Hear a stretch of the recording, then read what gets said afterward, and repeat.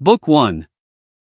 The Coming of the Martians. The Eve of the War. No one would have believed in the last years of the 19th century that this world was being watched keenly and closely by intelligences greater than man's and yet as mortal as his own. That as men busied themselves about their various concerns, they were scrutinized and studied, perhaps almost as narrowly as a man with a microscope might scrutinize the transient creatures that swarm and multiply in a drop of water. With infinite complacency men went to and fro over this globe about their little affairs, serene in their assurance of their empire over matter. It is possible that the infusoria under the microscope do the same. No one gave a thought to the older worlds of space as sources of human danger, or thought of them only to dismiss the idea of life upon them as impossible or improbable. It is curious to recall some of the mental habits of those departed days. At most, terrestrial men fancied there might be other men upon Mars, perhaps inferior to themselves and ready to welcome a missionary enterprise. Yet across the gulf of space, minds that are to our minds as ours are to those of the beasts that perish, intellects vast and cool and unsympathetic, regarded this earth with envious eyes, and slowly and surely drew their plans against us. And early in the 20th century came the great disillusionment. The planet Mars, I scarcely need remind the reader, revolves about the Sun at a mean distance of 140 million miles, and the light and heat it receives from the Sun is barely half of that received by this world. It must be, if the nebular hypothesis has any truth, older than our world, and long before this Earth ceased to be molten, life upon its surface must have begun its course. The fact that it is scarcely 1/7 of the volume of the Earth must have accelerated its cooling to the temperature at which life could begin.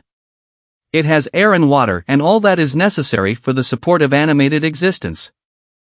Yet so vain is man, and so blinded by his vanity, that no writer, up to the very end of the 19th century, expressed any idea that intelligent life might have developed there far, or indeed at all, beyond its earthly level. Nor was it generally understood that since Mars is older than our Earth, with scarcely a quarter of the superficial area and remoter from the Sun, it necessarily follows that it is not only more distant from time's beginning but nearer its end. The secular cooling that must someday overtake our planet has already gone far indeed with our neighbor. Its physical condition is still largely a mystery, but we know now that even in its equatorial region the midday temperature barely approaches that of our coldest winter. Its air is much more attenuated than ours, its oceans have shrunk until they cover but a third of its surface, and as its slow seasons change huge snowcaps gather and melt about either pole and periodically inundate its temperate zones. That last stage of exhaustion, which to us is still incredibly remote, has become a present-day problem for the inhabitants of Mars. The immediate pressure of necessity has brightened their intellects, enlarged their powers, and hardened their hearts. And looking across space with instruments, and intelligences such as we have scarcely dreamed of, they see, at its nearest distance only 35 million of miles sunward of them, a morning star of hope, our own warmer planet. Green with vegetation and grey with water, with a cloudy atmosphere eloquent of fertility, with glimpses through its drifting cloud wisps of broad stretches of populous country and narrow, navy-crowded seas. And we men, the creatures who inhabit this earth, must be to them at least as alien and lowly as are the monkeys and lemurs to us. The intellectual side of man already admits that life is an incessant struggle for existence, and it would seem that this too is the belief of the minds upon Mars. Their world is far gone in its cooling and this world is still crowded with life, but crowded only with what they regard as inferior animals. To carry warfare sunward is, indeed, their only escape from the destruction that, generation after generation, creeps upon them. And before we judge of them too harshly we must remember what ruthless and utter destruction our own species has wrought, not only upon animals, such as the vanished bison and the dodo, but upon its inferior races. The Tasmanians, in spite of their human likeness, were entirely swept out of existence in a war of extermination waged by European immigrants, in the space of 50 years. Are we such apostles of mercy as to complain if the Martians warred in the same spirit? The Martians seem to have calculated their descent with amazing subtlety, their mathematical learning is evidently far in excess of ours, and to have carried out their preparations with a well-nigh perfect unanimity. Had our instruments permitted it, we might have seen the gathering trouble far back in the 19th century. Men like Schiaparelli watched the red planet. It is odd, by the by, that for countless centuries Mars has been the star of war, but failed to interpret the fluctuating appearances of the markings they map so well. All that time the Martians must have been getting ready. During the opposition of 1894 a great light was seen on the illuminated part of the disk, first at the Lick Observatory, then by Perrotin of Nice, and then by other observers. English readers heard of it first in the issue of Nature dated August 2nd. I am inclined to think that this blaze may have been the casting of the huge gun in the vast pit sunk into their planet, from which their shots were fired at us. Peculiar markings, as yet unexplained, were seen near the site of that outbreak during the next two oppositions. The storm burst upon us 6 years ago now. As Mars approached opposition, Lavelle of Java set the wires of the astronomical exchange palpitating with the amazing intelligence of a huge outbreak of incandescent gas upon the planet. It had occurred towards midnight of the 12th, and the spectroscope, to which he had at once resorted, indicated a mass of flaming gas, chiefly hydrogen, moving with an enormous velocity towards this Earth. This jet of fire had become invisible about 12:15. He compared it to a colossal puff of flame suddenly and violently squirted out of the planet, as flaming gases rushed out of a gun. A singularly appropriate phrase it proved. Yet the next day there was nothing of this in the papers except a little note in the Daily Telegraph, and the world went in ignorance of one of the gravest dangers that ever threatened the human race. I might not have heard of the eruption at all had I not met Ogilvy, the well-known astronomer, at Ottershaw. He was immensely excited at the news, and in the excess of his feelings invited me up to take a turn with him that night in a scrutiny of the red planet. In spite of all that has happened since, I still remember that vigil very distinctly, the black and silent observatory, the shadowed lantern throwing a feeble glow upon the floor in the corner, the steady ticking of the clockwork of the telescope. The little slit in the roof, an oblong profundity with the stardust streaked across it.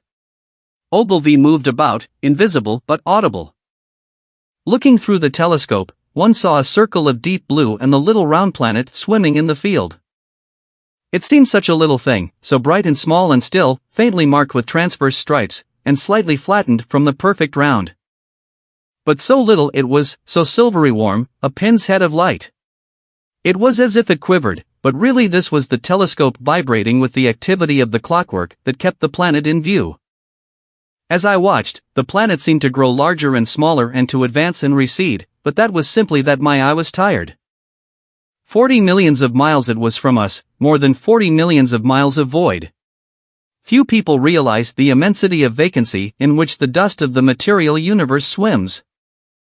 Near it in the field, I remember, were 3 faint points of light, 3 telescopic stars infinitely remote, and all around it was the unfathomable darkness of empty space. You know how that blackness looks on a frosty starlight night. In a telescope it seems far profounder. And invisible to me because it was so remote and small, flying swiftly and steadily towards me across that incredible distance, drawing nearer every minute by so many thousands of miles, came the thing they were sending us. The thing that was to bring so much struggle and calamity and death to the earth. I never dreamed of it then as I watched, no one on earth dreamed of that unerring missile. That night, too, there was another jetting out of gas from the distant planet. I saw it. A reddish flash at the edge, the slightest projection of the outline just as the chronometer struck midnight, and at that I told Ogilvy and he took my place. The night was warm and I was thirsty, and I went stretching my legs clumsily and feeling my way in the darkness to the little table where the siphon stood, while Ogilvy exclaimed at the streamer of gas that came out towards us. That night another invisible missile started on its way to the Earth from Mars, just a second or so under 24 hours after the first one. I remember how I sat on the table there in the blackness, with patches of green and crimson swimming before my eyes. I wished I had a light to smoke by, little suspecting the meaning of the minute gleam I had seen and all that it would presently bring me. Ogilvy watched till 1, and then gave it up, and we lit the lantern and walked over to his house. Down below in the darkness were Ottershaw and Chertsey and all their hundreds of people, sleeping in peace. He was full of speculation that night about the condition of Mars, and scoffed at the vulgar idea of its having inhabitants who were signaling us. His idea was that meteorites might be falling in a heavy shower upon the planet, or that a huge volcanic explosion was in progress. He pointed out to me how unlikely it was that organic evolution had taken the same direction in the 2 adjacent planets. The chances against anything manlike on Mars are 1,000,000 to 1, he said. Hundreds of observers saw the flame that night and the night after about midnight, and again the night after, and so for 10 nights, a flame each night. Why the shots ceased after the 10th no one on Earth has attempted to explain. It may be the gases of the firing caused the Martians inconvenience. Dense clouds of smoke or dust, visible through a powerful telescope on Earth as little gray, fluctuating patches, spread through the clearness of the planet's atmosphere and obscured its more familiar features. Even the daily papers woke up to the disturbances at last, and popular notes appeared here, there, and everywhere concerning the volcanoes upon Mars. The serio-comic periodical Punch, I remember, made a happy use of it in the political cartoon. And, all unsuspected, those missiles the Martians had fired at us drew earthward, rushing now at a pace of many miles a second through the empty gulf of space, hour by hour and day by day, nearer and nearer. It seems to me now almost incredibly wonderful that, with that swift fate hanging over us, men could go about their petty concerns as they did. I remember how jubilant Markham was at securing a new photograph of the planet for the illustrated paper he edited in those days. People in these latter times scarcely realized the abundance and enterprise of our 19th century papers. For my own part, I was much occupied in learning to ride the bicycle, and busy upon a series of papers discussing the probable developments of moral ideas as civilization progressed. One night I went for a walk with my wife. It was starlight and I explained the signs of the zodiac to her, and pointed out Mars, a bright dot of light creeping zenithward, towards which so many telescopes were pointed. It was a warm night. Coming home, a party of excursionists from Chertsey or Isleworth passed us singing and playing music. There were lights in the upper windows of the houses as the people went to bed. From the railway station in the distance came the sound of shunting trains, ringing and rumbling, softened almost into melody by the distance. My wife pointed out to me the brightness of the red, green, and yellow signal lights hanging in a framework against the sky. It seemed so safe and tranquil. 2. The falling star. Then came the night of the first falling star. It was seen early in the morning, rushing over Winchester eastward, a line of flame high in the atmosphere. Hundreds must have seen it, and taken it for an ordinary falling star. Albin described it as leaving a greenish streak behind it that glowed for some seconds. Denning, our greatest authority on meteorites, stated that the height of its first appearance was about 90 or 100 miles. It seemed to him that it fell to Earth about 100 miles east of him. I was at home at that hour and writing in my study, and although my French windows faced towards Ottershaw and the blind was up, I saw nothing of it. Yet this strangest of all things that ever came to Earth from outer space must have fallen while I was sitting there, visible to me had I only looked up as it passed. Some of those who saw its flight say it travelled with a hissing sound. I myself heard nothing of that. Many people in Berkshire, Surrey, and Middlesex must have seen the fall of it, and, at most, have thought that another meteorite had descended. No one seems to have troubled to look for the fallen mass that night. But very early in the morning poor Ogilvy, who had seen the shooting star and who was persuaded that a meteorite lay somewhere on the common between Horsell, Ottershaw, and Woking, rose early with the idea of finding it. Find it he did, soon after dawn, and not far from the sand pits. An enormous hole had been made by the impact of the projectile, and the sand and gravel had been flung violently in every direction over the heath, forming heaps visible a mile and a half away. The heather was on fire eastward, and a thin blue smoke rose against the dawn. The thing itself lay almost entirely buried in sand, amidst the scattered splinters of a fir tree it had shivered to fragments in its descent. The uncovered part had the appearance of a huge cylinder, caked over and its outline softened by a thick scaly dun-colored incrustation. It had a diameter of about 30 yards. He approached the mass, surprised at the size and more so at the shape, since most meteorites are rounded more or less completely. It was, however, still so hot from its flight through the air as to forbid his near approach. A stirring noise within its cylinder he ascribed to the unequal cooling of its surface, for at that time it had not occurred to him that it might be hollow. He remained standing at the edge of the pit that the thing had made for itself, staring at its strange appearance, astonished chiefly at its unusual shape and color, and dimly perceiving even then some evidence of design in its arrival. The early morning was wonderfully still, and the sun, just clearing the pine trees towards Weybridge, was already warm. He did not remember hearing any birds that morning, there was certainly no breeze stirring, and the only sounds were the faint movements from within the cindery cylinder.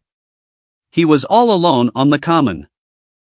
Then suddenly he noticed with a start that some of the grey clinker, the ashy incrustation that covered the meteorite, was falling off the circular edge of the end. It was dropping off in flakes and raining down upon the sand. A large piece suddenly came off and fell with a sharp noise that brought his heart into his mouth. For a minute he scarcely realized what this meant, and, although the heat was excessive, he clambered down into the pit close to the bulk to see the thing more clearly. He fancied even then that the cooling of the body might account for this, but what disturbed that idea was the fact that the ash was falling only from the end of the cylinder. And then he perceived that, very slowly, the circular top of the cylinder was rotating on its body. It was such a gradual movement that he discovered it only through noticing that a black mark that had been near him 5 minutes ago was now at the other side of the circumference. Even then he scarcely understood what this indicated, until he heard a muffled grating sound and saw the black mark jerk forward an inch or so. Then the thing came upon him in a flash. The cylinder was artificial, hollow, with an end that screwed out. Something within the cylinder was unscrewing the top. "Good heavens," said Ogilvy. "There's a man in it, men in it. Half roasted to death. Trying to escape." At once, with a quick mental leap, he linked the thing with the flash upon Mars. The thought of the confined creature was so dreadful to him that he forgot the heat and went forward to the cylinder to help turn. But luckily the dull radiation arrested him before he could burn his hands on the still glowing metal.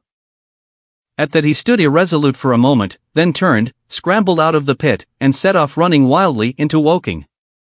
The time then must have been somewhere about 6 o'clock. He met a wagoner and tried to make him understand, but the tale he told and his appearance were so wild, his hat had fallen off in the pit, that the man simply drove on.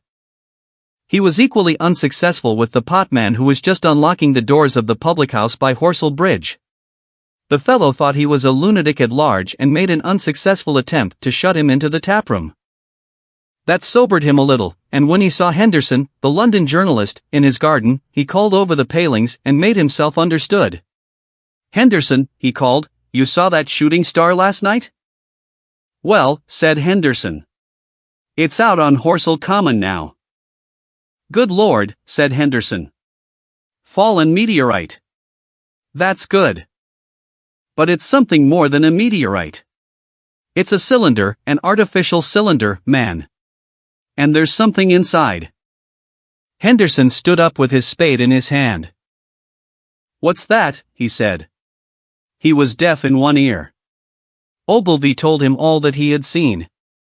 Henderson was a minute or so taking it in. Then he dropped his spade, snatched up his jacket, and came out into the road. The two men hurried back at once to the common, and found the cylinder still lying in the same position. But now the sounds inside had ceased, and a thin circle of bright metal showed between the top and the body of the cylinder. Air was either entering or escaping at the rim with a thin, sizzling sound. They listened, rapped on the scaly burnt metal with a stick, and, meeting with no response, they both concluded the man or men inside must be insensible or dead. Of course the two were quite unable to do anything. They shouted consolation and promises, and went off back to the town again to get help. One can imagine them, covered with sand, excited and disordered, running up the little street in the bright sunlight just as the shop folks were taking down their shutters and people were opening their bedroom windows. Henderson went into the railway station at once, in order to telegraph the news to London. The newspaper articles had prepared men's minds for the reception of the idea. By 8 o'clock a number of boys and unemployed men had already started for the common to see the dead men from Mars. That was the form the story took. I heard of it first from my newspaper boy about 8:45 when I went out to get my daily chronicle. I was naturally startled, and lost no time in going out and across the Ottershaw bridge to the sandpits. 3. On Horsell Common. I found a little crowd of perhaps 20 people surrounding the huge hole in which the cylinder lay. I have already described the appearance of that colossal bulk embedded in the ground. The turf and gravel about it seemed charred, as if by a sudden explosion. No doubt its impact had caused a flash of fire. Henderson and Ogilvy were not there. I think they perceived that nothing was to be done for the present, and had gone away to breakfast at Henderson's house. There were 4 or 5 boys sitting on the edge of the pit, with their feet dangling, and amusing themselves, until I stopped them, by throwing stones at the giant mass. After I had spoken to them about it, they began playing at touch in and out of the group of bystanders.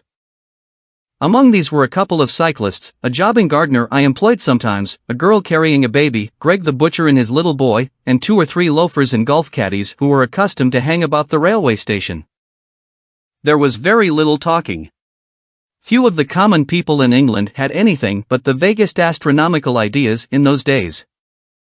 Most of them were staring quietly at the big table-like end of the cylinder, which was still as Ogilvy and Henderson had left it.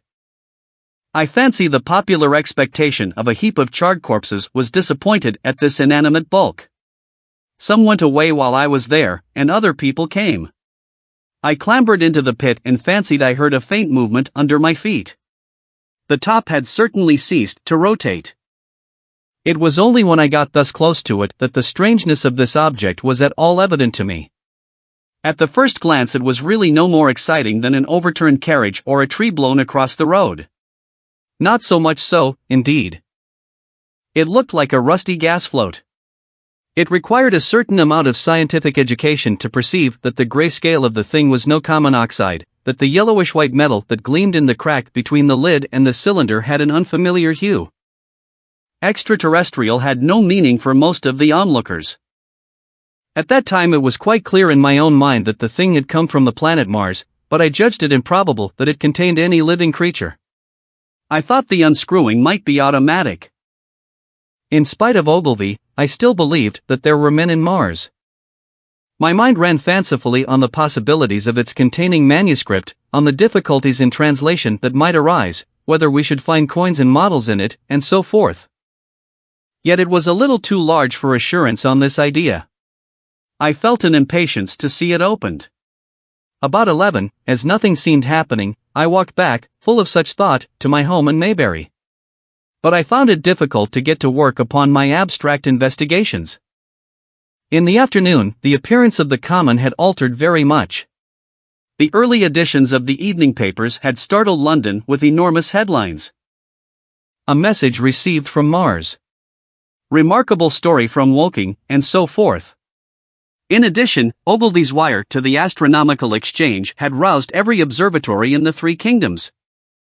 There were 6 flies or more from the Woking station standing in the road by the sandpits, a basket chaise from Chobham, and a rather lordly carriage. Besides that, there was quite a heap of bicycles. In addition, a large number of people must have walked, in spite of the heat of the day, from Woking and Chertsey, so that there was altogether quite a considerable crowd, 1 or 2 gaily dressed ladies among the others. It was glaringly hot, not a cloud in the sky nor a breath of wind, and the only shadow was that of the few scattered pine trees. The burning heather had been extinguished, but the level ground towards Ottershaw was blackened as far as one could see, and still giving off vertical streamers of smoke. An enterprising sweetstuff dealer in the Chobham Road had sent up his son with a barrel-load of green apples and ginger beer. Going to the edge of the pit, I found it occupied by a group of about 6 men, Henderson, Ogilvy, and a tall, fair-haired man that I afterwards learned was Stent, the astronomer royal, with several workmen wielding spades and pickaxes. Stent was giving directions in a clear, high-pitched voice. He was standing on the cylinder, which was now evidently much cooler, his face was crimson and streaming with perspiration, and something seemed to have irritated him. A large portion of the cylinder had been uncovered, though its lower end was still embedded. As soon as Ogilvy saw me among the staring crowd on the edge of the pit, he called to me to come down, and asked me if I would mind going over to see Lord Hilton, the lord of the manor. The growing crowd, he said, was becoming a serious impediment to their excavations, especially the boys. They wanted a light railing put up, and help to keep the people back. He told me that a faint stirring was occasionally still audible within the case, but that the workmen had failed to unscrew the top, as it afforded no grip to them. The case appeared to be enormously thick, and it was possible that the faint sounds we heard represented a noisy tumult in the interior. I was very glad to do as he asked, and so become one of the privileged spectators within the contemplated enclosure. I failed to find Lord Hilton at his house, but I was told he was expected from London by the 6 o'clock train from Waterloo, and as it was then about 5:15, I went home, had some tea, and walked up to the station to waylay him. 4. The cylinder opens. When I returned to the common, the sun was setting. Scattered groups were hurrying from the direction of Woking, and 1 or 2 persons were returning. The crowd about the pit had increased, and stood out black against the lemon yellow of the sky, a couple of hundred people, perhaps. There were raised voices, and some sort of struggle appeared to be going on about the pit. Strange imaginings passed through my mind. As I drew nearer, I heard Stent's voice, "Keep back! Keep back!" A boy came running towards me. "It's a movin'," he said to me as he passed, "a screwin' and a screwin' out. I don't like it. I may go on 'ome, I am." I went on to the crowd. There were really, I should think, 200 or 300 people elbowing and jostling one another, the 1 or 2 ladies there being by no means the least active. "He's fallen in the pit," cried someone. "Keep back," said several. The crowd swayed a little, and I elbowed my way through. Everyone seemed greatly excited. I heard a peculiar humming sound from the pit. "I say," said Ogilvy, "help keep these idiots back. We don't know what's in the confounded thing, you know." I saw a young man, a shop assistant in Woking I believe he was, standing on the cylinder and trying to scramble out of the hole again. The crowd had pushed him in. The end of the cylinder was being screwed out from within. Nearly 2 feet of shining screw projected. Somebody blundered against me, and I narrowly missed being pitched onto the top of the screw. I turned, and as I did so the screw must have come out, for the lid of the cylinder fell upon the gravel with a ringing concussion. I stuck my elbow into the person behind me, and turned my head towards the thing again. For a moment that circular cavity seemed perfectly black. I had the sunset in my eyes. I think everyone expected to see a man emerge, possibly something a little unlike us terrestrial men, but in all essentials a man. I know I did. But, looking, I presently saw something stirring within the shadow, greyish billowy movements, one above another, and then 2 luminous discs, like eyes. Then something resembling a little grey snake, about the thickness of a walking stick, coiled up out of the writhing middle, and wriggled in the air towards me, and then another. A sudden chill came over me. There was a loud shriek from a woman behind. I half turned, keeping my eyes fixed upon the cylinder still, from which other tentacles were now projecting, and began pushing my way back from the edge of the pit. I saw astonishment giving place to horror on the faces of the people about me. I heard inarticulate exclamations on all sides. There was a general movement backwards. I saw the shopman struggling still on the edge of the pit. I found myself alone, and saw the people on the other side of the pit running off, Stent among them. I looked again at the cylinder, and ungovernable terror gripped me. I stood petrified and staring. A big greyish rounded bulk, the size, perhaps, of a bear, was rising slowly and painfully out of the cylinder. As it bulged up and caught the light, it glistened like wet leather. 2 large dark-colored eyes were regarding me steadfastly. The mass that framed them, the head of the thing, was rounded, and had, one might say, a face. There was a mouth under the eyes, the lipless brim of which quivered and panted, and dropped saliva. The whole creature heaved and pulsated convulsively. A lank tentacular appendage gripped the edge of the cylinder, another swayed in the air. Those who have never seen a living Martian can scarcely imagine the strange horror of its appearance. The peculiar V-shaped mouth with its pointed upper lip, the absence of brow ridges, the absence of a chin beneath the wedge-like lower lip, the incessant quivering of this mouth, the Gorgon groups of tentacles, the tumultuous breathing of the lungs in a strange atmosphere. The evident heaviness and painfulness of movement due to the greater gravitational energy of the Earth, above all, the extraordinary intensity of the immense eyes, were at once vital, intense, inhuman, crippled and monstrous. There was something fungoid in the oily brown skin, something in the clumsy deliberation of the tedious movements unspeakably nasty. Even at this first encounter, this first glimpse, I was overcome with disgust and dread. Suddenly the monster vanished.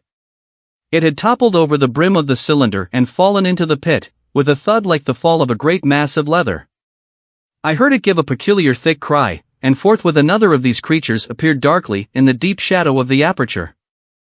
I turned and, running madly, made for the first group of trees, perhaps 100 yards away, but I ran slantingly and stumbling, for I could not avert my face from these things. There, among some young pine trees and furze bushes, I stopped, panting, and waited further developments. The common round the sand pits was dotted with people, standing like myself in a half-fascinated terror, staring at these creatures, or rather at the heaped gravel at the edge of the pit in which they lay. And then, with a renewed horror, I saw a round, black object bobbing up and down on the edge of the pit. It was the head of the shopman who had fallen in, but showing as a little black object against the hot western sun. Now he got his shoulder and knee up, and again he seemed to slip back until only his head was visible. Suddenly he vanished, and I could have fancied a faint shriek had reached me. I had a momentary impulse to go back and help him that my fears overruled. Everything was then quite invisible, hidden by the deep pit and the heap of sand that the fall of the cylinder had made. Anyone coming along the road from Chobham or Woking would have been amazed at the sight, a dwindling multitude of perhaps 100 people or more standing in a great irregular circle, in ditches, behind bushes, behind gates and hedges, saying little to one another, and that in short, excited shouts, and staring hard at a few heaps of sand. The barrow of ginger beer stood, a queer derelict, black against the burning sky, and in the sand pits was a row of deserted vehicles with their horses feeding out of nosebags or pawing the ground. The heat ray. After the glimpse I had had of the Martians emerging from the cylinder in which they had come to the Earth from their planet, a kind of fascination paralyzed my actions. I remained standing knee-deep in the heather, staring at the mound that hid them. I was a battleground of fear and curiosity. I did not dare to go back towards the pit, but I felt a passionate longing to peer into it. I began walking, therefore, in a big curve, seeking some point of vantage and continually looking at the sand heaps that hid these newcomers to our Earth. Once a leash of thin black whips, like the arms of an octopus, flashed across the sunset and was immediately withdrawn, and afterwards a thin rod rose up, joint by joint, bearing at its apex a circular disc that spun with a wobbling motion. What could be going on there? Most of the spectators had gathered in one or two groups, one a little crowd towards Woking, the other a knot of people in the direction of Chobham. Evidently they shared my mental conflict. There were few near me. One man I approached, he was, I perceived, a neighbor of mine, though I did not know his name, and accosted. But it was scarcely a time for articulate conversation. "What ugly brutes," he said. "Good God! What ugly brutes!" He repeated this over and over again. "Did you see a man in the pit?" I said, but he made no answer to that. We became silent, and stood watching for a time side by side, deriving, I fancy, a certain comfort in one another's company. Then I shifted my position to a little knoll that gave me the advantage of a yard or more of elevation, and when I looked for him presently he was walking towards Woking. The sunset faded to twilight before anything further happened. The crowd far away on the left, towards Woking, seemed to grow, and I heard now a faint murmur from it. The little knot of people towards Chobham dispersed. There was scarcely an intimation of movement from the pit. It was this, as much as anything, that gave people courage, and I suppose the new arrivals from Woking also helped to restore confidence. At any rate, as the dusk came on, a slow, intermittent movement upon the sand pits began, a movement that seemed to gather force as the stillness of the evening about the cylinder remained unbroken.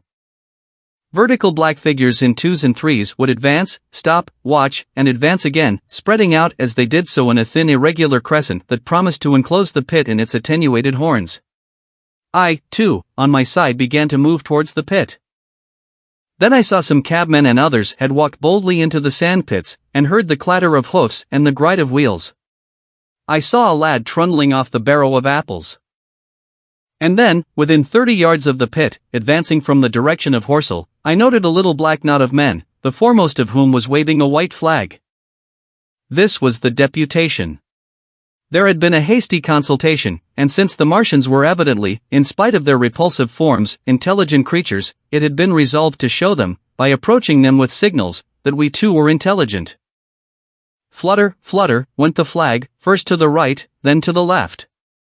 It was too far for me to recognize anyone there, but afterwards I learned that Ogilvy, Stent, and Henderson were with others in this attempt at communication.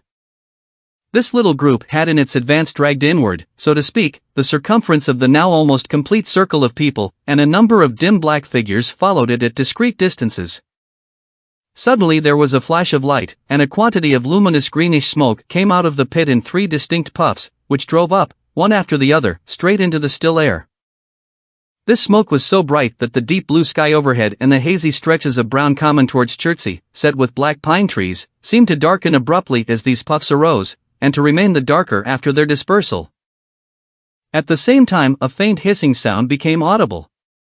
Beyond the pit stood the little wedge of people with the white flag at its apex, arrested by these phenomena, a little knot of small vertical black shapes upon the black ground. As the green smoke arose, their faces flashed out pallid green, and faded again as it vanished. Then slowly the hissing passed into a humming, into a long, loud, droning noise. Slowly a humped shape rose out of the pit, and the ghost of a beam of light seemed to flicker out from it. Forth with flashes of actual flame, a bright glare leaping from one to another, sprang from the scattered group of men. It was as if some invisible jet impinged upon them and flashed into white flame. It was as if each man were suddenly and momentarily turned to fire. Then, by the light of their own destruction, I saw them staggering and falling, and their supporters turning to run. I stood staring, not as yet realizing that this was death leaping from man to man in that little distant crowd. All I felt was that it was something very strange. An almost noiseless and blinding flash of light, and a man fell headlong and lay still, and as the unseen shaft of heat passed over them, pine trees burst into fire, and every dry furze bush became with one dull thud a mass of flames. And far away towards Knaphill I saw the flashes of trees and hedges and wooden buildings suddenly set alight. It was sweeping round swiftly and steadily, this flaming death, this invisible, inevitable sort of heat. I perceived it coming towards me by the flashing bushes it touched, and was too astounded and stupefied to stir. I heard the crackle of fire in the sand pits and the sudden squeal of a horse that was as suddenly stilled. Then it was as if an invisible yet intensely heated finger were drawn through the heather between me and the Martians, and all along a curving line beyond the sand pits the dark ground smoked and crackled. Something fell with a crash far away to the left where the road from Woking Station opens out on the common. Forthwith the hissing and humming ceased, and the black, dome-like object sank slowly out of sight into the pit. All this had happened with such swiftness that I had stood motionless, dumbfounded and dazzled by the flashes of light. Had that death swept through a full circle, it must inevitably have slain me in my surprise. But it passed and spared me, and left the night about me suddenly dark and unfamiliar. The undulating common seemed now dark almost to blackness, except where its roadways lay grey and pale under the deep blue sky of the early night. It was dark, and suddenly void of men. Overhead the stars were mustering, and in the west the sky was still a pale, bright, almost greenish blue. The tops of the pine trees and the roofs of Horsell came out sharp and black against the western afterglow. The Martians and their appliances were altogether invisible, save for that thin mast upon which their restless mirror wobbled. Patches of bush and isolated trees here and there smoked and glowed still, and the houses towards Woking Station were sending up spires of flame into the stillness of the evening air. Nothing was changed save for that and a terrible astonishment. The little group of black specks with the flag of white had been swept out of existence, and the stillness of the evening, so it seemed to me, had scarcely been broken.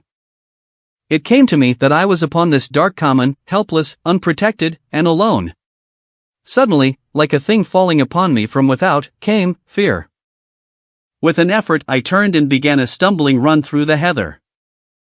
The fear I felt was no rational fear, but a panic terror not only of the Martians, but of the dusk and stillness all about me. Such an extraordinary effect in unmanning me it had that I ran weeping silently as a child might do. Once I had turned, I did not dare to look back. I remember I felt an extraordinary persuasion that I was being played with, that presently, when I was upon the very verge of safety, this mysterious death, as swift as the passage of light, would leap after me from the pit about the cylinder, and strike me down. 6. The heat ray in the Chobham Road. It is still a matter of wonder how the Martians are able to slay men so swiftly and so silently. Many think that in some way they are able to generate an intense heat in a chamber of practically absolute non-conductivity. This intense heat they project in a parallel beam against any object they choose, by means of a polished parabolic mirror of unknown composition, much as the parabolic mirror of a lighthouse projects a beam of light. But no one has absolutely proved these details. However it is done, it is certain that a beam of heat is the essence of the matter. Heat, and invisible, instead of visible, light. Whatever is combustible flashes into flame at its touch. Lead runs like water, it softens iron, cracks and melts glass, and when it falls upon water, incontinently that explodes into steam. That night nearly 40 people lay under the starlight about the pit, charred and distorted beyond recognition, and all night long the common from Horsell to Maybury was deserted and brightly ablaze. The news of the massacre probably reached Chobham, Woking, and Ottershaw about the same time. In Woking the shops had closed when the tragedy happened, and a number of people, shop people, and so forth, attracted by the stories they had heard, were walking over the Horsell Bridge and along the road between the hedges that runs out at last upon the common. You may imagine the young people brushed up after the labors of the day, and making this novelty, as they would make any novelty, the excuse for walking together and enjoying a trivial flirtation. You may figure to yourself the hum of voices along the road in the gloaming. As yet, of course, few people in Woking even knew that the cylinder had opened, though poor Henderson had sent a messenger on a bicycle to the post office with a special wire to an evening paper. As these folks came out by twos and threes upon the open, they found little knots of people talking excitedly and peering at the spinning mirror over the sand pits, and the newcomers were, no doubt, soon infected by the excitement of the occasion. By 8:30, when the deputation was destroyed, there may have been a crowd of 300 people or more at this place, besides those who had left the road to approach the Martians nearer. There were 3 policemen too, one of whom was mounted, doing their best, under instructions from Stent, to keep the people back and deter them from approaching the cylinder. There was some booing from those more thoughtless and excitable souls to whom a crowd is always an occasion for noise and horseplay. Stent and Ogilvy, anticipating some possibilities of a collision, had telegraphed from Horsell to the barracks as soon as the Martians emerged, for the help of a company of soldiers to protect these strange creatures from violence. After that they returned to lead that ill-fated advance. The description of their death, as it was seen by the crowd, tallies very closely with my own impressions, the 3 puffs of green smoke, the deep humming note, and the flashes of flame. But that crowd of people had a far narrower escape than mine. Only the fact that a hummock of heathery sand intercepted the lower part of the heat ray saved them.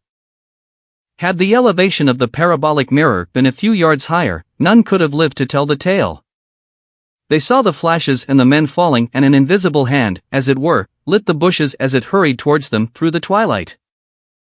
Then, with a whistling note that rose above the droning of the pit, the beam swung close over their heads, lighting the tops of the beech trees that lined the road, and splitting the bricks, smashing the windows, firing the window frames, and bringing down in crumbling ruin a portion of the gable of the house nearest the corner.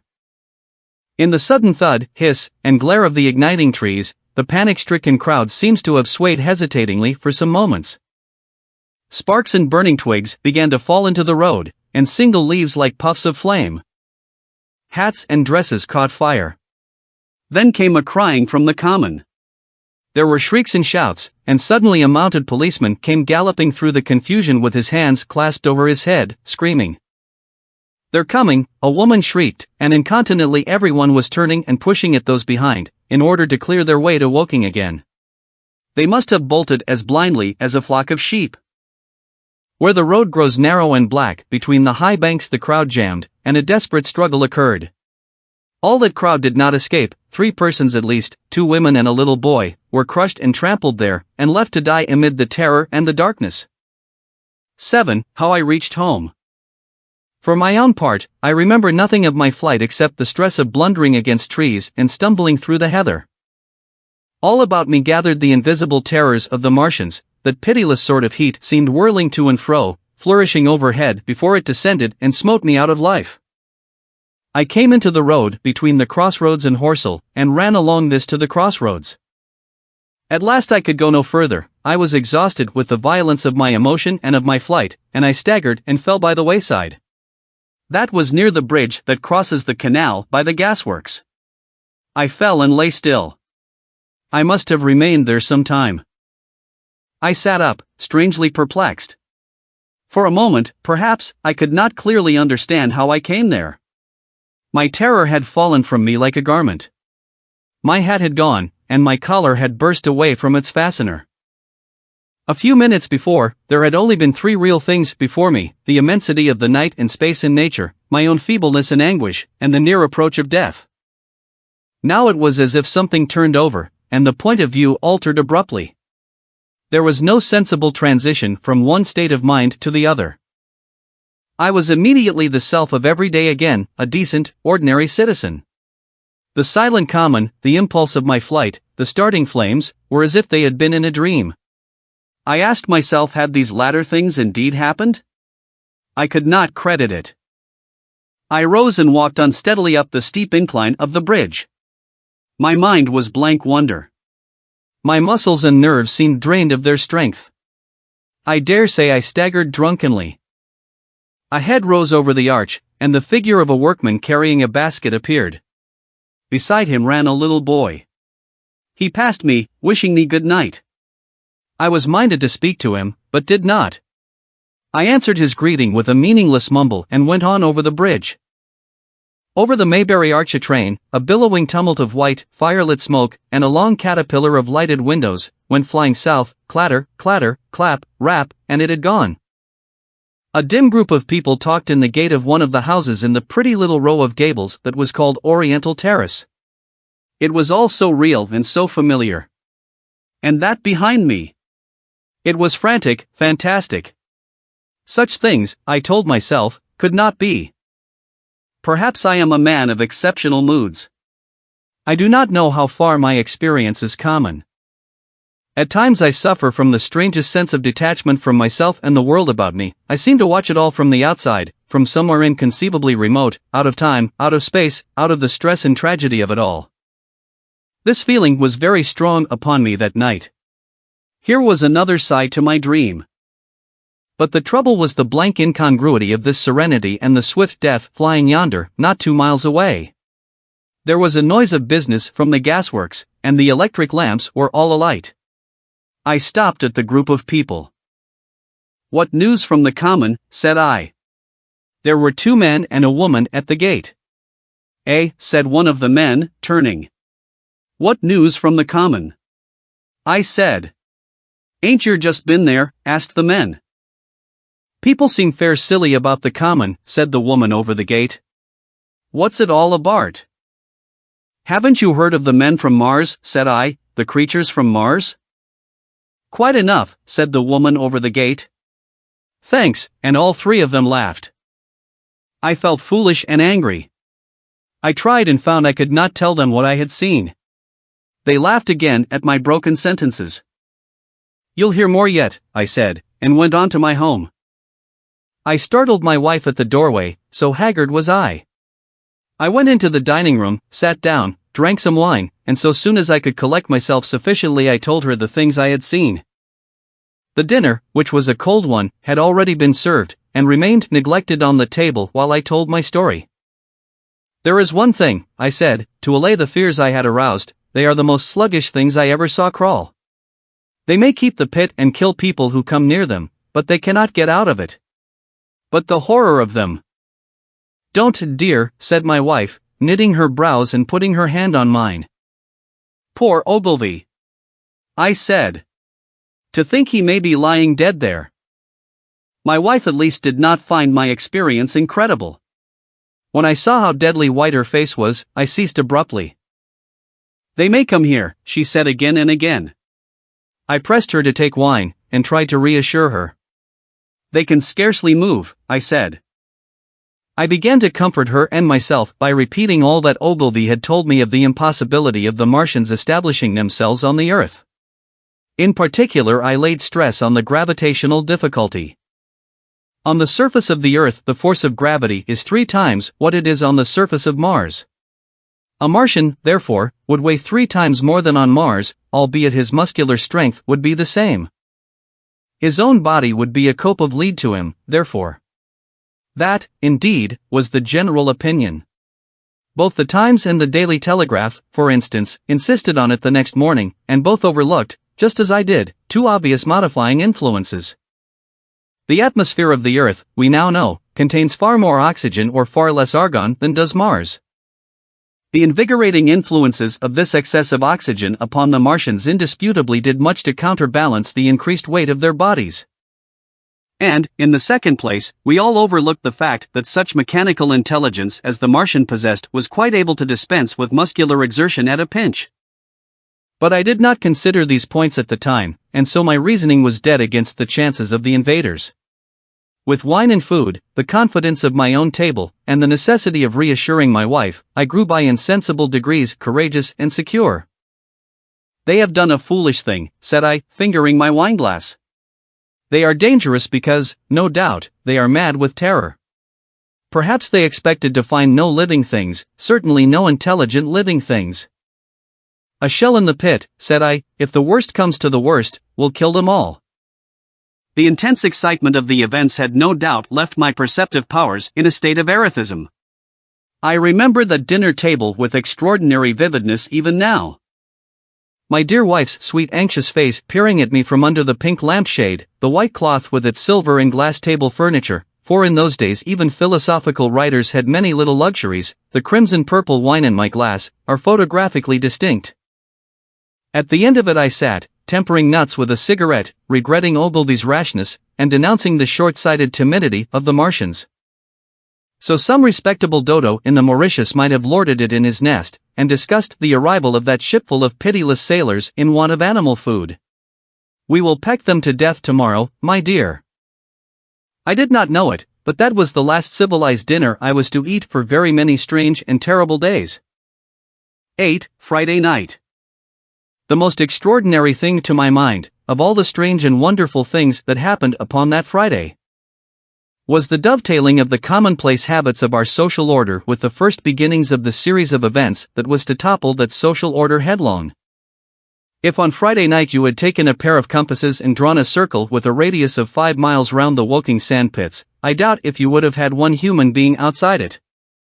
Unless it were some relation of Stent or of the 3 or 4 cyclists or London people lying dead on the common, whose emotions or habits were at all affected by the newcomers. Many people had heard of the cylinder, of course, and talked about it in their leisure, but it certainly did not make the sensation that an ultimatum to Germany would have done. In London that night poor Henderson's telegram describing the gradual unscrewing of the shot was judged to be a canard, and his evening paper, after wiring for authentication from him and receiving no reply, "The man was killed," decided not to print a special edition. Even within the 5-mile circle the great majority of people were inert. I have already described the behavior of the men and women to whom I spoke. All over the district people were dining and supping, working men were gardening after the labors of the day, children were being put to bed, young people were wandering through the lanes lovemaking, students sat over their books. Maybe there was a murmur in the village streets, a novel and dominant topic in the public houses, and here and there a messenger, or even an eyewitness of the later occurrences, caused a whirl of excitement, a shouting, and a running to and fro. But for the most part the daily routine of working, eating, drinking, sleeping, went on as it had done for countless years, as though no planet Mars existed in the sky. Even at Woking Station and Horsell and Chobham that was the case. In Woking Junction, until a late hour, trains were stopping and going on, others were shunting on the sidings, passengers were alighting and waiting, and everything was proceeding in the most ordinary way. A boy from the town, trenching on Smith's Monopoly, was selling papers with the afternoon's news. The ringing impact of trucks, the sharp whistle of the engines from the junction, mingled with their shouts of men from Mars. Excited men came into the station about 9 o'clock with incredible tidings, and caused no more disturbance than drunkards might have done. People rattling Londonwards peered into the darkness outside the carriage windows, and saw only a rare, flickering, vanishing spark dance up from the direction of Horsell, a red glow and a thin veil of smoke driving across the stars. And thought that nothing more serious than a heath fire was happening. It was only round the edge of the common that any disturbance was perceptible. There were half a dozen villas burning on the Woking border. There were lights in all the houses on the common side of the 3 villages, and the people there kept awake till dawn. A curious crowd lingered restlessly, people coming and going but the crowd remaining, both on the Chobham and Horsell bridges. 1 or 2 adventurous souls, it was afterwards found, went into the darkness and crawled quite near the Martians, but they never returned, for now and again a light ray, like the beam of a warship's searchlight, swept the common, and the heat ray was ready to follow. Save for such, that big area of common was silent and desolate, and the charred bodies lay about on it all night under the stars, and all the next day. A noise of hammering from the pit was heard by many people. So you have the state of things on Friday night. In the center, sticking into the skin of our old planet Earth like a poisoned dart, was this cylinder. But the poison was scarcely working yet. Around it was a patch of silent common, smoldering in places, and with a few dark, dimly seen objects lying in contorted attitudes here and there. Here and there was a burning bush or tree. Beyond was a fringe of excitement, and farther than that fringe the inflammation had not crept as yet. In the rest of the world the stream of life still flowed as it had flowed for immemorial years. The fever of war that would presently clog vein and artery, deaden nerve and destroy brain, had still to develop. All night long the Martians were hammering and stirring, sleepless, indefatigable, at work upon the machines they were making ready, and ever and again a puff of greenish-white smoke whirled up to the starlit sky. About 11 a company of soldiers came through Horsell, and deployed along the edge of the common to form a cordon. Later a second company marched through Chobham to deploy on the north side of the common. Several officers from the Inkerman barracks had been on the common earlier in the day, and one, Major Eden, was reported to be missing. The colonel of the regiment came to the Chobham Bridge and was busy questioning the crowd at midnight. The military authorities were certainly alive to the seriousness of the business. About 11, the next morning's papers were able to say, a squadron of hussars, 2 Maxims, and about 400 men of the Cardigan regiment started from Aldershot. A few seconds after midnight the crowd in the Chertsey Road, Woking, saw a star fall from heaven into the pine woods to the northwest. It had a greenish color, and caused a silent brightness like summer lightning. This was the second cylinder. 9. The fighting begins. Saturday lives in my memory as a day of suspense. It was a day of lassitude too, hot and close, with, I am told, a rapidly fluctuating barometer. I had slept but little, though my wife had succeeded in sleeping, and I rose early. I went into my garden before breakfast and stood listening, but towards the common there was nothing stirring but a lark. The milkman came as usual. I heard the rattle of his chariot and I went round to the side gate to ask the latest news. He told me that during the night the Martians had been surrounded by troops, and that guns were expected. Then, a familiar, reassuring note, I heard a train running towards Woking. They aren't to be killed, said the milkman, if that can possibly be avoided. I saw my neighbor gardening, chatted with him for a time, and then strolled in to breakfast. It was a most unexceptional morning. My neighbor was of opinion that the troops would be able to capture or to destroy the Martians during the day. It's a pity they make themselves so unapproachable, he said. It would be curious to know how they live on another planet, we might learn a thing or two. He came up to the fence and extended a handful of strawberries, for his gardening was as generous as it was enthusiastic. At the same time he told me of the burning of the pine woods about the Byfleet golf links. They say, said he, that there's another of those blessed things fallen there, number 2. But one's enough, surely. This lot'll cost the insurance people a pretty penny before everything's settled. He laughed with an air of the greatest good humor as he said this. The woods, he said, were still burning, and pointed out a haze of smoke to me. They will be hot underfoot for days, on account of the thick soil of pine needles and turf, he said, and then grew serious over poor Ogilvy. After breakfast, instead of working, I decided to walk down towards the common. Under the railway bridge I found a group of soldiers, sappers, I think, men in small round caps, dirty red jackets unbuttoned, and showing their blue shirts, dark trousers, and boots coming to the calf. They told me no one was allowed over the canal, and, looking along the road towards the bridge, I saw one of the Cardigan men standing sentinel there. I talked with these soldiers for a time. I told them of my sight of the Martians on the previous evening. None of them had seen the Martians, and they had but the vaguest ideas of them, so that they plied me with questions. They said that they did not know who had authorized the movements of the troops. Their idea was that a dispute had arisen at the Horse Guards. The ordinary sapper is a great deal better educated than the common soldier, and they discussed the peculiar conditions of the possible fight with some acuteness. I described the heat ray to them, and they began to argue among themselves. Crawl up under cover and rush 'em, say I, said one. Get out, said another. What's cover against this air heat? Sticks to cook here. What we got to do is to go as near as the ground let us, and then drive a trench. Blow your trenches. You always want trenches, you ought to ha' been born a rabbit snippy. Ain't they got any necks, then, said a third, abruptly, a little, contemplative, dark man, smoking a pipe. I repeated my description. Octopuses, said he, that's what I calls 'em. Talk about fishers of men, fighters of fish it is this time. It ain't no murder killing beasts like that, said the first speaker. Why not shell the darn things straight off and finish 'em, said the little dark man. You can't tell what they might do. Where's your shells, said the first speaker. There ain't no time. Do it in a rush, that's my tip, and do it at once. So they discussed it. After a while I left them, and went on to the railway station to get as many morning papers as I could. But I will not weary the reader with a description of that long morning and of the longer afternoon. I did not succeed in getting a glimpse of the Common, for even Horsell and Chobham church towers were in the hands of the military authorities. The soldiers I addressed didn't know anything, the officers were mysterious as well as busy. I found people in the town quite secure again in the presence of the military, and I heard for the first time from Marshall, the tobacconist, that his son was among the dead on the Common. The soldiers had made the people on the outskirts of Horsell lock up and leave their houses. I got back to lunch about 2, very tired for, as I have said, the day was extremely hot and dull, and in order to refresh myself I took a cold bath in the afternoon. About 4:30 I went up to the railway station to get an evening paper, for the morning papers had contained only a very inaccurate description of the killing of Stent, Henderson, Ogilvy, and the others. But there was little I didn't know. The Martians did not show an inch of themselves.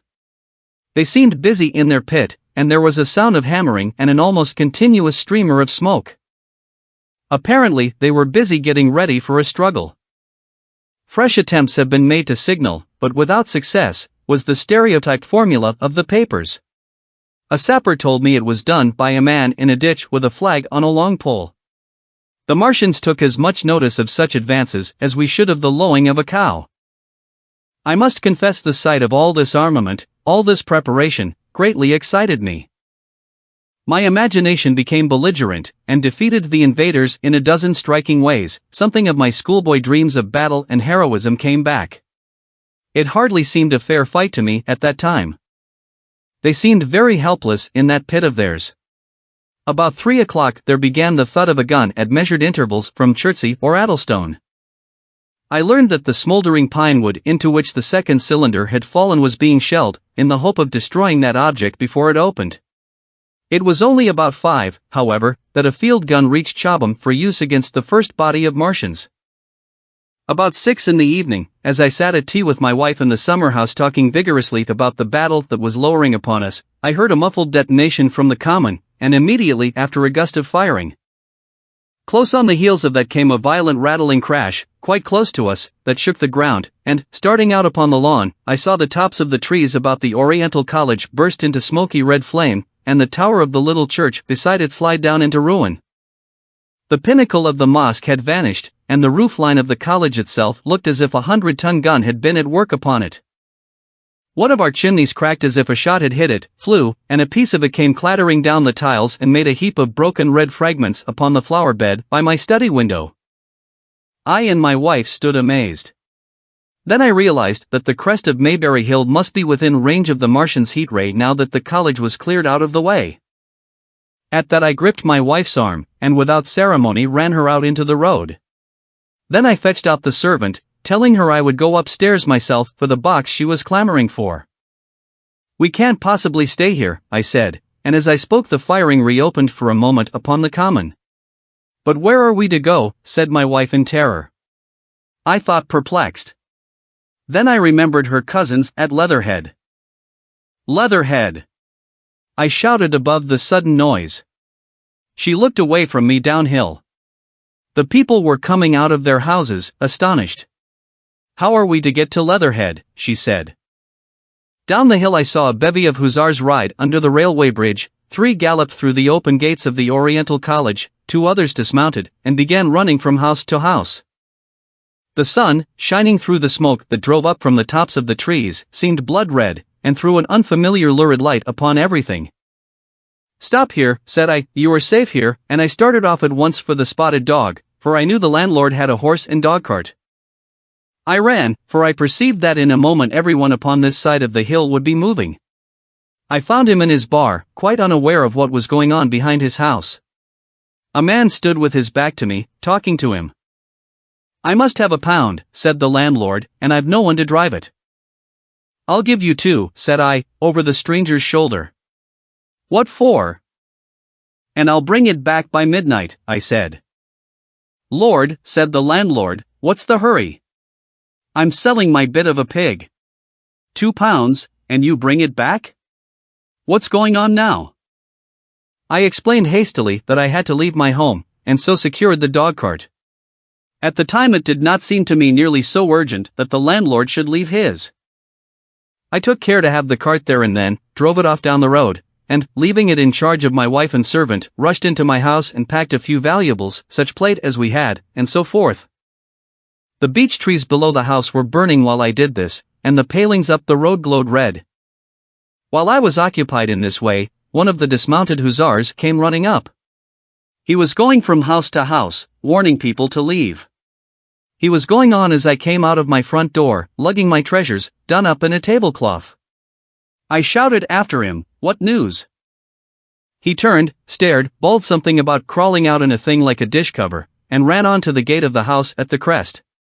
A sudden whirl of black smoke driving across the road hid him for a moment. I ran to my neighbor's door and rapped to satisfy myself of what I already knew, that his wife had gone to London with him and had locked up their house. I went in again, according to my promise, to get my servant's box, lugged it out, clapped it beside her on the tail of the dog cart, and then caught the reins and jumped up into the driver's seat beside my wife. In another moment we were clear of the smoke and noise, and spanking down the opposite slope of Maybury Hill towards Old Woking. In front was a quiet sunny landscape, a wheat field ahead on either side of the road, and the Maybury Inn with its swinging sign. I saw the doctor's cart ahead of me. At the bottom of the hill I turned my head to look at the hillside I was leaving. Thick streamers of black smoke shot with threads of red fire were driving up into the still air, and throwing dark shadows upon the green treetops eastward. The smoke already extended far away to the east and west, to the Byfleet pine woods eastward, and to Woking on the west. The road was dotted with people running towards us. And very faint now, but very distinct through the hot, quiet air, one heard the whir of a machine gun that was presently stilled, and an intermittent cracking of rifles. Apparently, the Martians were setting fire to everything within range of their heat ray. I am not an expert driver, and I had immediately to turn my attention to the horse. When I looked back again, the second hill had hidden the black smoke. I slashed the horse with the whip, and gave him a loose rein until Woking and Send lay between us and that quivering tumult. I overtook and passed the doctor between Woking and Send. In the storm. Leatherhead is about 12 miles from Maybury Hill. The scent of hay was in the air through the lush meadows beyond Purford, and the hedges on either side were sweet and gay with multitudes of dog roses. The heavy firing that had broken out while we were driving down Maybury Hill ceased as abruptly as it began, leaving the evening very peaceful and still. We got to Leatherhead without misadventure about 9 o'clock, and the horse had an hour's rest while I took supper with my cousins and commended my wife to their care. My wife was curiously silent throughout the drive, and seemed oppressed with forebodings of evil. I talked to her reassuringly, pointing out that the Martians were tied to the pit by sheer heaviness, and at the utmost could but crawl a little out of it, but she answered only in monosyllables. Had it not been for my promise to the innkeeper, she would, I think, have urged me to stay in Leatherhead that night. Would that I had. Her face, I remember, was very white as we parted.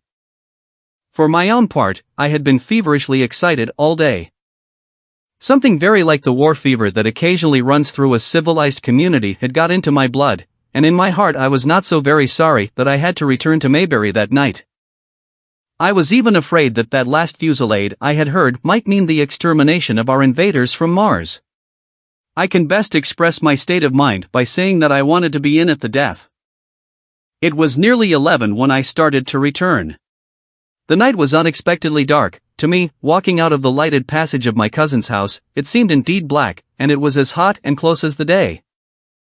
Overhead the clouds were driving fast, albeit not a breath stirred the shrubs about us. My cousin's man lit both lamps. Happily, I knew the road intimately. My wife stood in the light of the doorway, and watched me until I jumped up into the dog-cart. Then abruptly she turned and went in, leaving my cousin side by side wishing me good hap. I was a little depressed at first with the contagion of my wife's fears, but very soon my thoughts reverted to the Martians. At that time I was absolutely in the dark as to the course of the evening's fighting. I did not know even the circumstances that had precipitated the conflict. As I came through Occam I saw along the western horizon a blood-red glow, which as I drew nearer, crept slowly up the sky.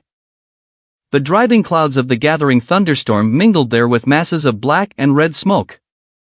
Ripley Street was deserted, and except for a lighted window or so the village showed not a sign of life, but I narrowly escaped an accident at the corner of the road to Purford, where a knot of people stood with their backs to me.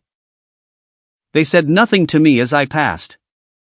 I do not know what they knew of the things happening beyond the hill, nor do I know if the silent houses I passed on my way were sleeping securely, or deserted and empty, or harassed and watching against the terror of the night. From Ripley until I came through Purford I was in the valley of the Wey, and the red glare was hidden from me. As I ascended the little hill beyond Purford Church the glare came into view again, and the trees about me shivered with the first intimation of the storm that was upon me. Then I heard midnight pealing out from Purford Church behind me, and then came the silhouette of Maybury Hill, with its treetops and roofs black and sharp against the red. Even as I beheld this a lurid green glare lit the road about me and showed the distant woods towards Addlestone. I felt a tug at the reins. I saw that the driving clouds had been pierced as it were by a thread of green fire, suddenly lighting their confusion and falling into the field to my left. It was the third falling star.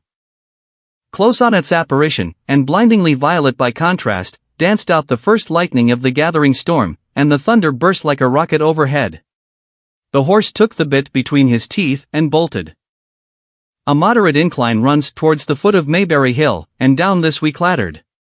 Once the lightning had begun, it went on in as rapid a succession of flashes as I have ever seen. The thunderclaps, treading one on the heels of another and with a strange crackling accompaniment, sounded more like the working of a gigantic electric machine than the usual detonating reverberations. The flickering light was blinding and confusing, and a thin hail smote gustily at my face as I drove down the slope. At first I regarded little but the road before me, and then abruptly my attention was arrested by something that was moving rapidly down the opposite slope of Maybury Hill. At first I took it for the wet roof of a house, but one flash following another showed it to be in swift rolling movement.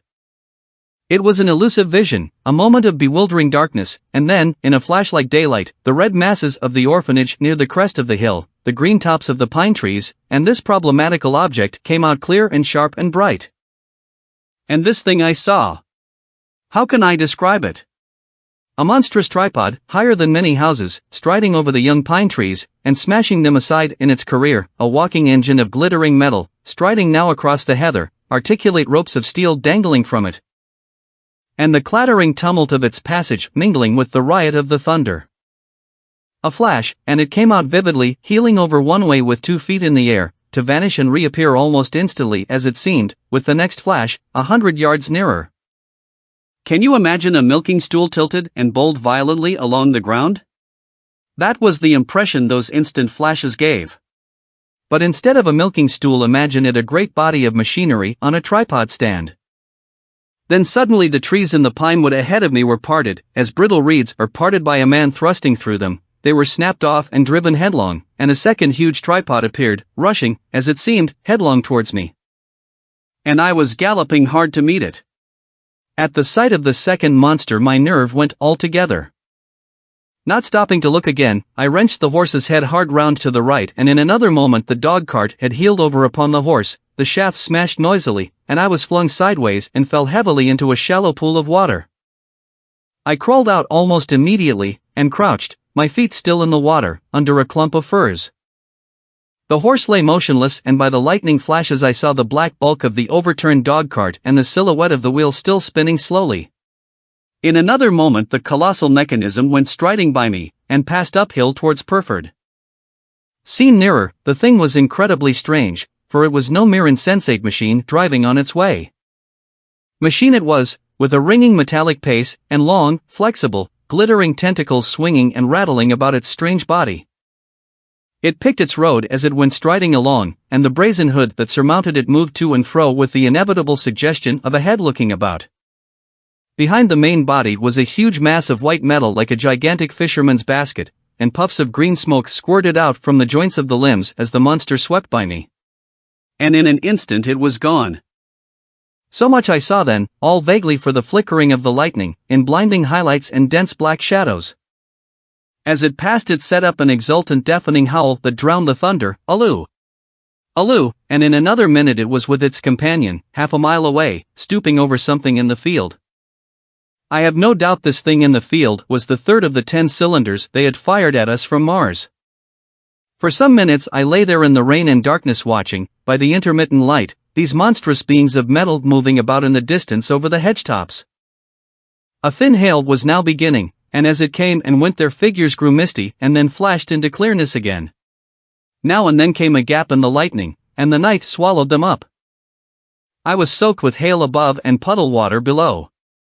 It was some time before my blank astonishment would let me struggle up the bank to a drier position, or think at all of my imminent peril.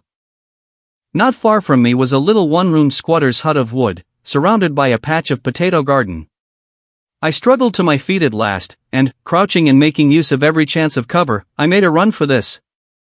I hammered at the door, but I could not make the people hear, and after a time I desisted, and, availing myself of a ditch for the greater part of the way, succeeded in crawling, unobserved by these monstrous machines, into the pine woods towards Mayberry. Under cover of this I pushed on, wet and shivering now, towards my own house. I walked among the trees trying to find the footpath. It was very dark indeed in the wood, for the lightning was now becoming infrequent, and the hail, which was pouring down in a torrent, fell in columns through the gaps in the heavy foliage. If I had fully realized the meaning of all the things I had seen I should have immediately worked my way round through Byfleet to Street Cobham, and so gone back to rejoin my wife at Leatherhead. But that night the strangeness of things about me, and my physical wretchedness, prevented me, for I was bruised, weary, wet to the skin, deafened and blinded by the storm.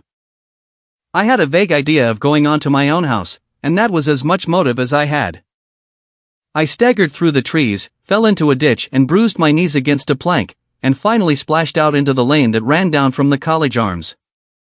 I say splashed, for the storm water was sweeping the sand down the hill in a muddy torrent. There in the darkness a man blundered into me and sent me reeling back. He gave a cry of terror, sprang sideways, and rushed on before I could gather my wits sufficiently to speak to him. So heavy was the stress of the storm just at this place that I had the hardest task to win my way up the hill. I went close up to the fence on the left and worked my way along its palings. Near the top I stumbled upon something soft, and, by a flash of lightning, saw between my feet a heap of black broadcloth and a pair of boots. Before I could distinguish clearly how the man lay, the flicker of light had passed. I stood over him waiting for the next flash. When it came, I saw that he was a sturdy man, cheaply but not shabbily dressed. His head was bent under his body, and he lay crumpled up close to the fence, as though he had been flung violently against it. Overcoming the repugnance natural to one who had never before touched a dead body, I stooped and turned him over to feel for his heart. He was quite dead. Apparently his neck had been broken. The lightning flashed for a third time, and his face leaped upon me. I sprang to my feet. It was the landlord of the Spotted Dog, whose conveyance I had taken. I stepped over him gingerly and pushed on up the hill. I made my way by the police station and the College Arms towards my own house. Nothing was burning on the hillside, though from the common there still came a red glare and a rolling tumult of ruddy smoke beating up against the drenching hail. So far as I could see by the flashes, the houses about me were mostly uninjured. By the College Arms a dark heap lay in the road. Down the road towards Mayberry Bridge there were voices and the sound of feet, but I had not the courage to shout or to go to them. I let myself in with my latchkey, closed, locked and bolted the door, staggered to the foot of the staircase, and sat down. My imagination was full of those striding metallic monsters, and of the dead body smashed against the fence. I crouched at the foot of the staircase with my back to the wall, shivering violently. 11. At the window. I have already said that my storms of emotion have a trick of exhausting themselves. After a time I discovered that I was cold and wet, and with little pools of water about me on the stair carpet. I got up almost mechanically, went into the dining room and drank some whiskey, and then I was moved to change my clothes. After I had done that I went upstairs to my study, but why I did so I do not know. The window of my study looks over the trees and the railway towards Horsell Common. In the hurry of our departure this window had been left open. The passage was dark, and, by contrast with the picture the window frame enclosed, the side of the room seemed impenetrably dark. I stopped short in the doorway. The thunderstorm had passed. The towers of the Oriental College and the pine trees about it had gone, and very far away, lit by a vivid red glare, the common about the sandpits was visible. Across the light huge black shapes, grotesque and strange, moved busily to and fro. It seemed indeed as if the whole country in that direction was on fire, a broad hillside set with minute tongues of flame, swaying and writhing with the gusts of the dying storm, and throwing a red reflection upon the cloud scud above. Every now and then a haze of smoke from some nearer conflagration drove across the window and hid the Martian shapes. I could not see what they were doing, nor the clear form of them, nor recognize the black objects they were busied upon. Neither could I see the nearer fire, though the reflections of it danced on the wall and ceiling of the study. A sharp, resinous tang of burning was in the air. I closed the door noiselessly and crept towards the window. As I did so, the view opened out until, on the one hand, it reached to the houses about Woking Station, and on the other to the charred and blackened pine woods of Byfleet. There was a light down below the hill, on the railway, near the arch, and several of the houses along the Maybury Road and the streets near the station were glowing ruins. The light upon the railway puzzled me at first. There were a black heap and a vivid glare, and to the right of that a row of yellow oblongs. Then I perceived this was a wrecked train, the foreparts smashed and on fire, the hinder carriages still upon the rails.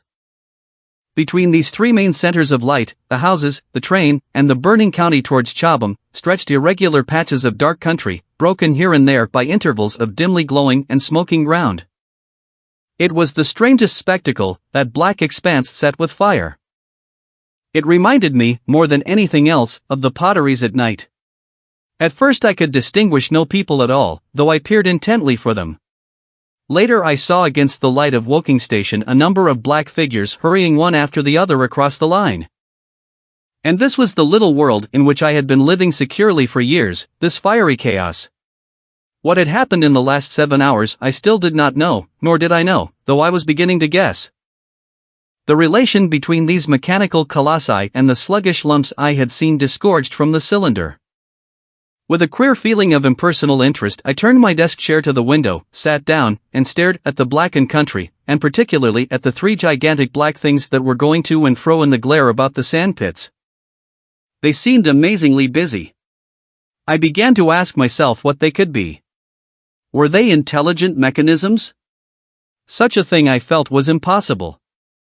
Or did a Martian sit within each, ruling, directing, using, much as a man's brain sits and rules in his body? I began to compare the things to human machines, to ask myself for the first time in my life how an ironclad or a steam engine would seem to an intelligent lower animal. The storm had left the sky clear, and over the smoke of the burning land the little fading pinpoint of Mars was dropping into the west, when a soldier came into my garden. I heard a slight scraping at the fence, and rousing myself from the lethargy that had fallen upon me, I looked down and saw him dimly, clambering over the palings. At the sight of another human being my torpor passed, and I leaned out of the window eagerly. "Hist," said I, in a whisper. He stopped astride of the fence in doubt. Then he came over and across the lawn to the corner of the house. He bent down and stepped softly. "Who's there?" he said, also whispering, standing under the window and peering up. "Where are you going?" I asked. "God knows." "Are you trying to hide?" "That's it." "Come into the house," I said. I went down, unfastened the door, and let him in, and locked the door again. I could not see his face. He was hatless, and his coat was unbuttoned. "My God," he said, as I drew him in. What has happened? I asked. What hasn't? In the obscurity I could see he made a gesture of despair. They wiped us out, simply wiped us out, he repeated again and again. He followed me, almost mechanically, into the dining room. Take some whiskey, I said, pouring out a stiff dose. He drank it. Then abruptly he sat down before the table, put his head on his arms, and began to sob and weep like a little boy, in a perfect passion of emotion, while I, with a curious forgetfulness of my own recent despair, stood beside him, wondering. It was a long time before he could steady his nerves to answer my questions, and then he answered perplexingly and brokenly. He was a driver in the artillery, and had only come into action about 7.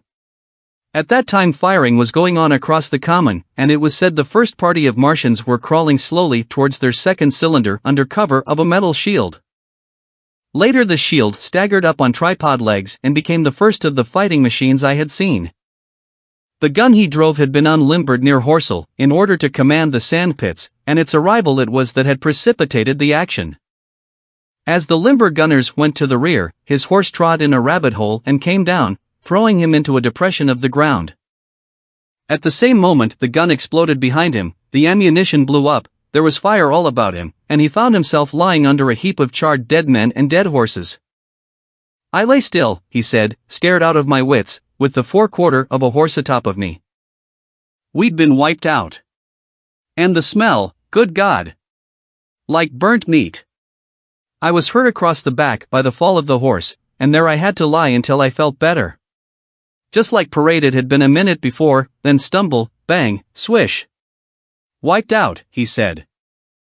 He had hid under the dead horse for a long time, peeping out furtively across the common. The Cardigan men had tried a rush, in skirmishing order, at the pit, simply to be swept out of existence.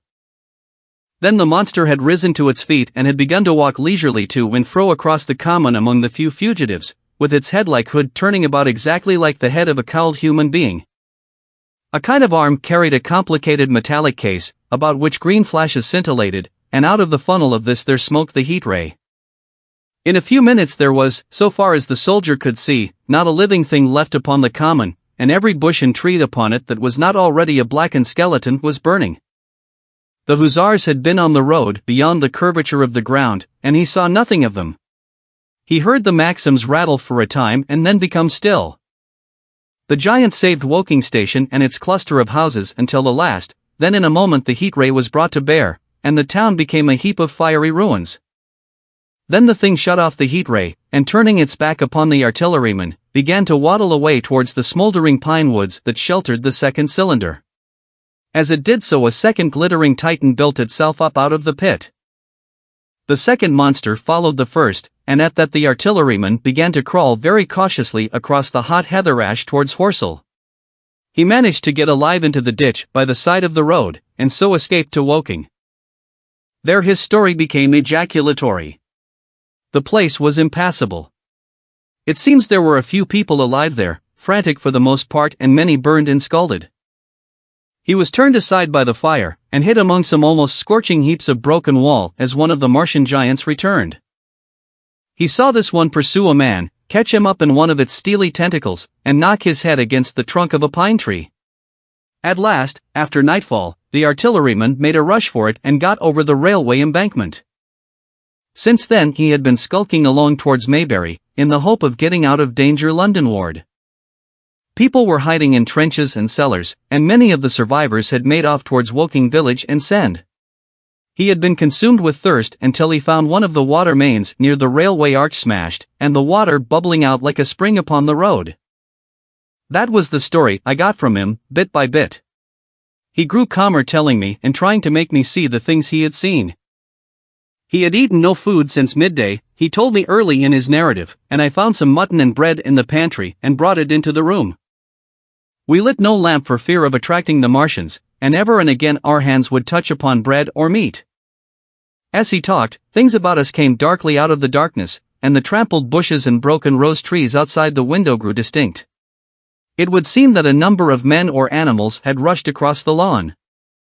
I began to see his face, blackened and haggard, as no doubt mine was also. When we had finished eating we went softly upstairs to my study, and I looked again out of the open window. In one night the valley had become a valley of ashes. The fires had dwindled now. Where flames had been there were now streamers of smoke, but the countless ruins of shattered and gutted houses and blasted and blackened trees that the night had hidden stood out now gaunt and terrible in the pitiless light of dawn. Yet here and there some object had had the luck to escape, a white railway signal here, the end of a greenhouse there, white and fresh amid the wreckage. Never before in the history of warfare had destruction been so indiscriminate and so universal. And shining with the growing light of the east, 3 of the metallic giants stood about the pit, their cowls rotating as though they were surveying the desolation they had made.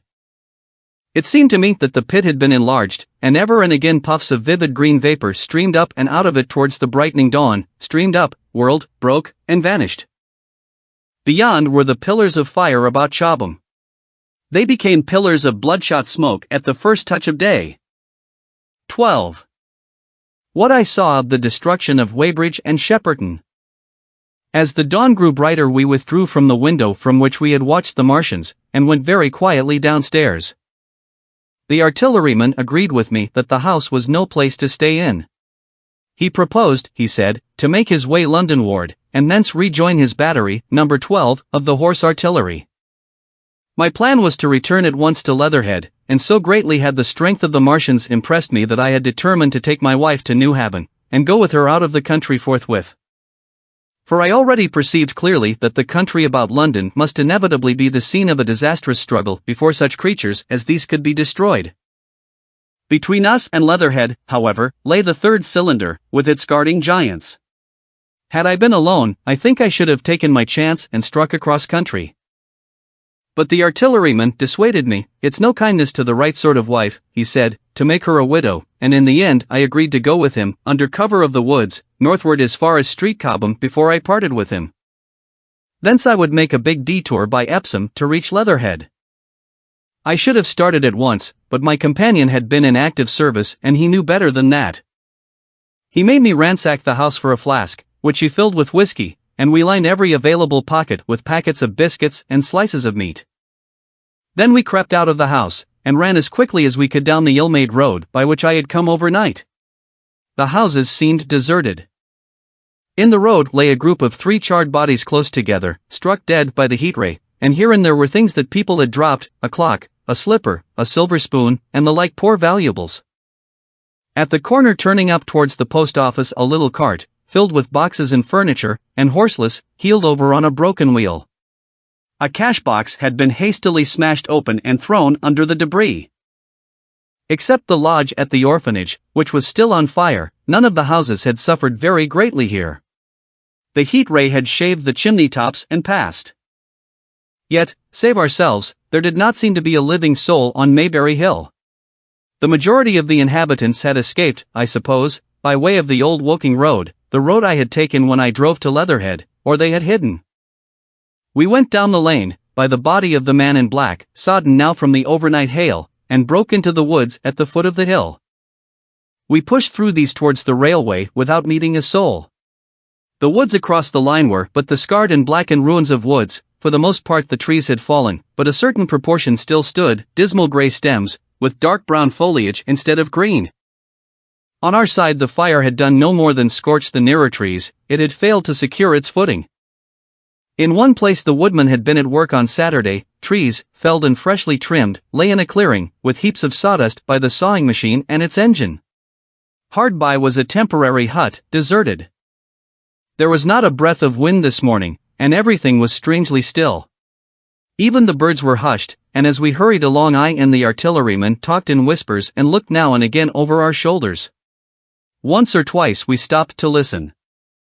After a time we drew near the road, and as we did so we heard the clatter of hoofs and saw through the tree stems 3 cavalry soldiers riding slowly towards Woking.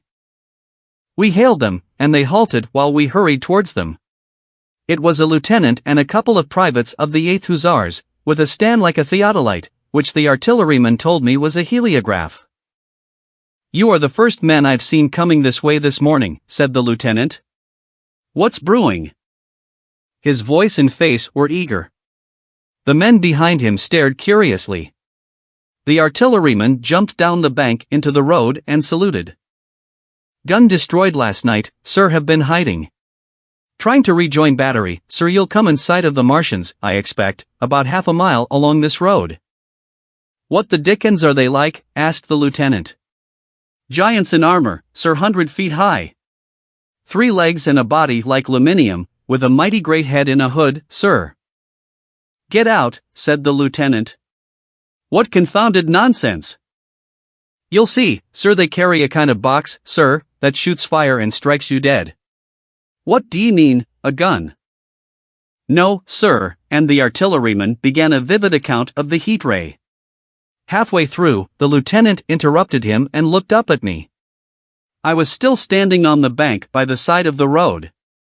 It's perfectly true, I said. Well, said the lieutenant, I suppose it's my business to see it too. Look here, to the artilleryman, we're detailed here clearing people out of their houses. You'd better go along and report yourself to Brigadier General Marvin, and tell him all you know. He's at Weybridge. Know the way? I do, I said, and he turned his horse southward again. Half a mile, you say, said he. At most, I answered, and pointed over the treetops southward. He thanked me and rode on, and we saw them no more. Farther along we came upon a group of 3 women and 2 children in the road, busy clearing out a laborer's cottage. They had got hold of a little hand truck, and were piling it up with unclean-looking bundles and shabby furniture. They were all too assiduously engaged to talk to us as we passed. By Byfleet Station we emerged from the pine trees, and found the country calm and peaceful under the morning sunlight. We were far beyond the range of the heat ray there, and had it not been for the silent desertion of some of the houses, the stirring movement of packing in others, and the knot of soldiers standing on the bridge over the railway and staring down the line towards Woking, the day would have seemed very like any other Sunday. Several farm wagons and carts were moving creakily along the road to Addlestone, and suddenly through the gate of a field we saw, across a stretch of flat meadow, 6 12-pounders standing neatly at equal distances pointing towards Woking. The gunners stood by the guns waiting, and the ammunition wagons were at a businesslike distance. The men stood almost as if under inspection.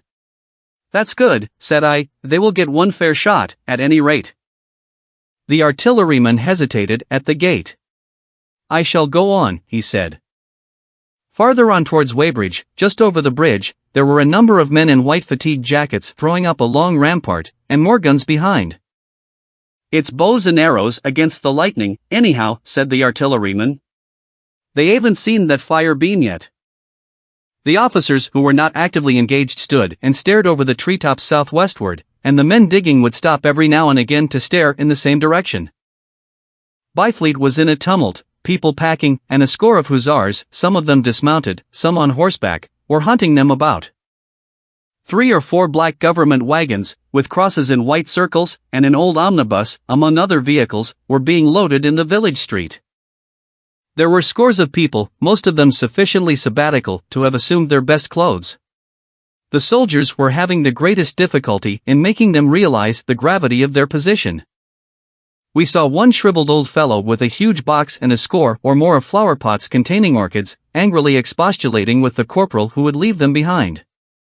I stopped and gripped his arm. Do you know what's over there? I said, pointing at the pine tops that hid the Martians.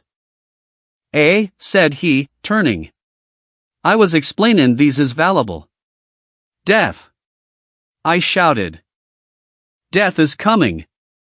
Death, and leaving him to digest that if he could, I hurried on after the artilleryman. At the corner I looked back. The soldier had left him, and he was still standing by his box, with the pots of orchids on the lid of it, and staring vaguely over the trees. No one in Weybridge could tell us where the headquarters were established. The whole place was in such confusion as I had never seen in any town before. Carts, carriages everywhere, the most astonishing miscellany of conveyances and horseflesh. The respectable inhabitants of the place, men in golf and boating costumes, wives prettily dressed, were packing, riverside loafers energetically helping, children excited, and, for the most part, highly delighted at this astonishing variation of their Sunday experiences. In the midst of it all the worthy vicar was very pluckily holding an early celebration, and his bell was jangling out above the excitement. I and the artilleryman, seated on the step of the drinking fountain, made a very passable meal upon what we had brought with us. Patrols of soldiers, here no longer hussars, but grenadiers in white, were warning people to move now or to take refuge in their cellars as soon as the firing began. We saw as we crossed the railway bridge that a growing crowd of people had assembled in and about the railway station, and the swarming platform was piled with boxes and packages. The ordinary traffic had been stopped, I believe, in order to allow of the passage of troops and guns to Chertsey, and I have heard since that a savage struggle occurred for places in the special trains that were put on at a later hour. We remained at Weybridge until midday, and at that hour we found ourselves at the place near Shepperton Lock where the Wey and Thames join. Part of the time we spent helping two old women to pack a little cart. The Wey has a treble mouth, and at this point boats are to be hired, and there was a ferry across the river. On the Shepperton side was an inn with a lawn, and beyond that the tower of Shepperton Church, it has been replaced by a spire, rose above the trees. Here we found an excited and noisy crowd of fugitives. As yet the flight had not grown to a panic, but there were already far more people than all the boats going to and fro could enable to cross. People came panting along under heavy burdens, one husband and wife were even carrying a small outhouse door between them, with some of their household goods piled thereon. One man told us he meant to try to get away from Shepperton Station. There was a lot of shouting, and one man was even jesting. The idea people seemed to have here was that the Martians were simply formidable human beings, who might attack and sack the town, to be certainly destroyed in the end. Every now and then people would glance nervously across the way, at the meadows towards Chertsey, but everything over there was still. Across the Thames, except just where the boats landed, everything was quiet, in vivid contrast with the Surrey side. The people who landed there from the boats went tramping off down the lane. The big ferry boat had just made a journey.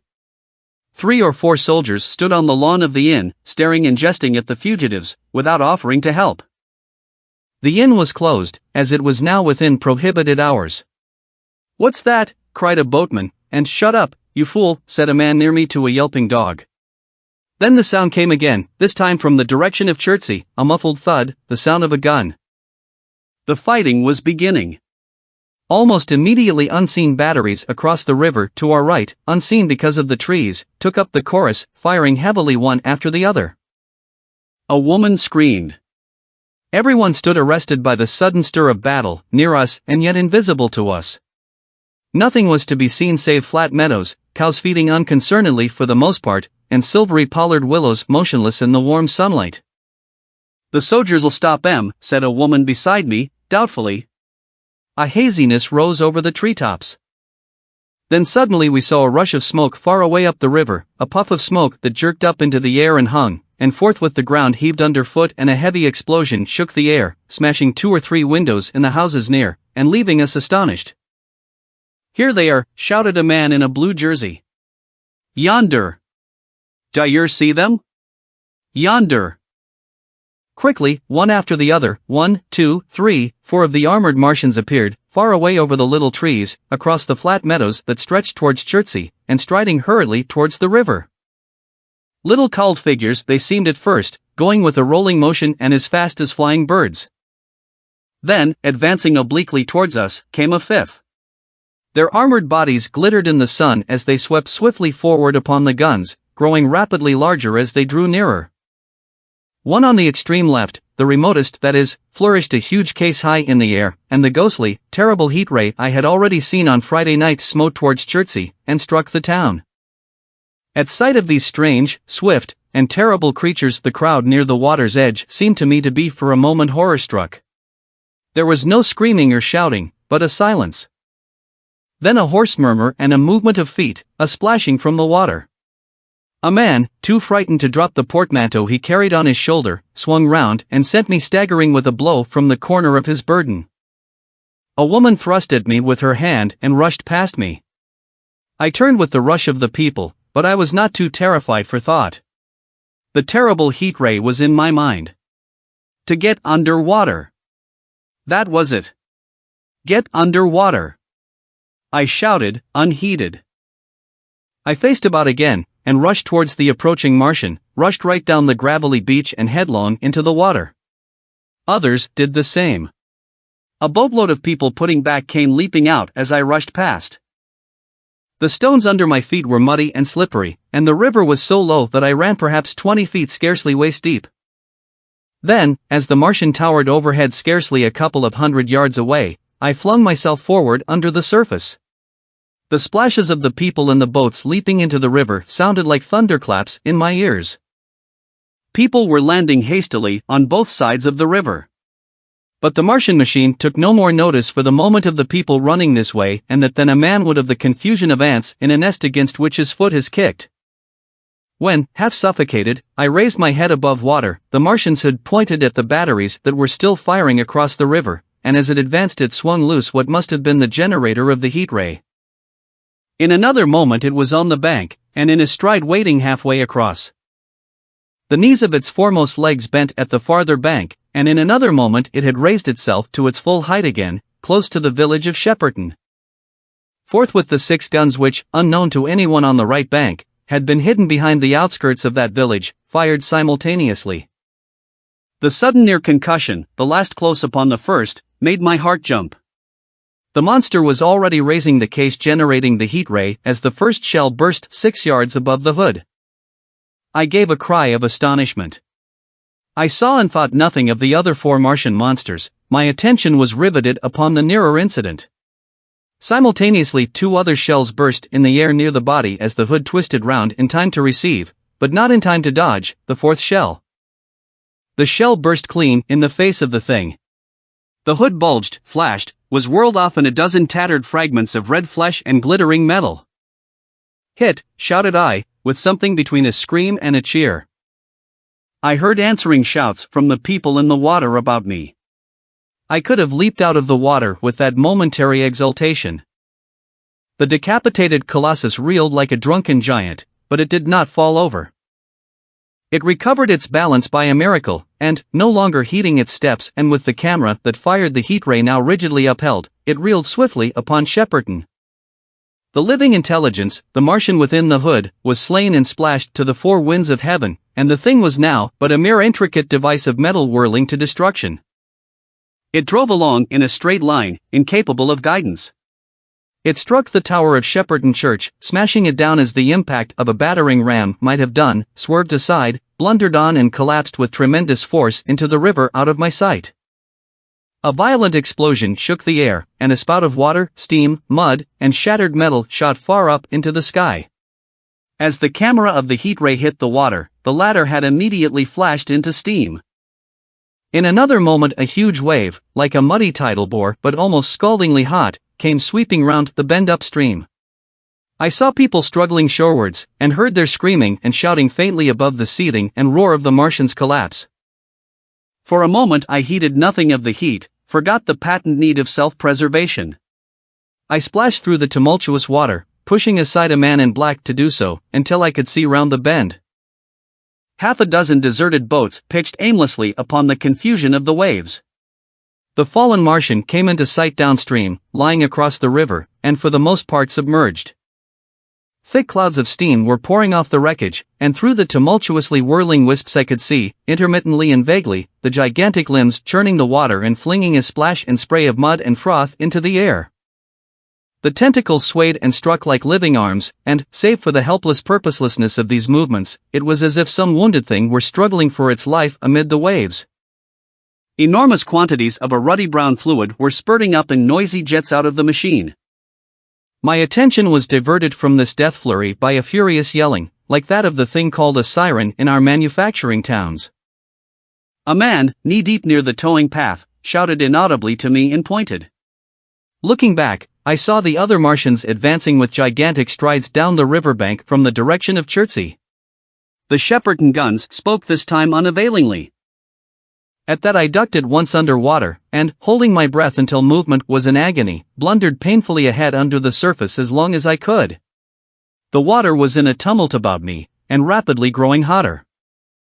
When for a moment I raised my head to take breath and throw the hair and water from my eyes, the steam was rising in a whirling white fog that at first hid the Martians altogether. The noise was deafening. Then I saw them dimly, colossal figures of grey, magnified by the mist. They had passed by me, and 2 were stooping over the frothing, tumultuous ruins of their comrade. The third and fourth stood beside him in the water, one perhaps 200 yards from me, the other towards Laleham. The generators of the heat rays waved high, and the hissing beams smote down this way and that. The air was full of sound, a deafening and confusing conflict of noises, the clangorous din of the Martians, the crash of falling houses, the thud of trees, fences, sheds flashing into flame, and the crackling and roaring of fire. Dense black smoke was leaping up to mingle with the steam from the river, and as the heat ray went to and fro over Weybridge, its impact was marked by flashes of incandescent white that gave place at once to a smoky dance of lurid flames. The nearer houses still stood intact, awaiting their fate, shadowy, faint and pallid in the steam, with the fire behind them going to and fro. For a moment perhaps I stood there, breast high in the almost boiling water, dumbfounded at my position, hopeless of escape. Through the reek I could see the people who had been with me in the river scrambling out of the water through the reeds, like little frogs hurrying through grass from the advance of a man, or running to and fro in utter dismay on the towing path. Then suddenly the white flashes of the heat ray came leaping towards me. The houses caved in as they dissolved at its touch, and darted out flames, the trees changed to fire with a roar. The ray flickered up and down the towing path, licking off the people who ran this way and that, and came down to the water's edge not 50 yards from where I stood. It swept across the river to Shepperton, and the water in its track rose in a boiling wheel crested with steam. I turned shoreward. In another moment the huge wave, well nigh at the boiling point, had rushed upon me. I screamed aloud, and scalded, half-blinded, agonized, I staggered through the leaping, hissing water towards the shore. Had my foot stumbled, it would have been the end. I fell helplessly, in full sight of the Martians, upon the broad, bare gravelly spit that runs down to mark the angle of the Wey and Thames. I expected nothing but death. I have a dim memory of the foot of a Martian coming down within a score of yards of my head, driving straight into the loose gravel, whirling it this way and that and lifting again, of a long suspense. And then of the four carrying the debris of their comrade between them, now clear and then presently fade through a veil of smoke, receding interminably, as it seemed to me, across a vast space of river and meadow. And then, very slowly, I realized that by a miracle I had escaped. 13. How I fell in with the curate. After getting this sudden lesson in the power of terrestrial weapons, the Martians retreated to their original position upon Horsell Common, and in their haste, and encumbered with the debris of their smashed companion. They no doubt overlooked many such a stray and negligible victim as myself. Had they left their comrade and pushed on forthwith, there was nothing at that time between them and London but batteries of 12-pounder guns, and they would certainly have reached the capital in advance of the tidings of their approach, as sudden, dreadful, and destructive their advent would have been as the earthquake that destroyed Lisbon a century ago. But they were in no hurry. Cylinder followed cylinder on its interplanetary flight, every 24 hours brought them reinforcement. And meanwhile the military and naval authorities, now fully alive to the tremendous power of their antagonists, worked with furious energy. Every minute a fresh gun came into position until, before twilight, every copse, every row of suburban villas on the hilly slopes about Kingston and Richmond, masked an expectant black muzzle. And through the charred and desolated area, perhaps 20 square miles altogether, that encircled the Martian encampment on Horsell Common, through charred and ruined villages among the green trees, through the blackened and smoking arcades that had been but a day ago pine spinneys, crawled the devoted scouts with the heliographs that were presently to warn the gunners of the Martian approach. But the Martians now understood our command of artillery and the danger of human proximity, and not a man ventured within a mile of either cylinder, save at the price of his life. It would seem that these giants spent the earlier part of the afternoon in going to and fro, transferring everything from the second and third cylinders, the second in Addlestone golf links and the third at Purford, to their original pit on Horsell Common. Over that, above the blackened heather and ruined buildings that stretched far and wide, stood one as sentinel, while the rest abandoned their vast fighting machines and descended into the pit. They were hard at work there far into the night, and the towering pillar of dense green smoke that rose therefrom could be seen from the hills about Marrow, and even, it is said, from Banstead and Epsom Downs. And while the Martians behind me were thus preparing for their next sally, and in front of me humanity gathered for the battle, I made my way with infinite pains and labor from the fire and smoke of burning Weybridge towards London. I saw an abandoned boat, very small and remote, drifting downstream, and throwing off the most of my sodden clothes, I went after it, gained it, and so escaped out of that destruction. There were no oars in the boat, but I contrived to paddle, as well as my parboiled hands would allow, down the river towards Halliford and Walton, going very tediously and continually looking behind me, as you may well understand. I followed the river, because I considered that the water gave me my best chance of escape should these giants return. The hot water from the Martians' overthrow drifted downstream with me, so that for the best part of a mile I could see little of either bank. Once, however, I made out a string of black figures hurrying across the meadows from the direction of Weybridge. Halliford, it seemed, was deserted, and several of the houses facing the river were on fire. It was strange to see the place quite tranquil, quite desolate under the hot blue sky, with the smoke and little threads of flame going straight up into the heat of the afternoon. Never before had I seen houses burning without the accompaniment of an obstructive crowd. A little farther on the dry reeds up the bank were smoking and glowing, and a line of fire inland was marching steadily across a late field of hay. For a long time I drifted, so painful and weary was I after the violence I had been through, and so intense the heat upon the water. Then my fears got the better of me again, and I resumed my paddling. The sun scorched my bare back. At last, as the bridge at Walton was coming into sight round the bend, my fever and faintness overcame my fears, and I landed on the Middlesex bank and lay down, deadly sick, amid the long grass. I suppose the time was then about 4 or 5 o'clock. I got up presently, walked perhaps half a mile without meeting a soul, and then lay down again in the shadow of a hedge. I seem to remember talking, wanderingly, to myself during that last spurt. I was also very thirsty, and bitterly regretful I had drunk no more water. It is a curious thing that I felt angry with my wife. I cannot account for it, but my impotent desire to reach Leatherhead worried me excessively. I do not clearly remember the arrival of the curate, so that probably I dozed. I became aware of him as a seated figure in soot-smudged shirt-sleeves, and with his upturned, clean-shaven face staring at a faint flickering that danced over the sky. The sky was what is called a mackerel sky, rows and rows of faint down plumes of cloud, just tinted with the midsummer sunset. I sat up, and at the rustle of my motion he looked at me quickly.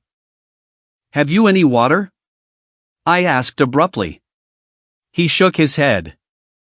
"You have been asking for water for the last hour," he said. For a moment we were silent, taking stock of each other. I dare say he found me a strange enough figure, naked, save for my water-soaked trousers and socks, scalded, and my face and shoulders blackened by the smoke. His face was a fair weakness, his chin retreated, and his hair lay in crisp, almost flaxen curls on his low forehead. His eyes were rather large, pale blue, and blankly staring. He spoke abruptly, looking vacantly away from me. "What does it mean?" he said. "What do these things mean?" I stared at him and made no answer. He extended a thin white hand and spoke in almost a complaining tone. "Why are these things permitted? What sins have we done?" The morning service was over. I was walking through the roads to clear my brain for the afternoon, and then, fire, earthquake, death. As if it were Sodom and Gomorrah. All our work undone. All the work. What are these Martians? What are we? I answered, clearing my throat. He gripped his knees and turned to look at me again. For half a minute, perhaps, he stared silently. "I was walking through the roads to clear my brain," he said. "And suddenly, fire, earthquake, death." He relapsed into silence, with his chin now sunken almost to his knees. Presently he began waving his hand. "All the work, all the Sunday schools, what have we done? What has Weybridge done? Everything gone, everything destroyed. The church. We rebuilt it only 3 years ago. Gone. Swept out of existence. Why?" Another pause, and he broke out again like one demented. "The smoke of her burning goeth up for ever and ever," he shouted. His eyes flamed, and he pointed a lean finger in the direction of Weybridge. By this time I was beginning to take his measure. The tremendous tragedy in which he had been involved, it was evident he was a fugitive from Weybridge, had driven him to the very verge of his reason. "Are we far from Sunbury?" I said, in a matter-of-fact tone. "What are we to do?" he asked. "Are these creatures everywhere?" Has the earth been given over to them? Are we far from Sunbury? Only this morning I officiated at early celebration. Things have changed, I said, quietly. You must keep your head. There is still hope. Hope. Yes. Plentiful hope, for all this destruction. I began to explain my view of our position. He listened at first, but as I went on the interest dawning in his eyes gave place to their former stare, and his regard wandered from me. This must be the beginning of the end, he said, interrupting me. The end. The great and terrible day of the Lord. When men shall call upon the mountains and the rocks to fall upon them and hide them from the face of him that sitteth upon the throne. I began to understand the position. I ceased my labored reasoning, struggled to my feet, and, standing over him, laid my hand on his shoulder. Be a man, said I, you are scared out of your wits. What good is religion if it collapses under calamity? Think of what earthquakes and floods, wars and volcanoes, have done before to men. Did you think God had exempted Weybridge? He is not an insurance agent. For a time he sat in blank silence. But how can we escape, he asked, suddenly. They are invulnerable, they are pitiless. Neither the one nor, perhaps, the other, I answered. And the mightier they are the more sane and wary should we be. One of them was killed yonder not 3 hours ago. Killed, he said, staring about him. How can God's ministers be killed? I saw it happen. I proceeded to tell him. We have chanced to come in for the thick of it, said I, and that is all. What is that flicker in the sky? He asked abruptly. I told him it was the heliograph signaling, that it was the sign of human help and effort in the sky. We are in the midst of it, I said, quiet as it is. That flicker in the sky tells of the gathering storm.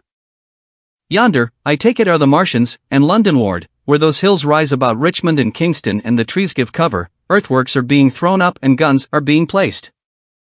Presently the Martians will be coming this way again. And even as I spoke he sprang to his feet and stopped me by a gesture. Listen, he said. From beyond the low hills across the water came the dull resonance of distant guns and a remote weird crying. Then everything was still. A cockchafer came droning over the hedge and past us.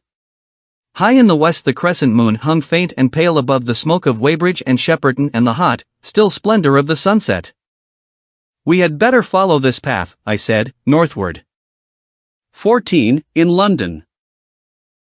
My younger brother was in London when the Martians fell at Woking.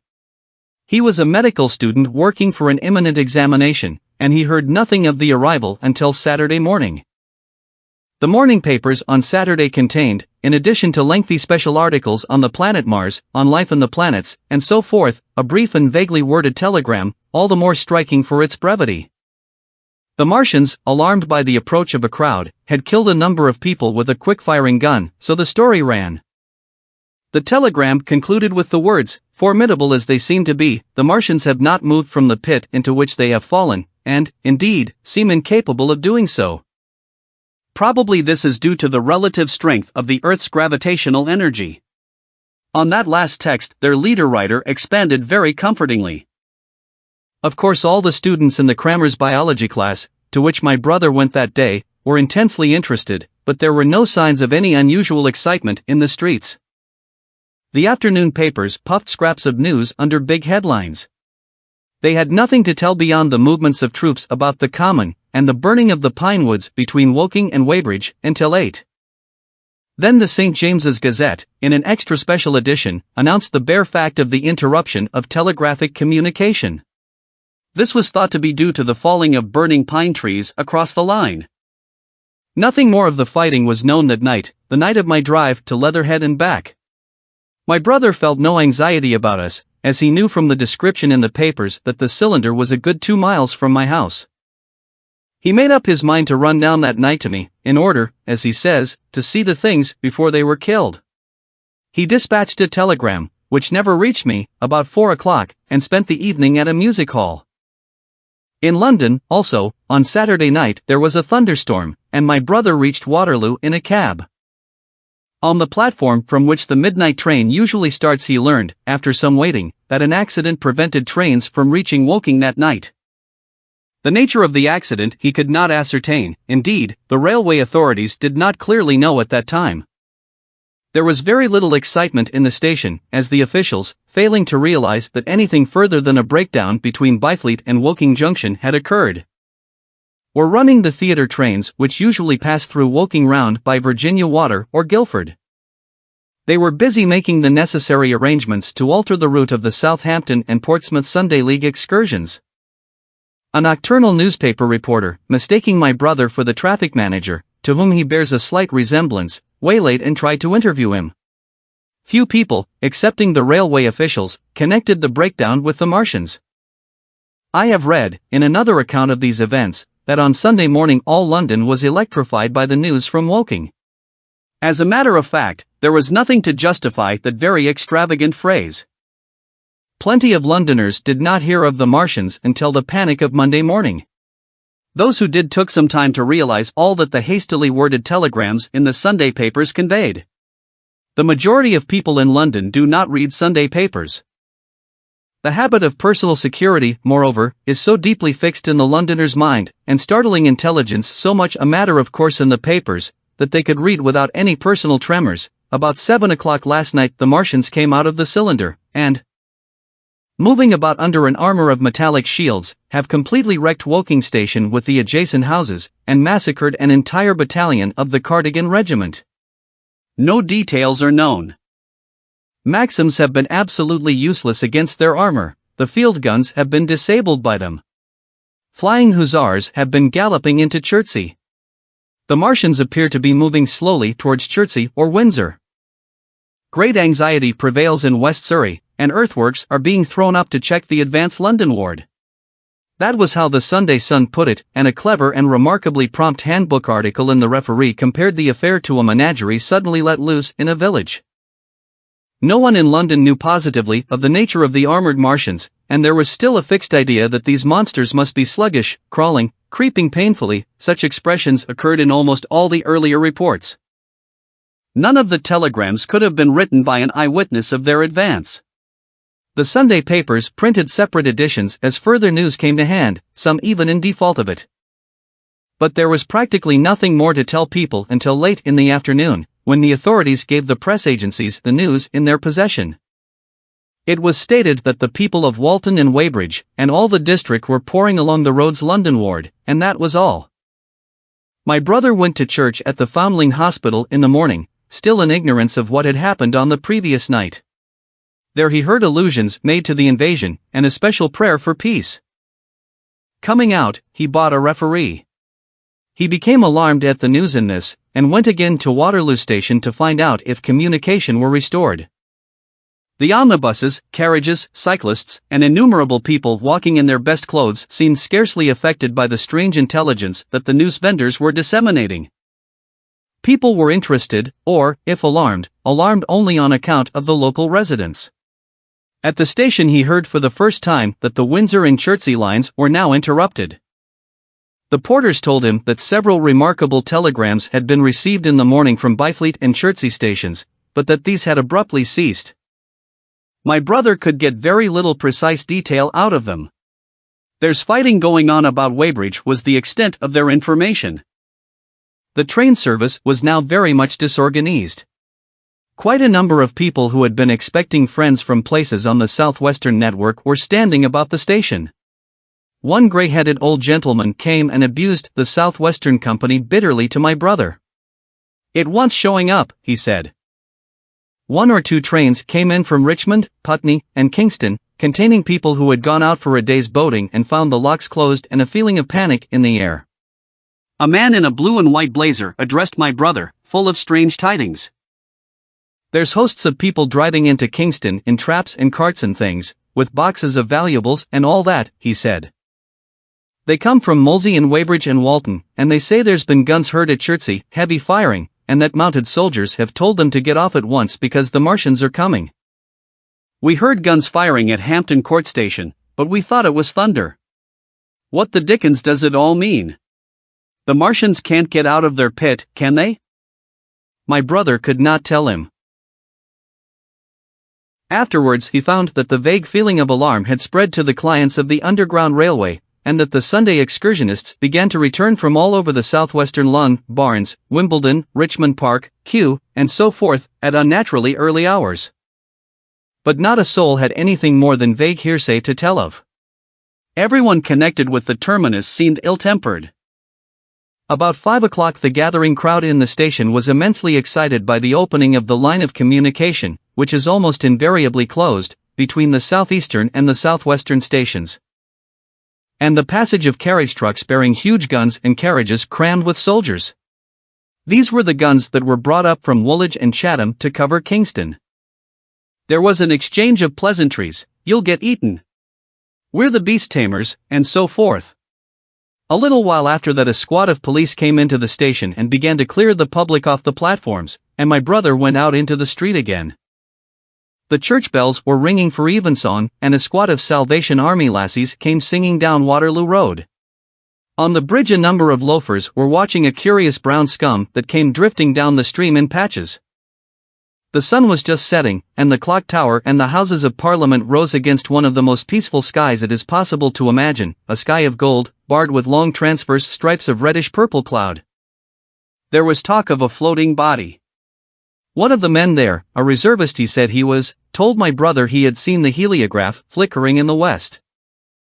In Wellington Street my brother met a couple of sturdy roughs who had just been rushed out of Fleet Street with still wet newspapers and staring placards. "Dreadful catastrophe," they bawled one to the other down Wellington Street. "Fighting at Weybridge. Full description. Repulse of the Martians. London in danger." He had to give threepence for a copy of that paper. Then it was, and then only, that he realized something of the full power and terror of these monsters. He learned that they were not merely a handful of small sluggish creatures, but that they were mind-swaying vast mechanical bodies, and that they could move swiftly and smite with such power that even the mightiest guns could not stand against them. They were described as vast spider-like machines, nearly 100 feet high, capable of the speed of an express train, and able to shoot out a beam of intense heat. Massed batteries, chiefly of field guns, had been planted in the country about Horsell Common, and especially between the Woking district and London. 5 of the machines had been seen moving towards the Thames, and one, by a happy chance, had been destroyed. In the other cases, the shells had missed, and the batteries had been at once annihilated by the heat rays. Heavy losses of soldiers were mentioned, but the tone of the dispatch was optimistic. The Martians had been repulsed, they were not invulnerable. They had retreated to their triangle of cylinders again, in the circle about Woking. Signallers with heliographs were pushing forward upon them from all sides. Guns were in rapid transit from Windsor, Portsmouth, Aldershot, Woolwich, even from the north, among others, long wire guns of 95 tons from Woolwich. Altogether 116 were in position or being hastily placed, chiefly covering London. Never before in England had there been such a vast or rapid concentration of military material. Any further cylinders that fell, it was hoped, could be destroyed at once by high explosives, which were being rapidly manufactured and distributed. No doubt, ran the report, the situation was of the strangest and gravest description, but the public was exhorted to avoid and discourage panic. No doubt the Martians were strange and terrible in the extreme, but at the outside there could not be more than 20 of them against our millions. The authorities had reason to suppose, from the size of the cylinders, that at the outside there could not be more than 5 in each cylinder, 15 altogether. And one at least was disposed of, perhaps more. The public would be fairly warned of the approach of danger, and elaborate measures were being taken for the protection of the people in the threatened southwestern suburbs. And so, with reiterated assurances of the safety of London and the ability of the authorities to cope with the difficulty, this quasi-proclamation closed. This was printed in enormous type on paper so fresh that it was still wet, and there had been no time to add a word of comment. It was curious, my brother said, to see how ruthlessly the usual contents of the paper had been hacked and taken out to give this place. All down Wellington Street people could be seen fluttering out the pink sheets and reading, and the Strand was suddenly noisy with the voices of an army of hawkers following these pioneers. Men came scrambling off buses to secure copies. Certainly, this news excited people intensely, whatever their previous apathy. The shutters of a map shop in the Strand were being taken down, my brother said, and a man in his Sunday raiment, lemon-yellow gloves even, was visible inside the window hastily fastening maps of Surrey to the glass. Going on along the Strand to Trafalgar Square, the paper in his hand, my brother saw some of the fugitives from West Surrey. There was a man with his wife and 2 boys and some articles of furniture in a cart such as greengrocers use. He was driving from the direction of Westminster Bridge, and close behind him came a hay wagon with 5 or 6 respectable-looking people in it, and some boxes and bundles. The faces of these people were haggard, and their entire appearance contrasted conspicuously with the Sabbath-best appearance of the people on the omnibuses. People in fashionable clothing peeped at them out of cabs. They stopped at the square as if undecided which way to take, and finally turned eastward along the Strand. Some way behind these came a man in workday clothes, riding one of those old-fashioned tricycles with a small front wheel. He was dirty and white in the face. My brother turned down towards Victoria, and met a number of such people. He had a vague idea that he might see something of me. He noticed an unusual number of police regulating the traffic. Some of the refugees were exchanging news with the people on the omnibuses. One was professing to have seen the Martians. Boilers on stilts, I tell you, striding along like men. Most of them were excited and animated by their strange experience. Beyond Victoria, the public houses were doing a lively trade with these arrivals. At all the street corners groups of people were reading papers, talking excitedly, or staring at these unusual Sunday visitors. They seemed to increase as night drew on, until at last the roads, my brother said, were like Epsom High Street on a Derby day. My brother addressed several of these fugitives and got unsatisfactory answers from most. None of them could tell him any news of Woking except one man, who assured him that Woking had been entirely destroyed on the previous night. I come from Byfleet, he said. A man on a bicycle came through the place in the early morning, and ran from door to door warning us to come away. Then came soldiers. We went out to look, and there were clouds of smoke to the south, nothing but smoke, and not a soul coming that way. Then we heard the guns at Chertsey, and folks coming from Weybridge. So I've locked up my house and come on. At that time there was a strong feeling in the streets that the authorities were to blame for their incapacity to dispose of the invaders without all this inconvenience. About 8 o'clock a noise of heavy firing was distinctly audible all over the south of London. My brother could not hear it for the traffic in the main thoroughfares, but by striking through the quiet back streets to the river he was able to distinguish it quite plainly. He walked from Westminster to his apartments near Regent's Park, about 2. He was now very anxious on my account, and disturbed at the evident magnitude of the trouble. His mind was inclined to run, even as mine had run on Saturday, on military details. He thought of all those silent, expectant guns, of the suddenly nomadic countryside. He tried to imagine boilers on stilts 100 feet high. There were 1 or 2 cartloads of refugees passing along Oxford Street, and several in the Marylebone Road, but so slowly was the news spreading that Regent Street and Portland Place were full of their usual Sunday night promenaders, albeit they talked in groups. And along the edge of Regent's Park there were as many silent couples walking out together under the scattered gas lamps as ever there had been. The night was warm and still, and a little oppressive. The sound of guns continued intermittently, and after midnight there seemed to be sheet lightning in the south.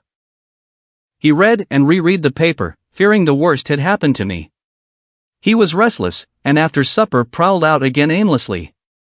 He returned and tried in vain to divert his attention to his examination notes.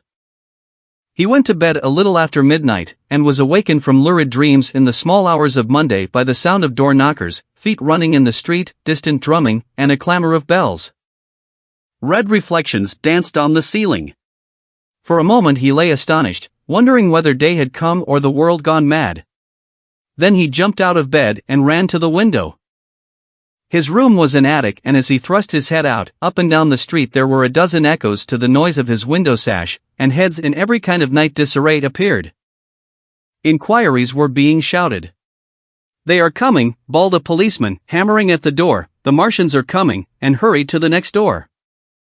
The sound of drumming and trumpeting came from the Albany Street barracks, and every church within earshot was hard at work killing sleep with a vehement disorderly tocsin. There was a noise of doors opening, and window after window in the houses opposite flashed from darkness into yellow illumination. Up the street came galloping a closed carriage, bursting abruptly into noise at the corner, rising to a clattering climax under the window, and dying away slowly in the distance. Close on the rear of this came a couple of cabs, the forerunners of a long procession of flying vehicles, going for the most part to Chalk Farm Station, where the Northwestern special trains were loading up, instead of coming down the gradient into Euston. For a long time my brother stared out of the window in blank astonishment, watching the policemen hammering at door after door, and delivering their incomprehensible message. Then the door behind him opened, and the man who lodged across the landing came in, dressed only in shirt, trousers, and slippers, his braces loose about his waist, his hair disordered from his pillow. "What the devil is it?" he asked. "A fire? What a devil of a row!" They both craned their heads out of the window, straining to hear what the policemen were shouting. People were coming out of the side streets, and standing in groups at the corners talking. "What the devil is it all about?" said my brother's fellow lodger. My brother answered him vaguely and began to dress, running with each garment to the window in order to miss nothing of the growing excitement. And presently men selling unnaturally early newspapers came bawling into the street. London in danger of suffocation. The Kingston and Richmond defences forced. Fearful massacres in the Thames Valley. And all about him, in the rooms below, in the houses on each side and across the road, and behind in the park terraces and in the 100 other streets of that part of Marylebone, and the Westbourne Park district and St. Pancras, and westward and northward in Kilburn and St. John's Wood and Hampstead, and eastward in Shoreditch and Highbury and Haggerston and Hoxton, and, indeed, through all the vastness of London from Ealing to East Ham, people were rubbing their eyes, and opening windows to stare out and ask aimless questions. Dressing hastily as the first breath of the coming storm of fear blew through the streets. It was the dawn of the Great Panic. London, which had gone to bed on Sunday night oblivious and inert, was awakened, in the small hours of Monday morning, to a vivid sense of danger. Unable from his window to learn what was happening, my brother went down and out into the street, just as the sky between the parapets of the houses grew pink with the early dawn. The flying people on foot and in vehicles grew more numerous every moment. Black smoke, he heard people crying, and again black smoke. The contagion of such a unanimous fear was inevitable. As my brother hesitated on the doorstep, he saw another newsvendor approaching, and got a paper forthwith. The man was running away with the rest, and selling his papers for a shilling each as he ran, a grotesque mingling of profit and panic. And from this paper my brother read that catastrophic dispatch of the Commander-in-Chief. The Martians are able to discharge enormous clouds of a black and poisonous vapor by means of rockets. They have smothered our batteries, destroyed Richmond, Kingston, and Wimbledon, and are advancing slowly towards London, destroying everything on the way. It is impossible to stop them. There is no safety from the black smoke but in instant flight. That was all, but it was enough. The whole population of the great 6 million city was stirring, slipping, running. Presently it would be pouring en masse northward. Black smoke, the voices cried. Fire! The bells of the neighboring church made a jangling tumult, a cart carelessly driven smashed, amid shrieks and curses, against the water trough up the street. Sickly yellow lights went to and fro in the houses, and some of the passing cabs flaunted unextinguished lamps. And overhead the dawn was growing brighter, clear, and steady and calm. He heard footsteps running to and fro in the rooms, and up and down stairs behind him. His landlady came to the door, loosely wrapped in dressing gown and shawl. Her husband followed, ejaculating. As my brother began to realize the import of all these things, he turned hastily to his own room, put all his available money, some £10 altogether, into his pockets, and went out again into the streets. 15. What had happened in Surrey? It was while the curate had sat and talked so wildly to me under the hedge in the flat meadows near Halliford, and while my brother was watching the fugitives stream over Westminster Bridge, that the Martians had resumed the offensive. So far as one can ascertain from the conflicting accounts that have been put forth, the majority of them remained busied with preparations in the Horsell pit until 9 that night, hurrying on some operation that disengaged huge volumes of green smoke.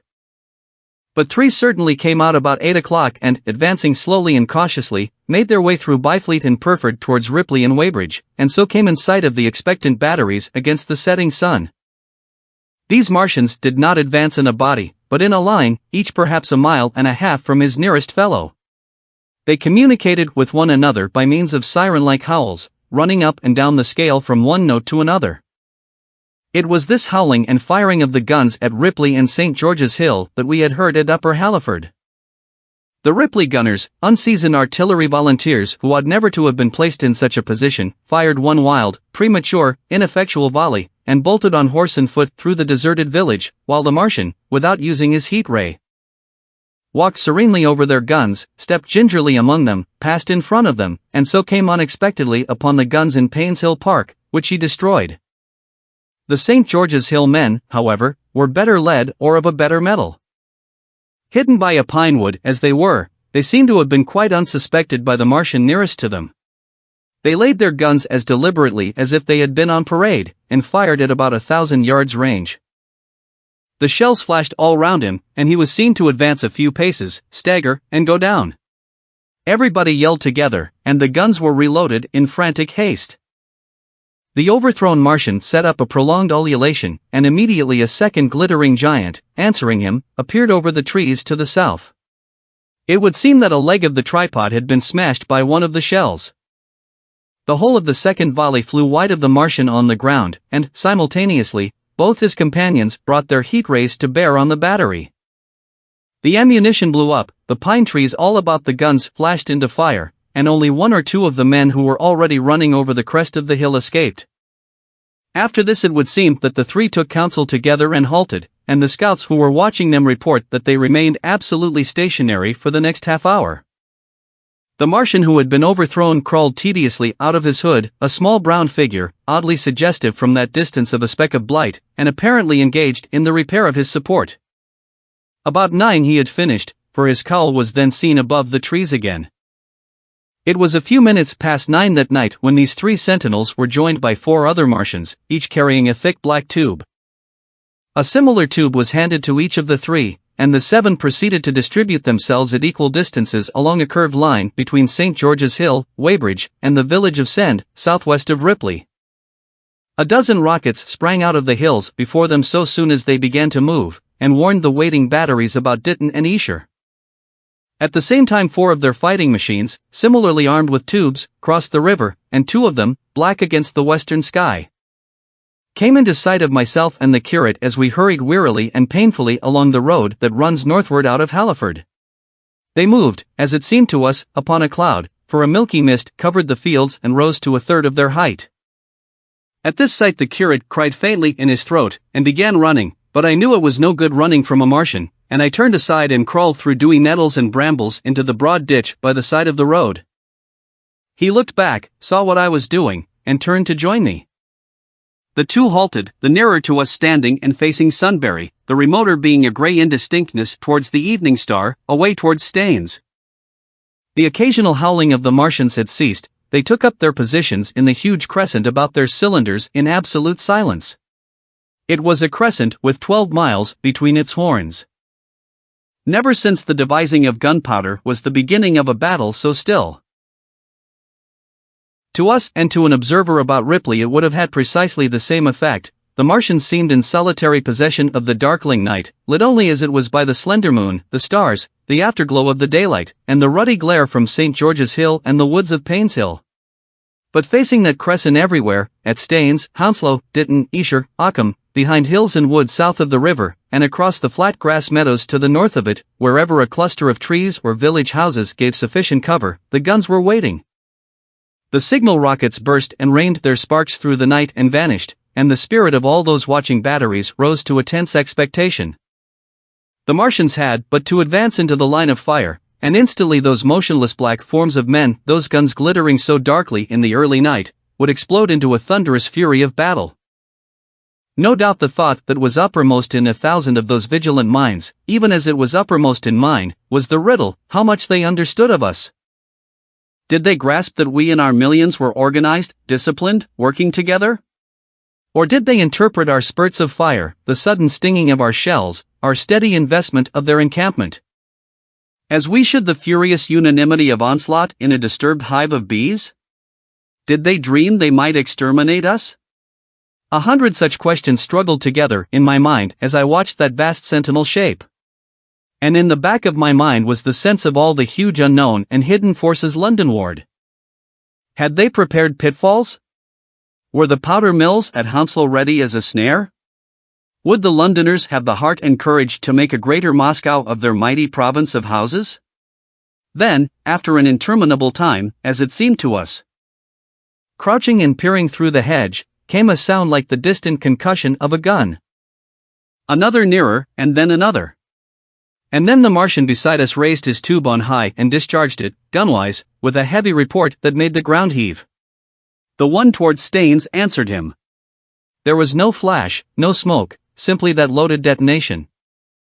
I was so excited by these heavy minute guns following one another that I so far forgot my personal safety and my scalded hands as to clamber up into the hedge and stare towards Sunbury. As I did so, a second report followed, and a big projectile hurtled overhead towards Hounslow. I expected at least to see smoke or fire, or some such evidence of its work. But all I saw was the deep blue sky above, with one solitary star, and the white mist spreading wide and low beneath. And there had been no crash, no answering explosion. The silence was restored, the minute lengthened to 3. "What has happened?" said the curate, standing up beside me. "Heaven knows," said I. A bat flickered by and vanished. A distant tumult of shouting began and ceased. I looked again at the Martian, and saw he was now moving eastward along the river bank, with a swift, rolling motion. Every moment I expected the fire of some hidden battery to spring upon him, but the evening calm was unbroken. The figure of the Martian grew smaller as he receded, and presently the mist and the gathering night had swallowed him up. By a common impulse we clambered higher. Towards Sunbury was a dark appearance, as though a conical hill had suddenly come into being there, hiding our view of the farther country, and then, remoter across the river, over Walton, we saw another such summit. These hill-like forms grew lower and broader even as we stared. Moved by a sudden thought, I looked northward, and there I perceived a third of these cloudy black copies had risen. Everything had suddenly become very still. Far away to the southeast, marking the quiet, we heard the Martians hooting to one another, and then the air quivered again with the distant thud of their guns. But the earthly artillery made no reply. Now at the time we could not understand these things, but later I was to learn the meaning of these ominous copies that gathered in the twilight. Each of the Martians, standing in the great crescent I have described, had discharged, by means of the gun-like tube he carried, a huge canister over whatever hill, copse, cluster of houses, or other possible cover for guns, chanced to be in front of him. Some fired only one of these, some two, as in the case of the one we had seen. The one at Ripley is said to have discharged no fewer than 5 at that time. These canisters smashed on striking the ground, they did not explode, and incontinently disengaged an enormous volume of heavy, inky vapor, coiling and pouring upward in a huge and ebony cumulus cloud. A gaseous hill that sank and spread itself slowly over the surrounding country. And the touch of that vapor, the inhaling of its pungent wisps, was death to all that breathes. It was heavy, this vapor, heavier than the densest smoke, so that, after the first tumultuous uprush and outflow of its impact, it sank down through the air and poured over the ground in a manner rather liquid than gaseous, abandoning the hills, and streaming into the valleys and ditches and watercourses, even as I have heard the carbonic acid gas that pours from volcanic clefts is wont to do. And where it came upon water some chemical action occurred, and the surface would be instantly covered with a powdery scum that sank slowly and made way for more. The scum was absolutely insoluble, and it is a strange thing, seeing the instant effect of the gas, that one could drink without hurt the water from which it had been strained. The vapor did not diffuse as a true gas would do. It hung together in banks, flowing sluggishly down the slope of the land and driving reluctantly before the wind, and very slowly it combined with the mist and moisture of the air, and sank to the earth in the form of dust. Save that an unknown element giving a group of 4 lines in the blue of the spectrum is concerned, we are still entirely ignorant of the nature of this substance. Once the tumultuous upheaval of its dispersion was over, the black smoke clung so closely to the ground, even before its precipitation, that 50 feet up in the air, on the roofs and upper stories of high houses and on great trees, there was a chance of escaping its poison altogether. As was proved even that night at Street Cobham and Ditton. The man who escaped at the former place tells a wonderful story of the strangeness of its coiling flow, and how he looked down from the church spire and saw the houses of the village rising like ghosts out of its inky nothingness. For a day and a half he remained there, weary, starving and sun-scorched, the earth under the blue sky and against the prospect of the distant hills a velvet-black expanse, with red roofs, green trees, and, later, black-veiled shrubs and gates, barns, outhouses, and walls, rising here and there into the sunlight. But that was at Street Cobham, where the black vapor was allowed to remain until it sank of its own accord into the ground. As a rule the Martians, when it had served its purpose, cleared the air of it again by wading into it and directing a jet of steam upon it. This they did with the vapor banks near us, as we saw in the starlight from the window of a deserted house at Upper Halliford, whither we had returned.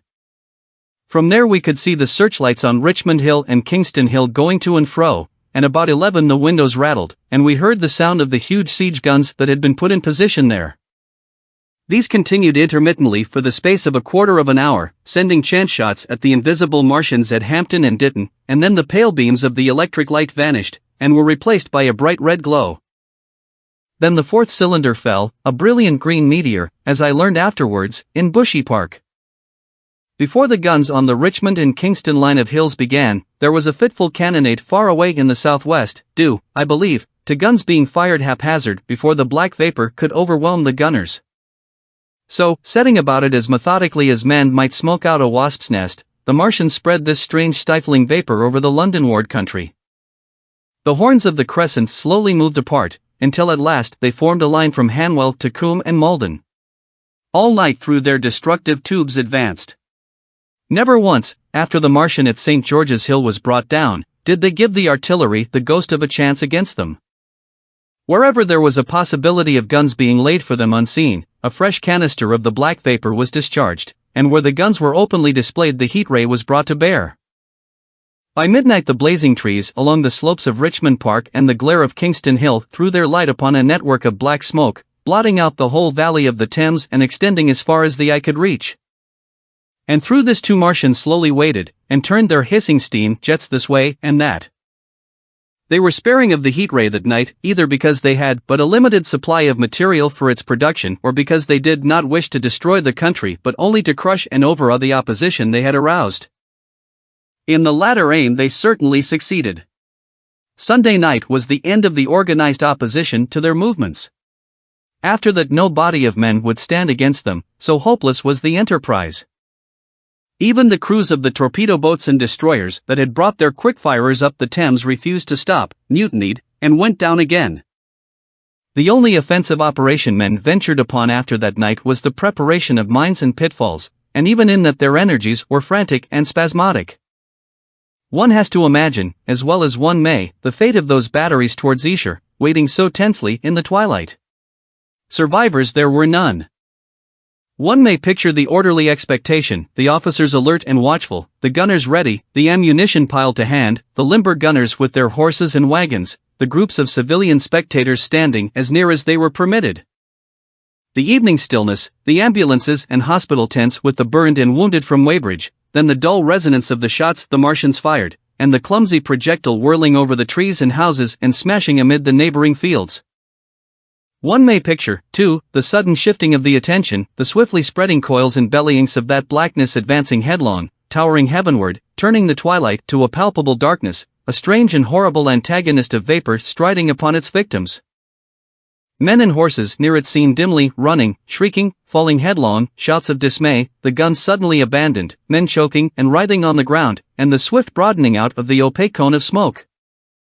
And then night and extinction, nothing but a silent mass of impenetrable vapor hiding its dead. Before dawn the black vapor was pouring through the streets of Richmond, and the disintegrating organism of government was, with a last expiring effort, rousing the population of London to the necessity of flight. 16. The Exodus from London. So you understand the roaring wave of fear that swept through the greatest city in the world just as Monday was dawning, the stream of flight rising swiftly to a torrent, lashing in a foaming tumult round the railway stations. Banked up into a horrible struggle about the shipping in the Thames, and hurrying by every available channel northward and eastward. By 10 o'clock the police organization, and by midday even the railway organizations, were losing coherency, losing shape and efficiency, guttering, softening, running at last in that swift liquefaction of the social body. All the railway lines north of the Thames and the southeastern people at Cannon Street had been warned by midnight on Sunday, and trains were being filled. People were fighting savagely for standing room in the carriages even at 2 o'clock. By 3, people were being trampled and crushed even in Bishopsgate Street, a couple of 100 yards or more from Liverpool Street Station, revolvers were fired, people stabbed, and the policemen who had been sent to direct the traffic, exhausted and infuriated, were breaking the heads of the people they were called out to protect. And as the day advanced and the engine drivers and stokers refused to return to London, the pressure of the flight drove the people in an ever-thickening multitude away from the stations and along the northward running roads. By midday a Martian had been seen at Barnes, and a cloud of slowly sinking black vapor drove along the Thames and across the flats of Lambeth, cutting off all escape over the bridges in its sluggish advance.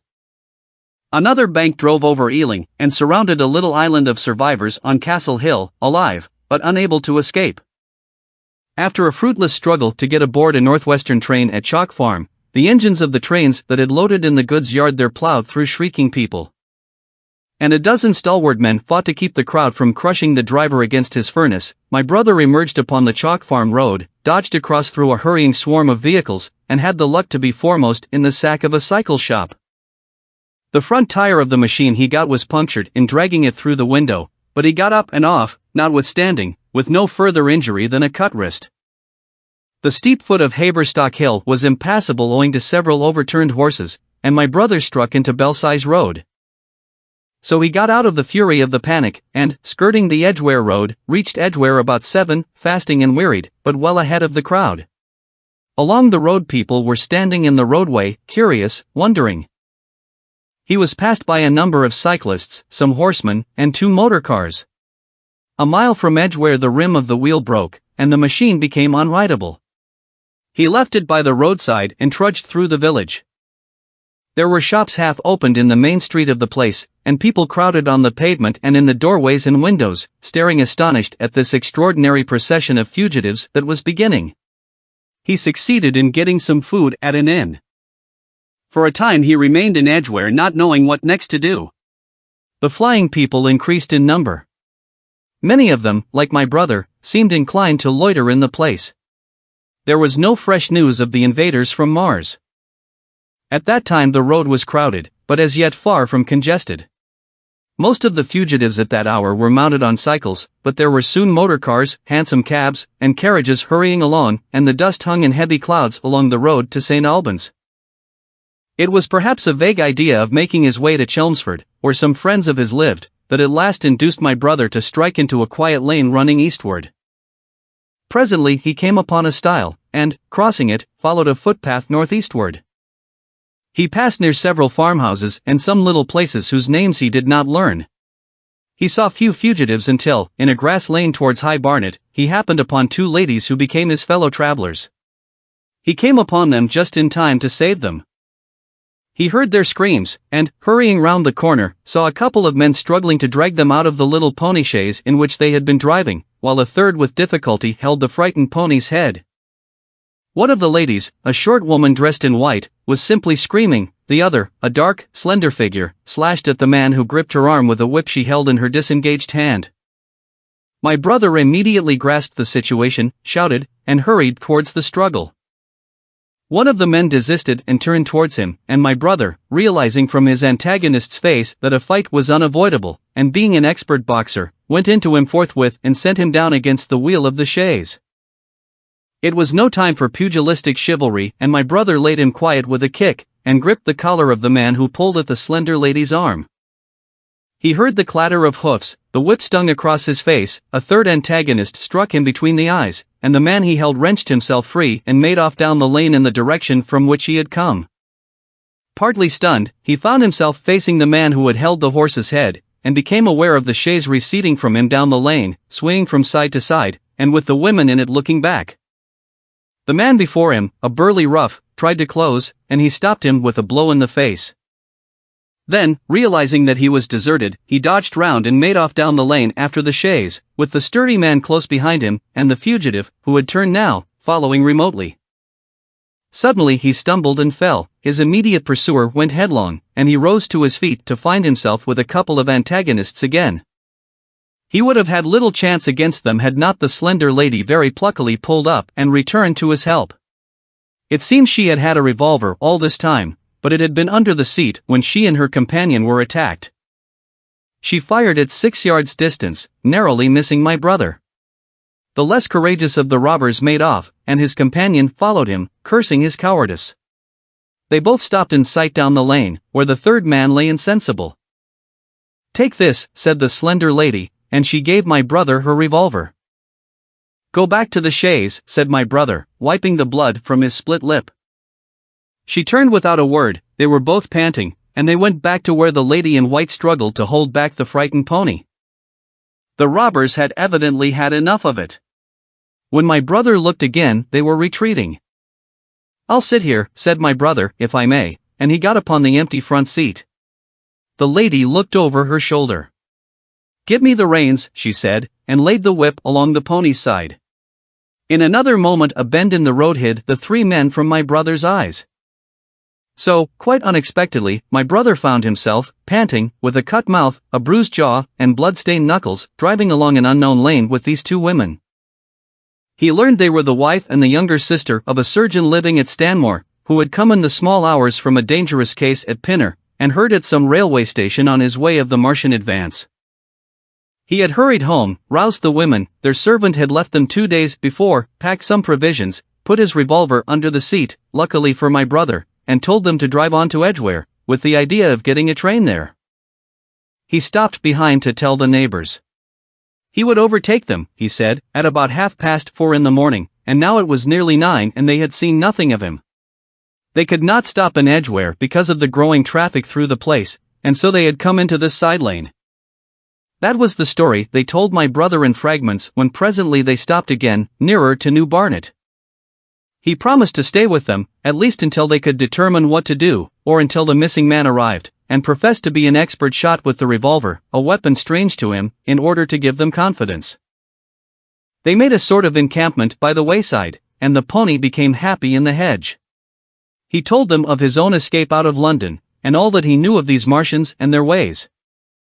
The sun crept higher in the sky, and after a time their talk died out and gave place to an uneasy state of anticipation. Several wayfarers came along the lane, and of these my brother gathered such news as he could. Every broken answer he had deepened his impression of the great disaster that had come on humanity, deepened his persuasion of the immediate necessity for prosecuting this flight. He urged the matter upon them. "We have money," said the slender woman, and hesitated. Her eyes met my brother's, and her hesitation ended. "So have I," said my brother.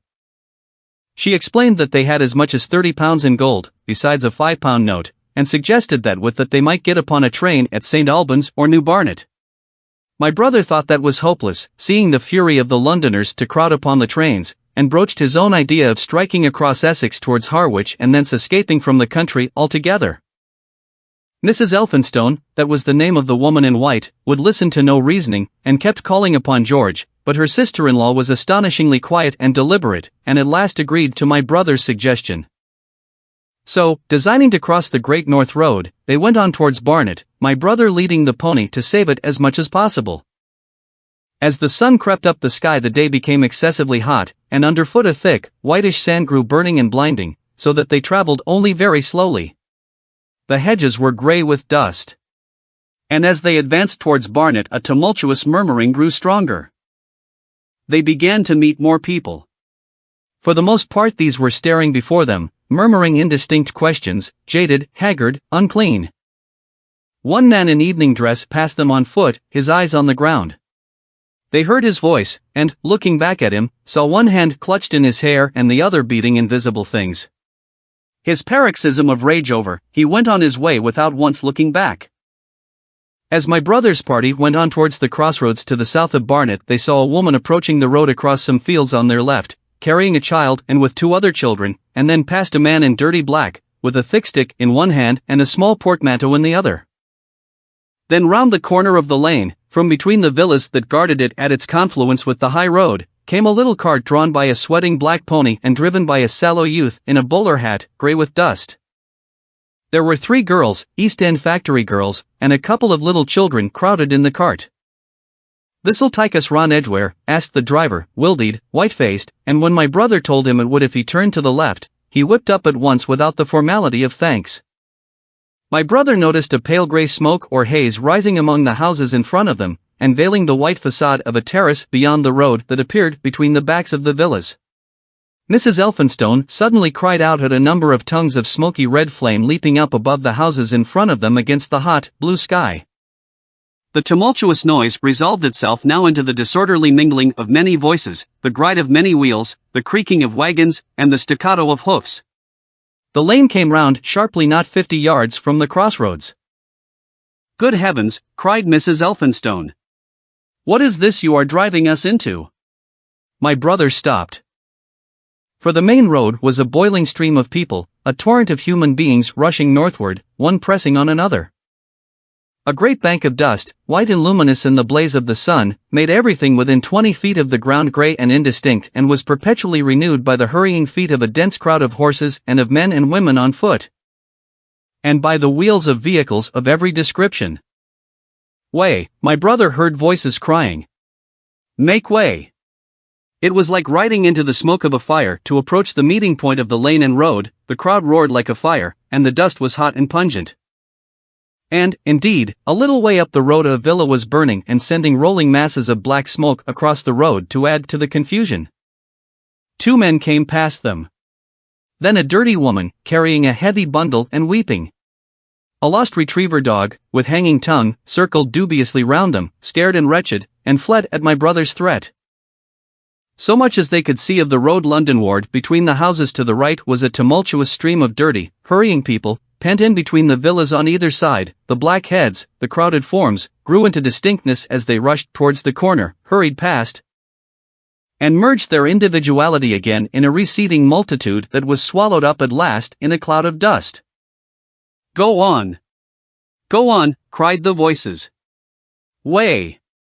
Way!" One man's hands pressed on the back of another. My brother stood at the pony's head. Irresistibly attracted, he advanced slowly, pace by pace, down the lane. Edgware had been a scene of confusion, Chalk Farm a riotous tumult, but this was a whole population in movement. It is hard to imagine that host. It had no character of its own. The figures poured out past the corner, and receded with their backs to the group in the lane. Along the margin came those who were on foot, threatened by the wheels, stumbling in the ditches, blundering into one another. The carts and carriages crowded close upon one another, making little way for those swifter and more impatient vehicles that darted forward every now and then when an opportunity showed itself of doing so, sending the people scattering against the fences and gates of the villas. "Push on," was the cry. "Push on! They are coming!" In one cart stood a blind man in the uniform of the Salvation Army, gesticulating with his crooked fingers and bawling, "Eternity! Eternity!" His voice was hoarse and very loud so that my brother could hear him long after he was lost to sight in the dust. Some of the people who crowded in the carts whipped stupidly at their horses and quarreled with other drivers, some sat motionless, staring at nothing with miserable eyes, some gnawed their hands with thirst, or lay prostrate in the bottoms of their conveyances. The horses' bits were covered with foam, their eyes bloodshot. There were cabs, carriages, shop carts, wagons, beyond counting, a mail cart, a road cleaner's cart marked Vestry of St. Pancras, a huge timber wagon crowded with roughs.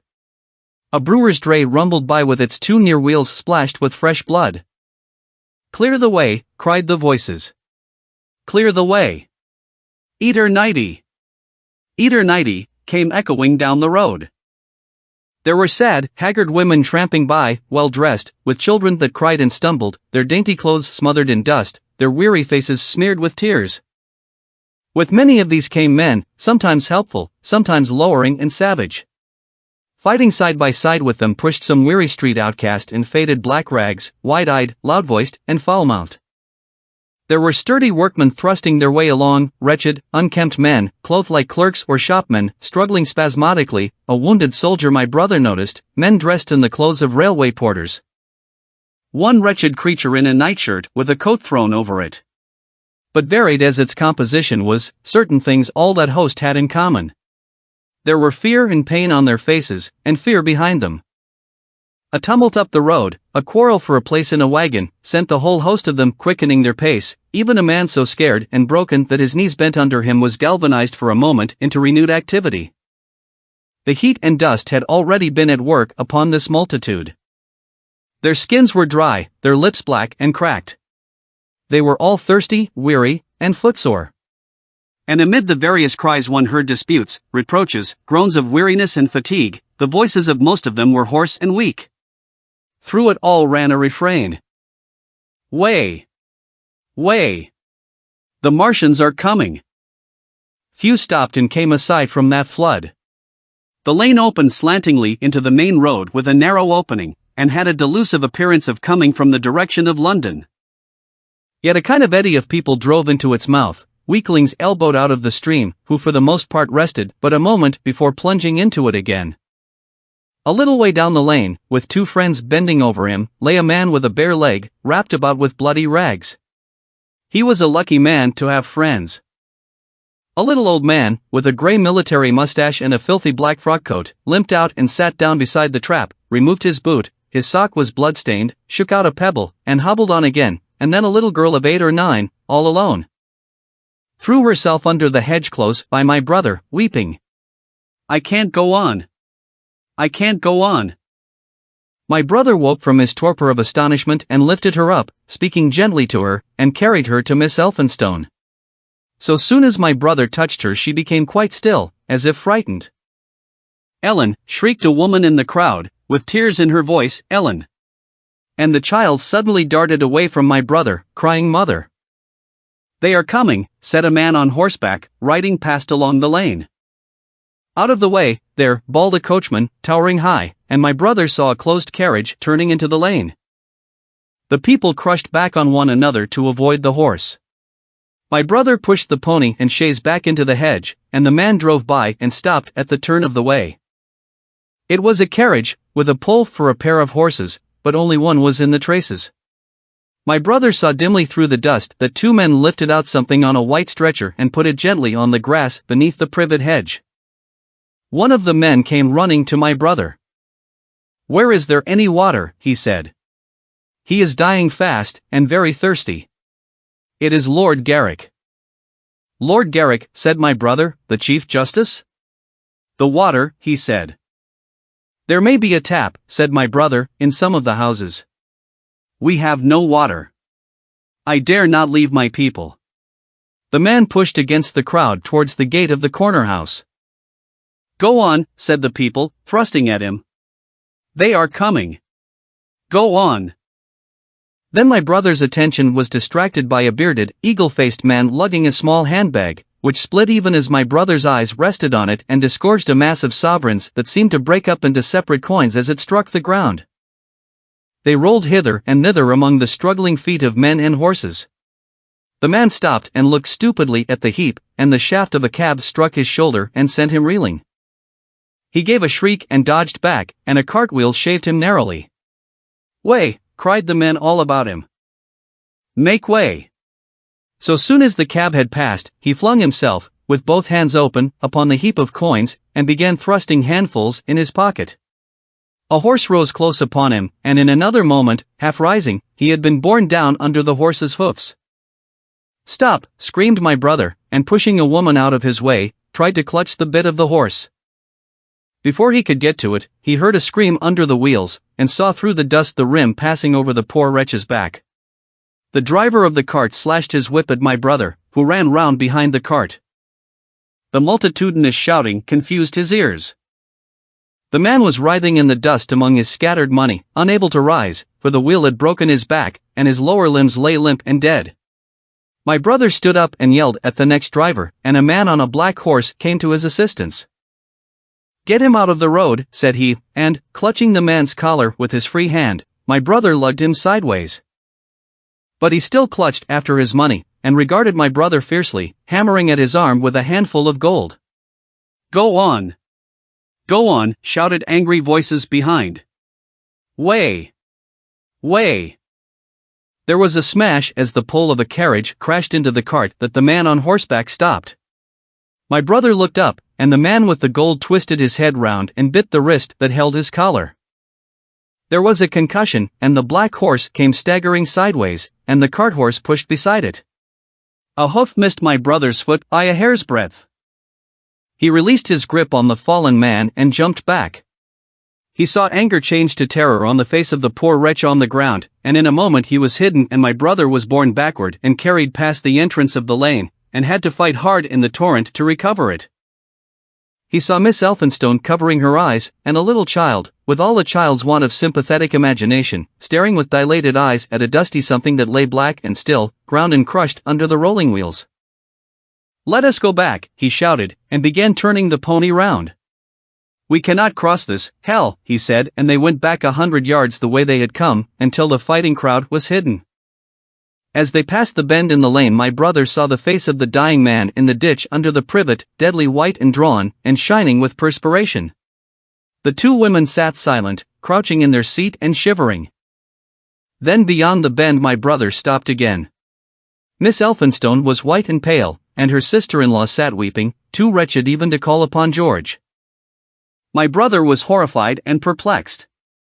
So soon as they had retreated he realized how urgent and unavoidable it was to attempt this crossing. He turned to Miss Elphinstone, suddenly resolute. "We must go that way," he said, and led the pony round again. For the second time that day this girl proved her quality. To force their way into the torrent of people, my brother plunged into the traffic and held back a cab horse, while she drove the pony across its head. A wagon locked wheels for a moment and ripped a long splinter from the chaise. In another moment they were caught and swept forward by the stream. My brother, with the cabman's whip marks red across his face and hands, scrambled into the chaise and took the reins from her. "Point the revolver at the man behind," he said, giving it to her, "if he presses us too hard." "No, point it at his horse." Then he began to look out for a chance of edging to the right across the road. But once in the stream he seemed to lose volition, to become a part of that dusty route. They swept through Chipping Barnet with the torrent. They were nearly a mile beyond the center of the town before they had fought across to the opposite side of the way. It was din and confusion indescribable, but in and beyond the town the road forks repeatedly, and this to some extent relieved the stress. They struck eastward through Hadley, and there on either side of the road, and at another place farther on they came upon a great multitude of people drinking at the stream, some fighting to come at the water. And farther on, from a lull near East Barnet, they saw two trains running slowly one after the other without signal or order, trains swarming with people, with men even among the coals behind the engines, going northward along the Great Northern Railway. My brother supposes they must have filled outside London, for at that time the furious terror of the people had rendered the central termini impossible. Near this place they halted for the rest of the afternoon, for the violence of the day had already utterly exhausted all three of them. They began to suffer the beginnings of hunger, the night was cold, and none of them dared to sleep. And in the evening many people came hurrying along the road nearby their stopping place, fleeing from unknown dangers before them, and going in the direction from which my brother had come. 17. The Thunder Child. Had the Martians aimed only at destruction, they might on Monday have annihilated the entire population of London, as it spread itself slowly through the home counties. Not only along the road through Barnet, but also through Edgware and Waltham Abbey, and along the roads eastward to Southend and Shoeburyness, and south of the Thames to Deal and Broadstairs, poured the same frantic rout. If one could have hung that June morning in a balloon in the blazing blue above London, every northward and eastward road running out of the tangled maze of streets would have seemed stippled black with the streaming fugitives. Each dot a human agony of terror and physical distress. I have set forth at length in the last chapter my brother's account of the road through Chipping Barnet, in order that my readers may realize how that swarming of black dots appeared to one of those concerned. Never before in the history of the world had such a mass of human beings moved and suffered together. The legendary hosts of Goths and Huns, the hugest armies Asia has ever seen, would have been but a drop in that current. And this was no disciplined march, it was a stampede gigantic and terrible, without order and without a goal, 6 million people unarmed and unprovisioned, driving headlong. It was the beginning of the rout of civilization, of the massacre of mankind. Directly below him the balloonist would have seen the network of streets far and wide, houses, churches, squares, crescents, gardens, already derelict, spread out like a huge map, and in the southward blotted. Over Ealing, Richmond, Wimbledon, it would have seemed as if some monstrous pen had flung ink upon the chart. Steadily, incessantly, each black splash grew and spread, shooting out ramifications this way and that, now banking itself against rising ground, now pouring swiftly over a crest into a newfound valley, exactly as a gout of ink would spread itself upon blotting paper. And beyond, over the blue hills that rise southward of the river, the glittering Martians went to and fro, calmly and methodically spreading their poison cloud over this patch of country, and then over that. Laying it again with their steam jets when it had served its purpose, and taking possession of the conquered country. They do not seem to have aimed at extermination so much as at complete demoralization and the destruction of any opposition. They exploded any stores of powder they came upon, cut every telegraph, and wrecked the railways here and there. They were hamstringing mankind. They seemed in no hurry to extend the field of their operations, and did not come beyond the central part of London all that day. It is possible that a very considerable number of people in London stuck to their houses through Monday morning. Certain it is that many died at home suffocated by the black smoke. Until about midday the Pool of London was an astonishing scene. Steamboats and shipping of all sorts lay there, tempted by the enormous sums of money offered by fugitives, and it is said that many who swam out to these vessels were thrust off with boat-hooks and drowned. About 1 o'clock in the afternoon the thinning remnant of a cloud of the black vapor appeared between the arches of Blackfriars Bridge. At that the Pool became a scene of mad confusion, fighting, and collision, and for some time a multitude of boats and barges jammed in the northern arch of the Tower Bridge, and the sailors and lightermen had to fight savagely against the people who swarmed upon them from the riverfront. People were actually clambering down the piers of the bridge from above. When, an hour later, a Martian appeared beyond the clock tower and waded down the river, nothing but wreckage floated above Limehouse. Of the falling of the fifth cylinder I have presently to tell. The sixth star fell at Wimbledon. My brother, keeping watch beside the women in the chaise in a meadow, saw the green flash of it far beyond the hills. On Tuesday the little party, still set upon getting across the sea, made its way through the swarming country towards Colchester. The news that the Martians were now in possession of the whole of London was confirmed. They had been seen at Highgate, and even, it was said, at Neasden. But they did not come into my brother's view until the morrow. That day the scattered multitudes began to realize the urgent need of provisions. As they grew hungry the rights of property ceased to be regarded. Farmers were out to defend their cattle sheds, granaries, and ripening root crops with arms in their hands. A number of people now, like my brother, had their faces eastward, and there were some desperate souls even going back towards London to get food. These were chiefly people from the northern suburbs, whose knowledge of the black smoke came by hearsay. He heard that about half the members of the government had gathered at Birmingham, and that enormous quantities of high explosives were being prepared to be used in automatic mines across the Midland counties. He was also told that the Midland Railway Company had replaced the desertions of the first day's panic, had resumed traffic, and was running northward trains from St. Albans to relieve the congestion of the home counties. There was also a placard in Chipping Ongar announcing that large stores of flour were available in the northern towns and that within 24 hours bread would be distributed among the starving people in the neighborhood. But this intelligence did not deter him from the plan of escape he had formed, and the three pressed eastward all day, and heard no more of the bread distribution than this promise. Nor, as a matter of fact, did anyone else hear more of it. That night fell the seventh star, falling upon Primrose Hill. It fell while Miss Elphinstone was watching, for she took that duty alternately with my brother. She saw it. On Wednesday the three fugitives, they had passed the night in a field of unripe wheat, reached Chelmsford, and there a body of the inhabitants, calling itself the Committee of Public Supply, seized the pony as provisions, and would give nothing in exchange for it but the promise of a share in it the next day. Here there were rumors of Martians at Epping, and news of the destruction of Waltham Abbey powder mills in a vain attempt to blow up one of the invaders. People were watching for Martians here from the church towers. My brother, very luckily for him as it chanced, preferred to push on at once to the coast rather than wait for food, although all three of them were very hungry.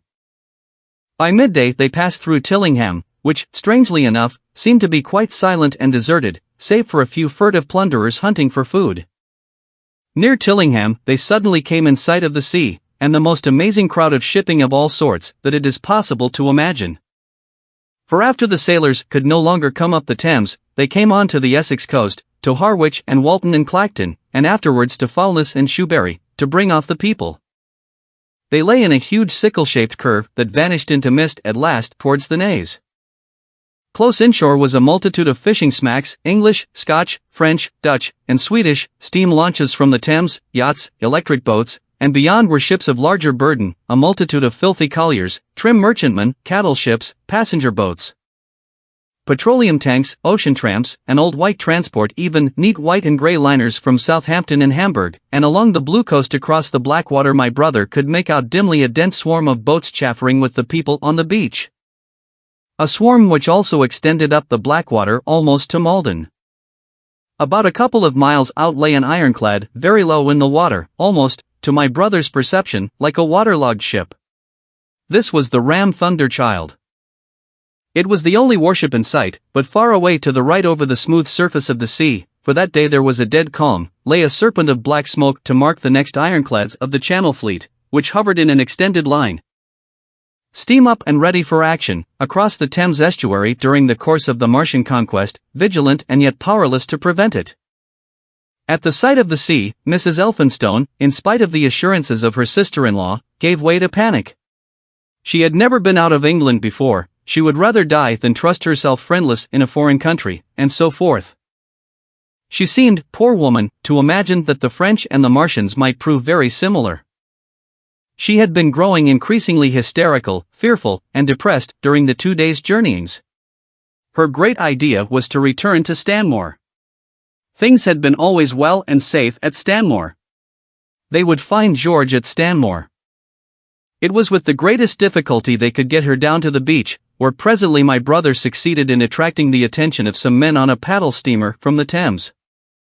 They sent a boat and drove a bargain for £36 for the three. The steamer was going, these men said, to Ostend. It was about 2 o'clock when my brother, having paid their fares at the gangway, found himself safely aboard the steamboat with his charges. There was food aboard, albeit at exorbitant prices, and the three of them contrived to eat a meal on one of the seats forward.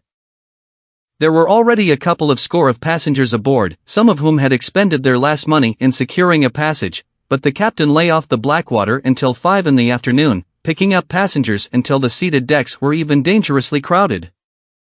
He would probably have remained longer had it not been for the sound of guns that began about that hour in the south. As if in answer, the ironclad seaward fired a small gun and hoisted a string of flags. A jet of smoke sprang out of her funnels. Some of the passengers were of opinion that this firing came from Shoeburyness, until it was noticed that it was growing louder. At the same time, far away in the southeast the masts and upperworks of 3 ironclads rose one after the other out of the sea, beneath clouds of black smoke. But my brother's attention speedily reverted to the distant firing in the south. He fancied he saw a column of smoke rising out of the distant grey haze. The little steamer was already flapping her way eastward of the big crescent of shipping, and the low Essex coast was growing blue and hazy, when a Martian appeared, small and faint in the remote distance, advancing along the muddy coast from the direction of Foulness. At that the captain on the bridge swore at the top of his voice with fear and anger at his own delay, and the paddles seemed infected with his terror. Every soul aboard stood at the bulwarks or on the seats of the steamer and stared at that distant shape, higher than the trees or church towers inland, and advancing with a leisurely parody of a human stride. It was the first Martian my brother had seen, and he stood, more amazed than terrified, watching this Titan advancing deliberately towards the shipping, wading farther and farther into the water as the coast fell away. Then, far away beyond the crouch, came another, striding over some stunted trees, and then yet another, still farther off, wading deeply through a shiny mudflat that seemed to hang halfway up between sea and sky. They were all stalking seaward, as if to intercept the escape of the multitudinous vessels that were crowded between Foulness and the Naze. In spite of the throbbing exertions of the engines of the little paddle boat, and the pouring foam that her wheels flung behind her, she receded with terrifying slowness from this ominous advance. Glancing northwestward, my brother saw the large crescent of shipping already writhing with the approaching terror, one ship passing behind another coming round from broadside to end on, steamships whistling and giving off volumes of steam, sails being let out. Launches rushing hither and thither. He was so fascinated by this and by the creeping danger away to the left that he had no eyes for anything seaward. And then a swift movement of the steamboat flung him headlong from the seat upon which he was standing. There was a shouting all about him, a trampling of feet, and a cheer that seemed to be answered faintly. The steamboat lurched and rolled him over upon his hands. He sprang to his feet and saw to starboard, and not 100 yards from their heeling, pitching boat, a vast iron bulk like the blade of a plough tearing through the water, tossing it on either side in huge waves of foam that leaped towards the steamer. Flinging her paddles helplessly in the air, and then sucking her deck down almost to the waterline. A douche of spray blinded my brother for a moment. When his eyes were clear again, he saw the monster had passed and was rushing landward. Big iron upperworks rose out of this headlong structure, and from that twin funnels projected and spat a smoking blast shot with fire. It was the torpedo ram, Thunderchild, steaming headlong, coming to the rescue of the threatened shipping. Keeping his footing on the heaving deck by clutching the bulwarks, my brother looked past this charging leviathan at the Martians again, and he saw the three of them now close together, and standing so far out to see that their tripod supports were almost entirely submerged. Thus sunken, and seen in remote perspective, they appeared far less formidable than the huge iron bulk in whose wake the steamer was pitching so helplessly. It would seem they were regarding this new antagonist with astonishment. To their intelligence, it may be, the giant was even such another as themselves. The Thunderchild fired no gun, but simply drove full speed towards them. It was probably her not firing that enabled her to get so near the enemy as she did. They did not know what to make of her. One shell, and they would have sent her to the bottom forthwith with the heat ray.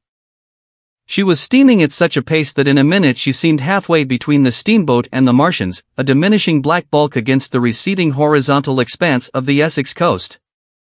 Suddenly the foremost Martian lowered his tube and discharged a canister of the black gas at the ironclad.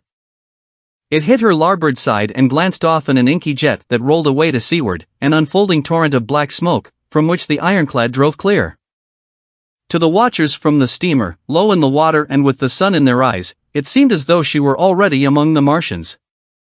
They saw the gaunt figures separating and rising out of the water as they retreated shoreward, and one of them raised the camera-like generator of the heat ray. He held it pointing obliquely downward, and a bank of steam sprang from the water at its touch.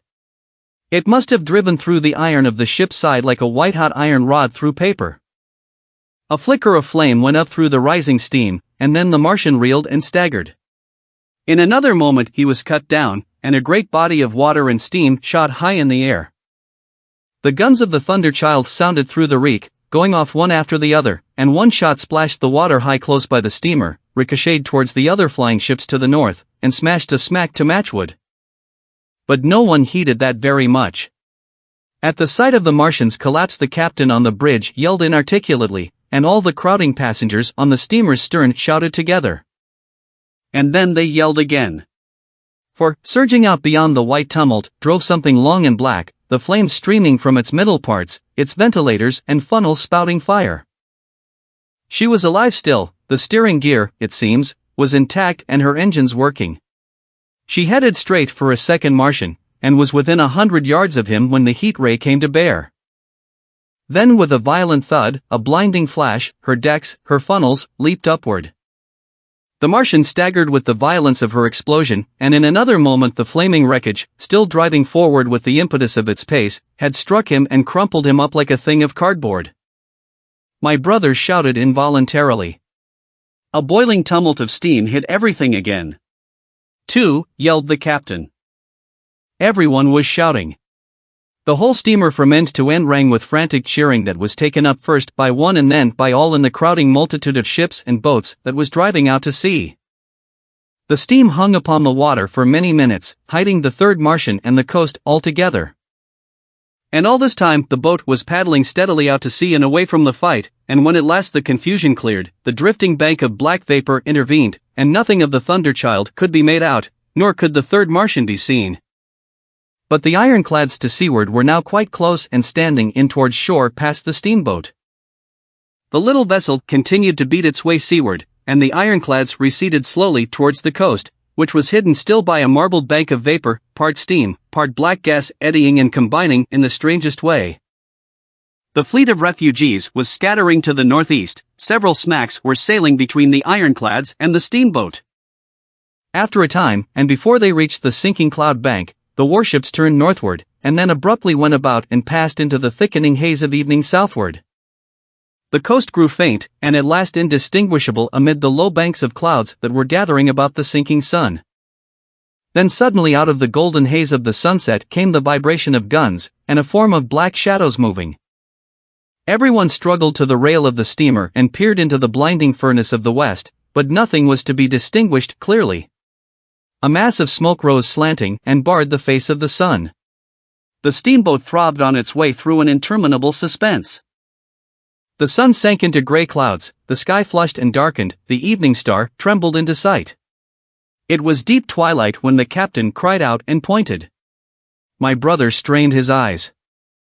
Something rushed up into the sky out of the greyness, rushed slantingly upward and very swiftly into the luminous clearness above the clouds in the western sky, something flat and broad, and very large, that swept round in a vast curve, grew smaller, sank slowly, and vanished again into the grey mystery of the night. And as it flew it rained down darkness upon the land. Book 2. The Earth Under the Martians Die. Underfoot. In the first book I have wandered so much from my own adventures to tell of the experiences of my brother that all through the last 2 chapters one and the curate have been lurking in the empty house at Halliford whither we fled to escape the black smoke. There I will resume. We stopped there all Sunday night and all the next day, the day of the panic, in a little island of daylight, cut off by the black smoke from the rest of the world. We could do nothing but wait in aching inactivity during those 2 weary days. My mind was occupied by anxiety for my wife. I figured her at Leatherhead, terrified, in danger, mourning me already as a dead man. I paced the rooms and cried aloud when I thought of how I was cut off from her, of all that might happen to her in my absence. My cousin I knew was brave enough for any emergency, but he was not the sort of man to realize danger quickly, to rise promptly. What was needed now was not bravery, but circumspection. My only consolation was to believe that the Martians were moving Londonward and away from her. Such vague anxieties keep the mind sensitive and painful. I grew very weary and irritable with the curate's perpetual ejaculations. I tired of the sight of his selfish despair. After some ineffectual remonstrance I kept away from him, staying in a room, evidently a children's schoolroom, containing globes, forms, and copybooks. When he followed me thither, I went to a box room at the top of the house and, in order to be alone with my aching miseries, locked myself in. We were hopelessly hemmed in by the black smoke all that day and the morning of the next.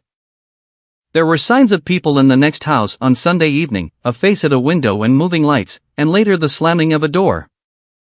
But I do not know who these people were, nor what became of them. We saw nothing of them next day. The black smoke drifted slowly riverward all through Monday morning, creeping nearer and nearer to us, driving at last along the roadway outside the house that hid us. A Martian came across the fields about midday, laying the stuff with a jet of superheated steam that hissed against the walls, smashed all the windows it touched, and scalded the curate's hand as he fled out of the front room. When at last we crept across the sodden rooms and looked out again, the country northward was as though a black snowstorm had passed over it. Looking towards the river, we were astonished to see an unaccountable redness mingling with the black of the scorched meadows. For a time we did not see how this change affected our position, save that we were relieved of our fear of the black smoke. But later I perceived that we were no longer hemmed in, that now we might get away. So soon as I realized that the way of escape was open, my dream of action returned. But the curate was lethargic, unreasonable. "We are safe here," he repeated, "safe here." I resolved to leave him, would that I had. Wiser now for the artilleryman's teaching, I sought out food and drink. I had found oil and rags for my burns, and I also took a hat and a flannel shirt that I found in one of the bedrooms. When it was clear to him that I meant to go alone, had reconciled myself to going alone, he suddenly roused himself to come. And all being quiet throughout the afternoon, we started about 5 o'clock, as I should judge, along the blackened road to Sunbury. In Sunbury, and at intervals along the road, were dead bodies lying in contorted attitudes, horses as well as men, overturned carts and luggage, all covered thickly with black dust. That pall of cindery powder made me think of what I had read of the destruction of Pompeii. We got to Hampton Court without misadventure, our minds full of strange and unfamiliar appearances, and at Hampton Court our eyes were relieved to find a patch of green that had escaped the suffocating drift. We went through Bushy Park, with its deer going to and fro under the chestnuts, and some men and women hurrying in the distance towards Hampton, and so we came to Twickenham. These were the first people we saw. Away across the road the woods beyond Ham and Petersham were still afire. Twickenham was uninjured by either heat ray or black smoke, and there were more people about here, though none could give us news. For the most part they were like ourselves, taking advantage of a lull to shift their quarters. I have an impression that many of the houses here were still occupied by scared inhabitants, too frightened even for flight. Here too the evidence of a hasty rout was abundant along the road. I remember most vividly 3 smashed bicycles in a heap, pounded into the road by the wheels of subsequent carts. We crossed Richmond Bridge about 8:30. We hurried across the exposed bridge, of course, but I noticed floating down the stream a number of red masses, some many feet across. I did not know what these were, there was no time for scrutiny, and I put a more horrible interpretation on them than they deserved. Here again on the Surrey side were black dust that had once been smoke, and dead bodies, a heap near the approach to the station, but we had no glimpse of the Martians until we were some way towards Barnes. We saw in the blackened distance a group of 3 people running down a side street towards the river, but otherwise it seemed deserted. Up the hill Richmond town was burning briskly, outside the town of Richmond there was no trace of the black smoke. Then suddenly, as we approached Kew, came a number of people running, and the upper works of a Martian fighting machine loomed in sight over the housetops, not 100 yards away from us. We stood aghast at our danger, and had the Martian looked down we must immediately have perished. We were so terrified that we dared not go on, but turned aside and hid in a shed in a garden. There the curate crouched, weeping silently, and refusing to stir again. But my fixed idea of reaching Leatherhead would not let me rest, and in the twilight I ventured out again. I went through a shrubbery, and along a passage beside a big house standing in its own grounds, and so emerged upon the road towards Kew. The curate I left in the shed, but he came hurrying after me. That second start was the most foolhardy thing I ever did. For it was manifest the Martians were about us. No sooner had the curate overtaken me than we saw either the fighting machine we had seen before or another, far away across the meadows in the direction of Kew Lodge. 4 or 5 little black figures hurried before it across the green-grey of the field, and in a moment it was evident this Martian pursued them. In 3 strides he was among them, and they ran radiating from his feet in all directions. He used no heat ray to destroy them, but picked them up one by one. Apparently he tossed them into the great metallic carrier which projected behind him, much as a workman's basket hangs over his shoulder. It was the first time I realized that the Martians might have any other purpose than destruction with defeated humanity. We stood for a moment petrified, then turned and fled through a gate behind us into a walled garden, fell into, rather than found, a fortunate ditch, and lay there, scarce daring to whisper to each other until the stars were out. I suppose it was nearly 11 o'clock before we gathered courage to start again, no longer venturing into the road, but sneaking along hedgerows and through plantations, and watching keenly through the darkness, he on the right and I on the left, for the Martians, who seemed to be all about us. In one place we blundered upon a scorched and blackened area, now cooling and ashen, and a number of scattered dead bodies of men, burned horribly about the heads and trunks but with their legs and boots mostly intact, and of dead horses, 50 feet, perhaps, behind a line of 4 ripped guns and smashed gun carriages. Sheen, it seemed, had escaped destruction, but the place was silent and deserted. Here we happened on no dead, though the night was too dark for us to see into the side roads of the place. In Sheen my companion suddenly complained of faintness and thirst, and we decided to try one of the houses. The first house we entered, after a little difficulty with the window, was a small semi-detached villa, and I found nothing eatable left in the place but some moldy cheese. There was, however, water to drink, and I took a hatchet, which promised to be useful in our next housebreaking. We then crossed to a place where the road turns towards Mortlake. Here there stood a white house within a walled garden, and in the pantry of this domicile we found a store of food, 2 loaves of bread in a pan, an uncooked steak, and the half of a ham. I give this catalogue so precisely because, as it happened, we were destined to subsist upon this store for the next fortnight. Bottled beer stood under a shelf, and there were 2 bags of haricot beans and some limp lettuces. This pantry opened into a kind of wash-up kitchen, and in this was firewood. There was also a cupboard, in which we found nearly a dozen of burgundy, tinned soups and salmon, and 2 tins of biscuits. We sat in the adjacent kitchen in the dark, for we dared not strike a light, and ate bread and ham, and drank beer out of the same bottle. The curate, who was still timorous and restless, was now, oddly enough, for pushing on, and I was urging him to keep up his strength by eating when the thing happened that was to imprison us. "It can't be midnight yet," I said, and then came a blinding glare of vivid green light. Everything in the kitchen leaped out, clearly visible in green and black, and vanished again. And then followed such a concussion as I have never heard before or since. South close on the heels of this, as to seem instantaneous, came a thud behind me, a clash of glass, a crash and rattle of falling masonry all about us, and the plaster of the ceiling came down upon us, smashing into a multitude of fragments upon our heads. I was knocked headlong across the floor against the oven handle and stunned. I was insensible for a long time, the curate told me, and when I came to we were in darkness again, and he, with a face wet, as I found afterwards, with blood from a cut forehead, was dabbing water over me. For some time I could not recollect what had happened. Then things came to me slowly. A bruise on my temple asserted itself. "Are you better?" asked the curate in a whisper. At last I answered him. I sat up. "Don't move," he said. "The floor is covered with smashed crockery from the dresser. You can't possibly move without making a noise, and I fancy they are outside." We both sat quite silent, so that we could scarcely hear each other breathing. Everything seemed deadly still, but once something near us, some plaster or broken brickwork, slid down with a rumbling sound. Outside and very near was an intermittent, metallic rattle. "That," said the curate, when presently it happened again. "Yes," I said. "But what is it?" "A Martian," said the curate. I listened again. "It was not like the heat ray," I said, and for a time I was inclined to think one of the great fighting machines had stumbled against the house, as I had seen one stumble against the tower of Shepperton Church. Our situation was so strange and incomprehensible that for 3 or 4 hours, until the dawn came, we scarcely moved. And then the light filtered in, not through the window, which remained black, but through a triangular aperture between a beam and a heap of broken bricks in the wall behind us.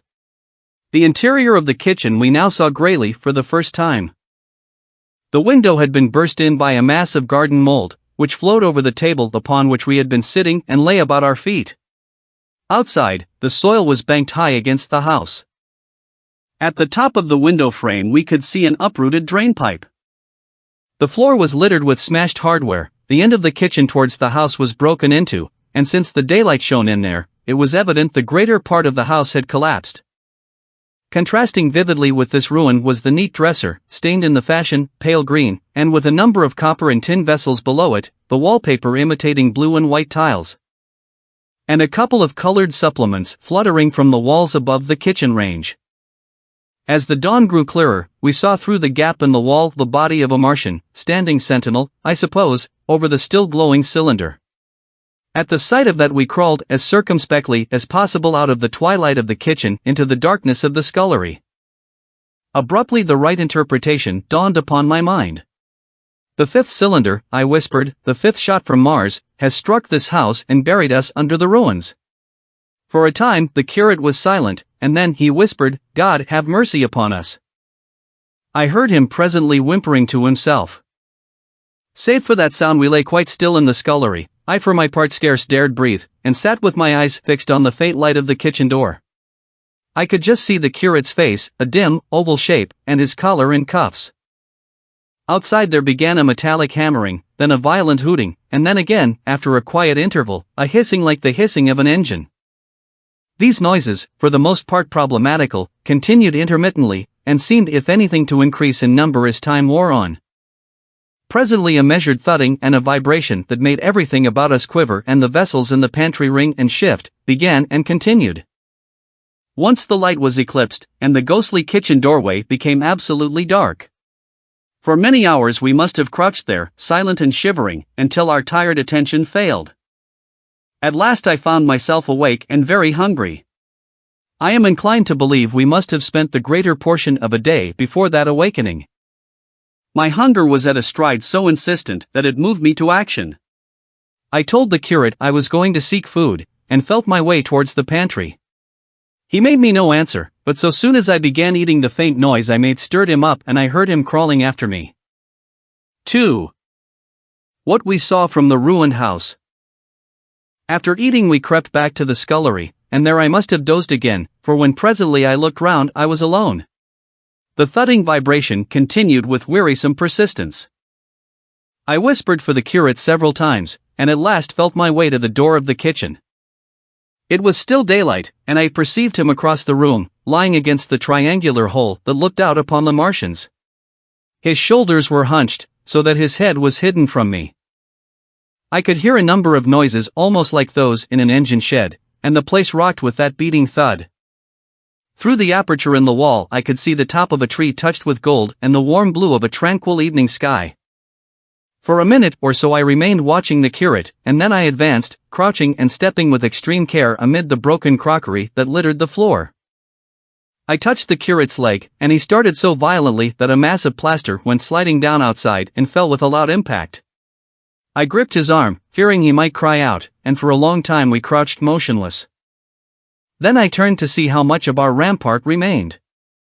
The detachment of the plaster had left a vertical slit open in the debris, and by raising myself cautiously across a beam I was able to see out of this gap into what had been overnight a quiet suburban roadway. Vast, indeed, was the change that we beheld. The fifth cylinder must have fallen right into the midst of the house we had first visited. The building had vanished, completely smashed, pulverized, and dispersed by the blow. The cylinder lay now far beneath the original foundations, deep in a hole already vastly larger than the pit I had looked into at Woking. The earth all round it had splashed under that tremendous impact, splashed is the only word, and lay in heaped piles that hid the masses of the adjacent houses. It had behaved exactly like mud under the violent blow of a hammer.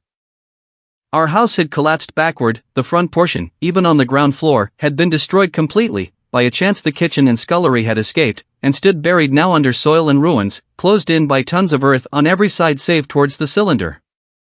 Over that aspect we hung now on the very edge of the great circular pit the Martians were engaged in making. The heavy beating sound was evidently just behind us, and ever and again a bright green vapor drove up like a veil across our peephole. The cylinder was already opened in the center of the pit, and on the farther edge of the pit, amid the smashed and gravel-heaped shrubbery, one of the great fighting machines, deserted by its occupant, stood stiff and tall against the evening sky. At first I scarcely noticed the pit and the cylinder, although it has been convenient to describe them first, on account of the extraordinary glittering mechanism I saw busy in the excavation. And on account of the strange creatures that were crawling slowly and painfully across the heaped mold near it.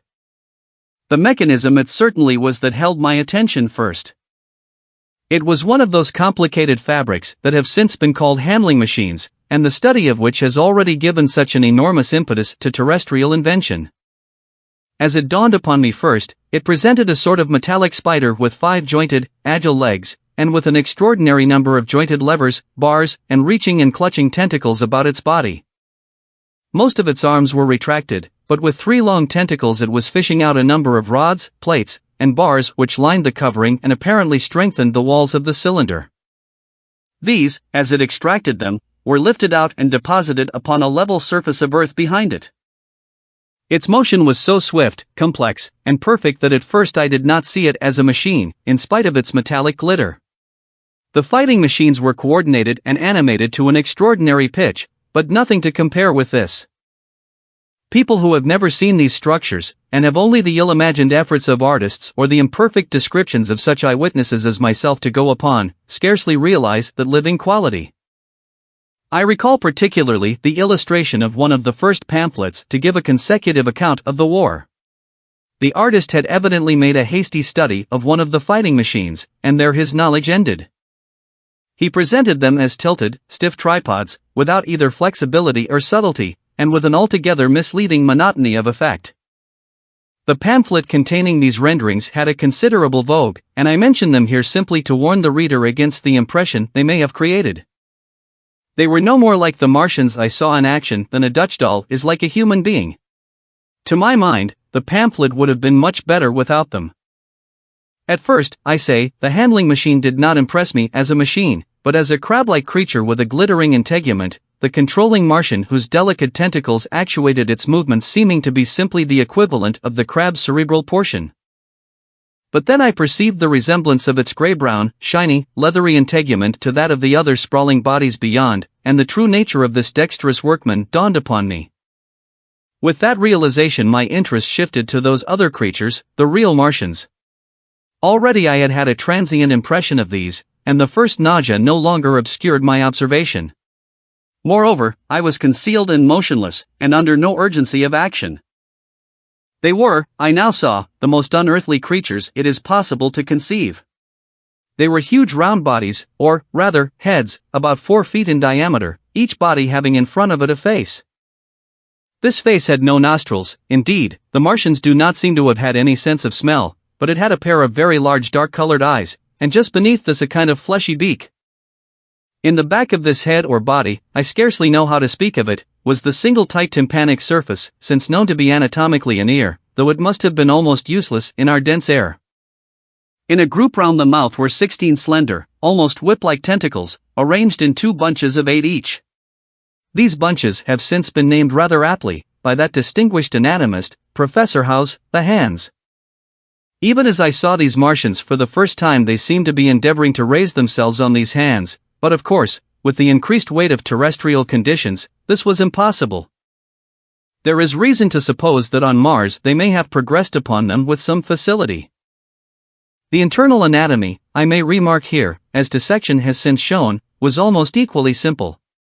The greater part of the structure was the brain, sending enormous nerves to the eyes, ear, and tactile tentacles.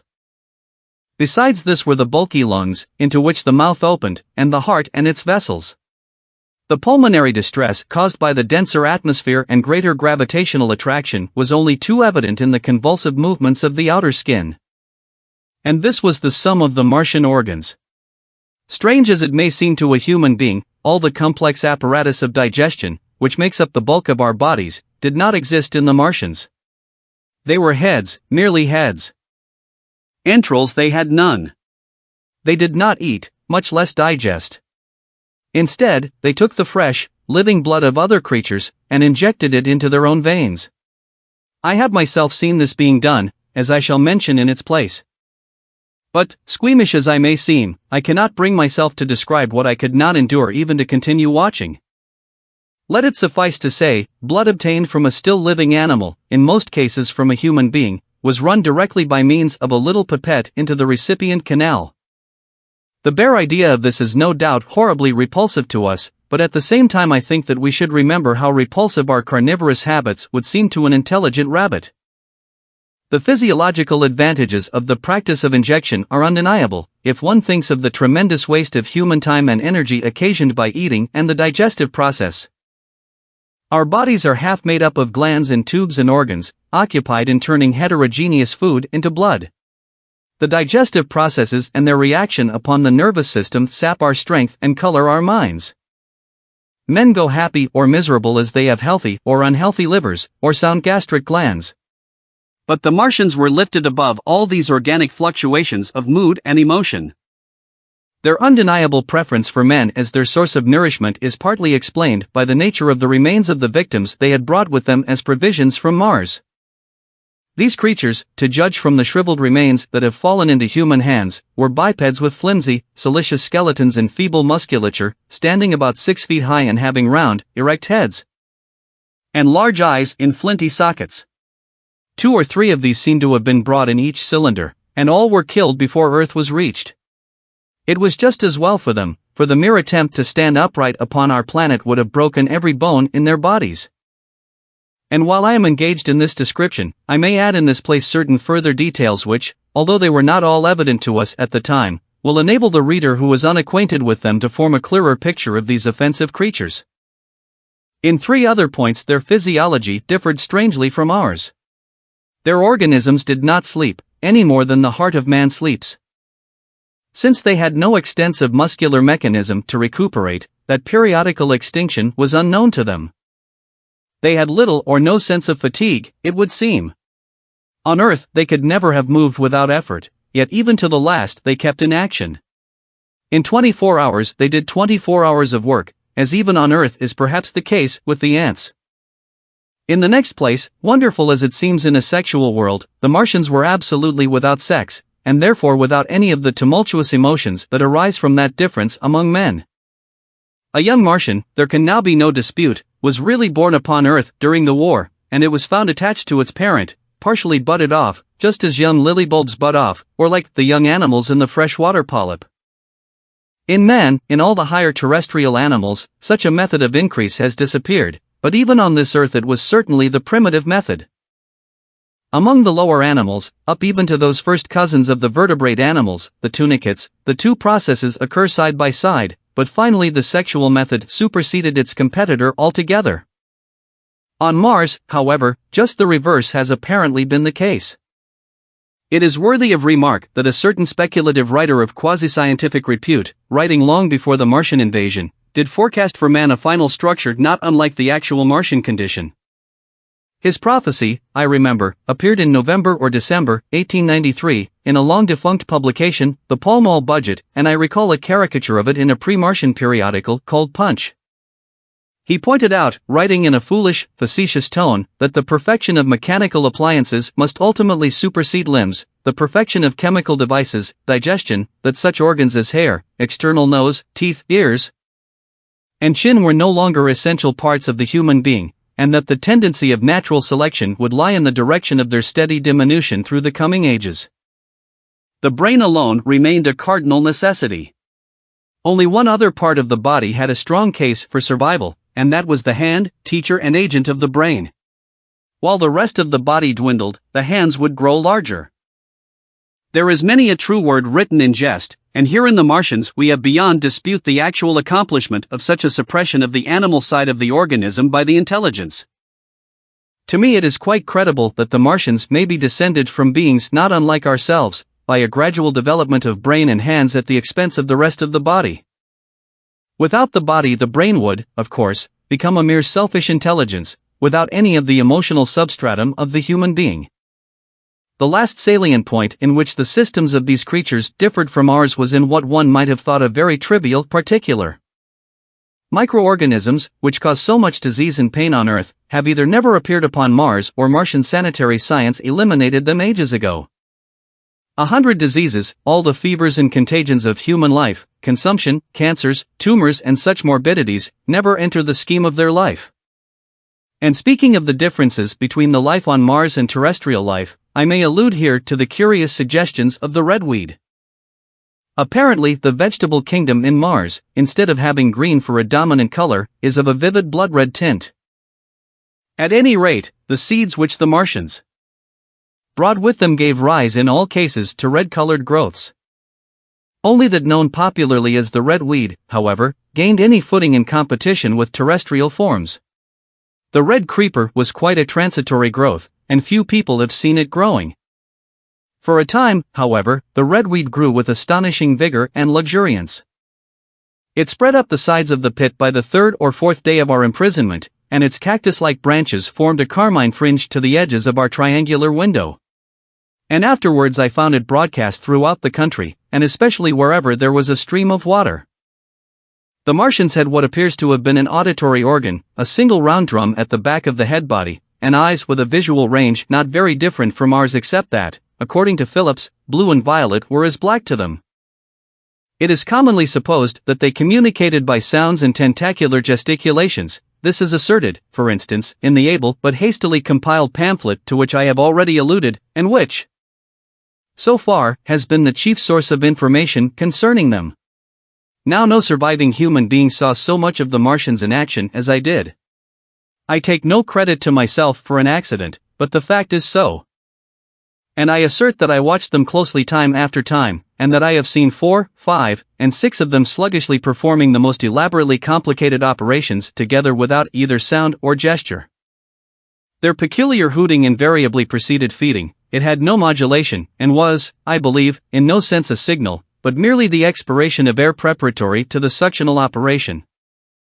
I have a certain claim to at least an elementary knowledge of psychology, and in this matter I am convinced, as firmly as I am convinced of anything, that the Martians interchange thoughts without any physical intermediation. And I have been convinced of this in spite of strong preconceptions. Before the Martian invasion, as an occasional reader here or there may remember, I had written with some little vehemence against the telepathic theory. The Martians wore no clothing.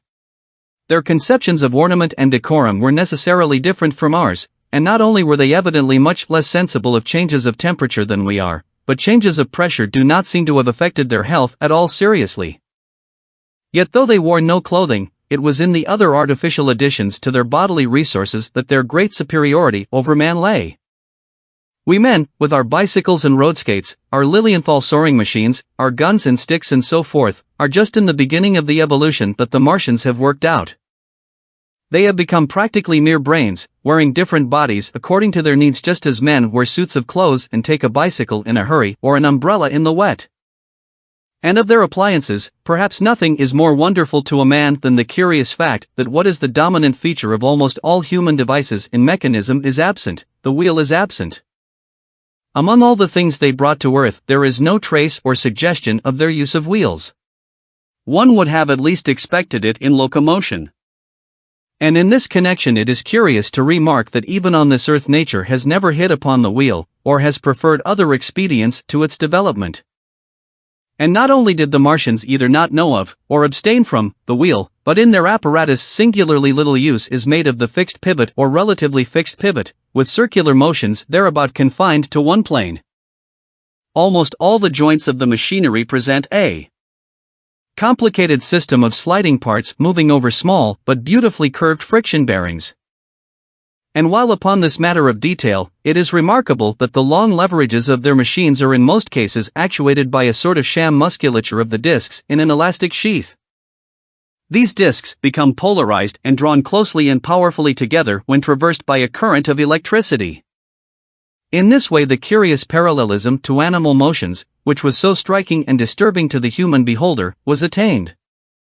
Such quasi-muscles abounded in the crab-like handling machine which, on my first peeping out of the slit, I watched unpacking the cylinder. It seemed infinitely more alive than the actual Martians lying beyond it in the sunset light, panting, stirring ineffectual tentacles, and moving feebly after their vast journey across space. While I was still watching their sluggish motions in the sunlight, and noting each strange detail of their form, the curate reminded me of his presence by pulling violently at my arm. I turned to a scowling face and silent, eloquent lips. He wanted the slit, which permitted only one of us to peep through, and so I had to forego watching them for a time while he enjoyed that privilege. When I looked again, the busy handling machine had already put together several of the pieces of apparatus it had taken out of the cylinder into a shape having an unmistakable likeness to its own. And down on the left a busy little digging mechanism had come into view, emitting jets of green vapor and working its way round the pit, excavating and embanking in a methodical and discriminating manner. This it was which had caused the regular beating noise, and the rhythmic shocks that had kept our ruinous refuge quivering. It piped and whistled as it worked. So far as I could see, the thing was without a directing Martian at all. 3. The days of imprisonment. The arrival of a second fighting machine drove us from our peephole into the scullery, for we feared that from his elevation the Martian might see down upon us behind our barrier. At a later date we began to feel less in danger of their eyes, for to an eye in the dazzle of the sunlight outside our refuge must have been blank blackness, but at first the slightest suggestion of approach drove us into the scullery in heart-throbbing retreat. Yet terrible as was the danger we incurred, the attraction of peeping was for both of us irresistible. And I recall now with a sort of wonder that, in spite of the infinite danger in which we were between starvation and a still more terrible death, we could yet struggle bitterly for that horrible privilege of sight. We would race across the kitchen in a grotesque way between eagerness and the dread of making a noise, and strike each other, and thrust and kick, within a few inches of exposure. The fact is that we had absolutely incompatible dispositions and habits of thought and action, and our danger and isolation only accentuated the incompatibility. At Halliford I had already come to hate the curate's trick of helpless exclamation, his stupid rigidity of mind. His endless muttering monologue vitiated every effort I made to think out a line of action, and drove me at times, thus pent up and intensified, almost to the verge of craziness. He was as lacking in restraint as a silly woman. He would weep for hours together, and I verily believe that to the very end this spoiled child of life thought his weak tears in some way efficacious. And I would sit in the darkness unable to keep my mind off him by reason of his importunities. He ate more than I did, and it was in vain I pointed out that our only chance of life was to stop in the house until the Martians had done with their pit, that in that long patience a time might presently come when we should need food. He ate and drank impulsively in heavy meals at long intervals. He slept little. As the days wore on, his utter carelessness of any consideration so intensified our distress and danger that I had, much as I loathed doing it, to resort to threats, and at last to blows. That brought him to reason for a time. But he was one of those weak creatures, void of pride, timorous, anemic, hateful souls, full of shifty cunning, who face neither God nor man, who face not even themselves. It is disagreeable for me to recall and write these things, but I set them down that my story may lack nothing. Those who have escaped the dark and terrible aspects of life will find my brutality, my flash of rage in our final tragedy, easy enough to blame, for they know what is wrong as well as any, but not what is possible to tortured men. But those who have been under the shadow, who have gone down at last to elemental things, will have a wider charity. And while within we fought out our dark, dim contest of whispers, snatched food and drink, and gripping hands and blows, without, in the pitiless sunlight of that terrible June, was the strange wonder, the unfamiliar routine of the Martians in the pit. Let me return to those first new experiences of mine. After a long time I ventured back to the peephole, to find that the newcomers had been reinforced by the occupants of no fewer than 3 of the fighting machines. These last had brought with them certain fresh appliances that stood in an orderly manner about the cylinder. The second handling machine was now completed, and was busied in serving one of the novel contrivances the big machine had brought. This was a body resembling a milk can in its general form, above which oscillated a pear-shaped receptacle, and from which a stream of white powder flowed into a circular basin below.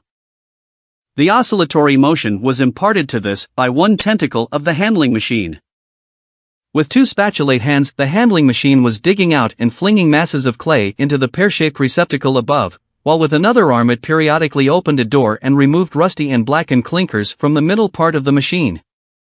Another steely tentacle directed the powder from the basin along a ribbed channel towards some receiver that was hidden from me by the mound of bluish dust. From this unseen receiver a little thread of green smoke rose vertically into the quiet air. As I looked, the handling machine, with a faint and musical clinking, extended, telescopic fashion, a tentacle that had been a moment before a mere blunt projection, until its end was hidden behind the mound of clay. In another second it had lifted a bar of white aluminium into sight, untarnished as yet, and shining dazzlingly, and deposited it in a growing stack of bars that stood at the side of the pit. Between sunset and starlight this dexterous machine must have made more than 100 such bars out of the crude clay, and the mound of bluish dust rose steadily until it topped the side of the pit. The contrast between the swift and complex movements of these contrivances and the inert panting clumsiness of their masters was acute, and for days I had to tell myself repeatedly that these latter were indeed the living of the two things. The curate had possession of the slit when the first men were brought to the pit. I was sitting below, huddled up, listening with all my ears. He made a sudden movement backward, and I, fearful that we were observed, crouched in a spasm of terror. He came sliding down the rubbish and crept beside me in the darkness, inarticulate, gesticulating, and for a moment I shared his panic. His gesture suggested a resignation of the slit, and after a little while my curiosity gave me courage, and I rose up, stepped across him, and clambered up to it. At first I could see no reason for his frantic behavior. The twilight had now come, the stars were little and faint, but the pit was illuminated by the flickering green fire that came from the aluminium making. The whole picture was a flickering scheme of green gleams and shifting rusty black shadows, strangely trying to the eyes. Over and through it all went the bats, heeding it not at all. The sprawling Martians were no longer to be seen, the mound of blue-green powder had risen to cover them from sight, and a fighting machine, with its legs contracted, crumpled, and abbreviated, stood across the corner of the pit. And then, amid the clangor of the machinery, came a drifting suspicion of human voices, that I entertained at first only to dismiss. I crouched, watching this fighting machine closely, satisfying myself now for the first time that the hood did indeed contain a Martian. As the green flames lifted, I could see the oily gleam of his integument and the brightness of his eyes. And suddenly I heard a yell, and saw a long tentacle reaching over the shoulder of the machine to the little cage that hunched upon its back. Then something struggling violently, was lifted high against the sky, a black, vague enigma against the starlight, and as this black object came down again, I saw by the green brightness that it was a man. For an instant he was clearly visible. He was a stout, ruddy, middle-aged man, well-dressed. 3 days before, he must have been walking the world, a man of considerable consequence. I could see his staring eyes and gleams of light on his studs and watch chain. He vanished behind the mound, and for a moment there was silence. And then began a shrieking and a sustained and cheerful hooting from the Martians. I slid down the rubbish, struggled to my feet, clapped my hands over my ears, and bolted into the scullery. The curate, who had been crouching silently with his arms over his head, looked up as I passed, cried out quite loudly at my desertion of him, and came running after me. That night, as we lurked in the scullery, balanced between our horror and the terrible fascination this peeping had, although I felt an urgent need of action, I tried in vain to conceive some plan of escape, but afterwards, during the second day, I was able to consider our position with great clearness. The curate, I found, was quite incapable of discussion. This new and culminating atrocity had robbed him of all vestiges of reason or forethought. Practically he had already sunk to the level of an animal. But as the saying goes, I gripped myself with both hands. It grew upon my mind, once I could face the facts, that terrible as our position was, there was as yet no justification for absolute despair. Our chief chance lay in the possibility of the Martians making the pit nothing more than a temporary encampment. Or even if they kept it permanently, they might not consider it necessary to guard it, and a chance of escape might be afforded us. I also weighed very carefully the possibility of our digging a way out in a direction away from the pit, but the chances of our emerging within sight of some sentinel fighting machine seemed at first too great. And I should have had to do all the digging myself. The curate would certainly have failed me. It was on the third day, if my memory serves me right, that I saw the lad killed. It was the only occasion on which I actually saw the Martians feed. After that experience I avoided the hole in the wall for the better part of a day. I went into the scullery, removed the door, and spent some hours digging with my hatchet as silently as possible, but when I had made a hole about a couple of feet deep the loose earth collapsed noisily, and I did not dare continue. I lost heart, and lay down on the scullery floor for a long time, having no spirit even to move. And after that I abandoned altogether the idea of escaping by excavation. It says much for the impression the Martians had made upon me that at first I entertained little or no hope of our escape being brought about by their overthrow through any human effort. But on the fourth or fifth night I heard a sound like heavy guns. It was very late in the night, and the moon was shining brightly. The Martians had taken away the excavating machine, and, save for a fighting machine that stood in the remoter bank of the pit and a handling machine that was buried out of my sight in a corner of the pit immediately beneath my peephole, the place was deserted by them.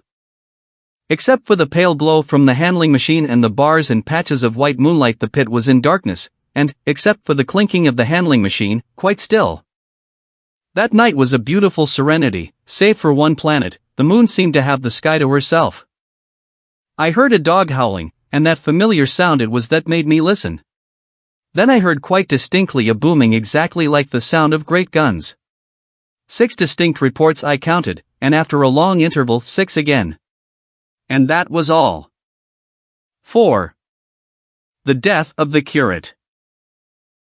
It was on the 6th day of our imprisonment that I peeped for the last time, and presently found myself alone. Instead of keeping close to me and trying to oust me from the slit, the curate had gone back into the scullery. I was struck by a sudden thought. I went back quickly and quietly into the scullery. In the darkness I heard the curate drinking. I snatched in the darkness, and my fingers caught a bottle of Burgundy.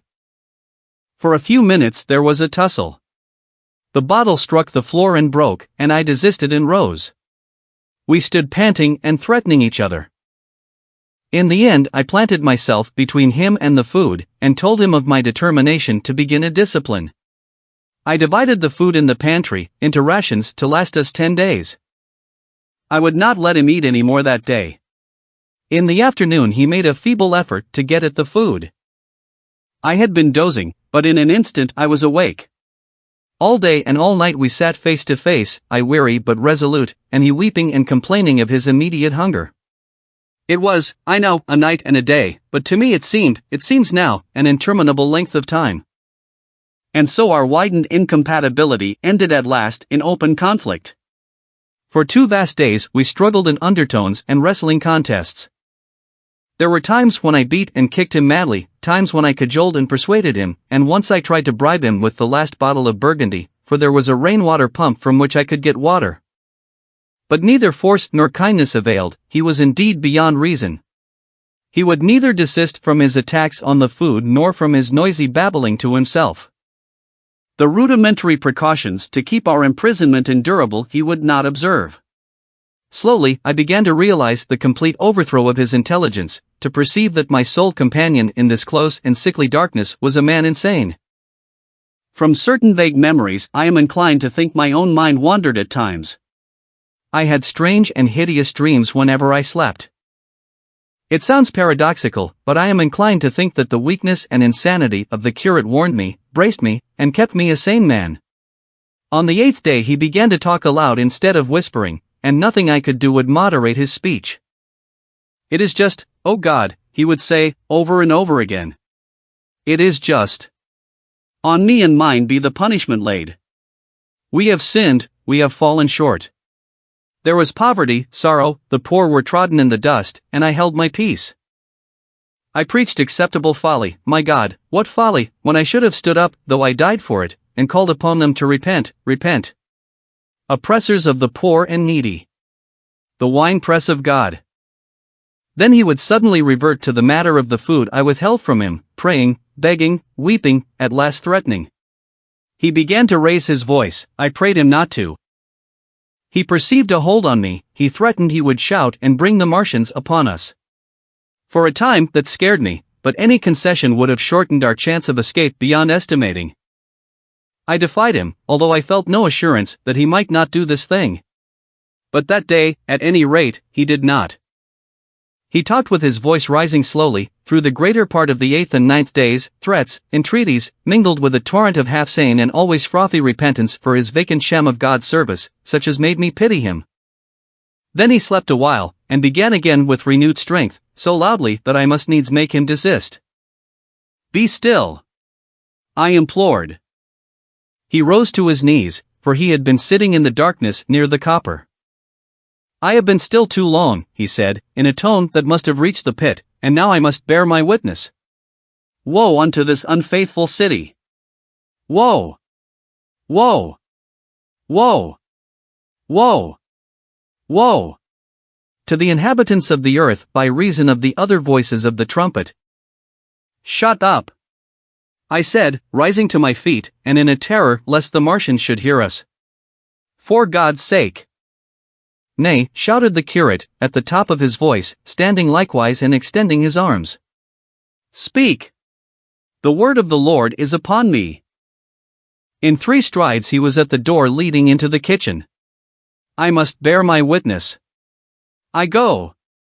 It has already been too long delayed. I put out my hand and felt the meat chopper hanging to the wall. In a flash I was after him.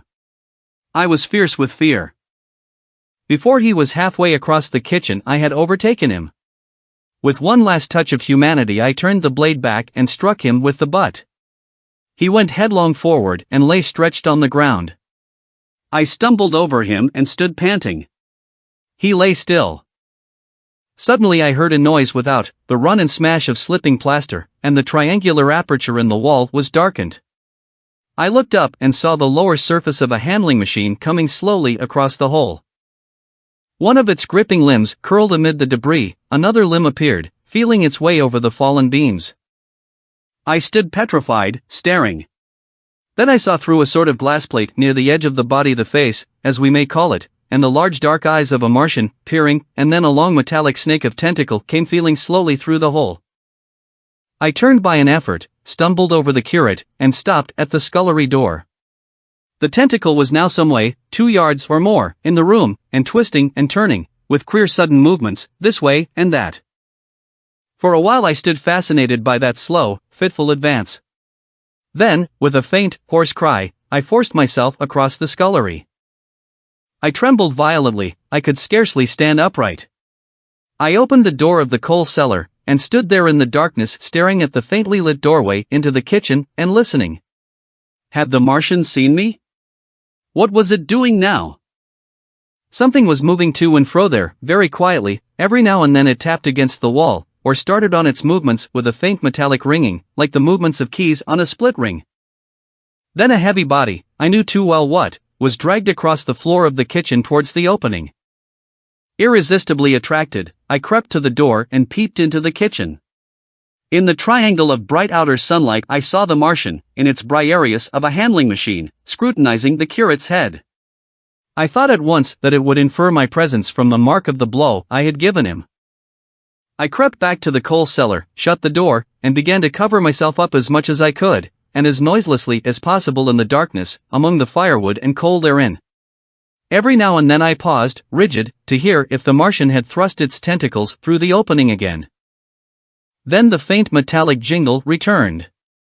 I traced it slowly, feeling over the kitchen. Presently I heard it nearer, in the scullery, as I judged. I thought that its length might be insufficient to reach me. I prayed copiously. It passed, scraping faintly across the cellar door. An age of almost intolerable suspense intervened, then I heard it fumbling at the latch. It had found the door. The Martians understood doors. It worried at the catch for a minute, perhaps, and then the door opened. In the darkness I could just see the thing, like an elephant's trunk more than anything else, waving towards me and touching and examining the wall, coals, wood and ceiling. It was like a black worm swaying its blind head to and fro. Once, even, it touched the heel of my boot. I was on the verge of screaming. I bit my hand. For a time, the tentacle was silent. I could have fancied it had been withdrawn. Presently, with an abrupt click, it gripped something, I thought it had me, and seemed to go out of the cellar again. For a minute I was not sure. Apparently it had taken a lump of coal to examine. I seized the opportunity of slightly shifting my position, which had become cramped, and then listened. I whispered passionate prayers for safety. Then I heard the slow, deliberate sound creeping towards me again. Slowly, slowly it drew near, scratching against the walls and tapping the furniture. While I was still doubtful, it rapped smartly against the cellar door and closed it. I heard it go into the pantry, and the biscuit tins rattled and a bottle smashed, and then came a heavy bump against the cellar door. Then silence that passed into an infinity of suspense. Had it gone? At last I decided that it had. It came into the scullery no more, but I lay all the 10th day in the close darkness, buried among coals and firewood, not daring even to crawl out for the drink for which I craved. It was the 11th day before I ventured so far from my security. The stillness. My first act before I went into the pantry was to fasten the door between the kitchen and the scullery. But the pantry was empty, every scrap of food had gone. Apparently, the Martian had taken it all on the previous day. At that discovery I despaired for the first time. I took no food, or no drink either, on the 11th or the 12th day. At first my mouth and throat were parched, and my strength ebbed sensibly. I sat about in the darkness of the scullery, in a state of despondent wretchedness. My mind ran on eating. I thought I had become deaf, for the noises of movement I had been accustomed to hear from the pit had ceased absolutely. I did not feel strong enough to crawl noiselessly to the peephole, or I would have gone there. On the 12th day my throat was so painful that, taking the chance of alarming the Martians, I attacked the creaking rainwater pump that stood by the sink, and got a couple of glassfuls of blackened and tainted rainwater. I was greatly refreshed by this, and emboldened by the fact that no inquiring tentacle followed the noise of my pumping.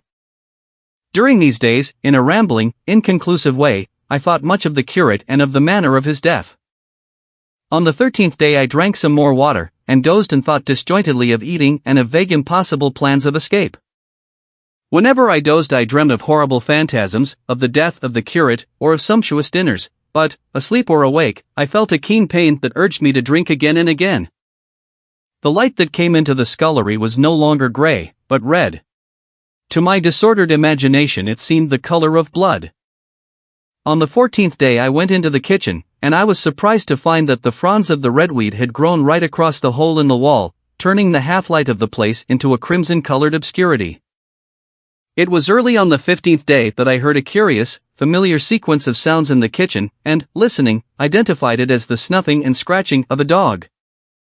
Going into the kitchen, I saw a dog's nose peering in through a break among the ruddy fronds. This greatly surprised me. At the scent of me, he barked shortly. I thought if I could induce him to come into the place quietly, I should be able, perhaps, to kill and eat him, and in any case, it would be advisable to kill him, lest his actions attracted the attention of the Martians. I crept forward, saying "Good dog," very softly, but he suddenly withdrew his head and disappeared. I listened. I was not deaf, but certainly the pit was still. I heard a sound like the flutter of a bird's wings, and a horse croaking, but that was all. For a long while I lay close to the peephole, but not daring to move aside the red plants that obscured it. Once or twice I heard a faint pitter-patter like the feet of the dog going hither and thither on the sand far below me, and there were more bird-like sounds, but that was all. At length, encouraged by the silence, I looked out. Except in the corner, where a multitude of crows hopped and fought over the skeletons of the dead the Martians had consumed, there was not a living thing in the pit.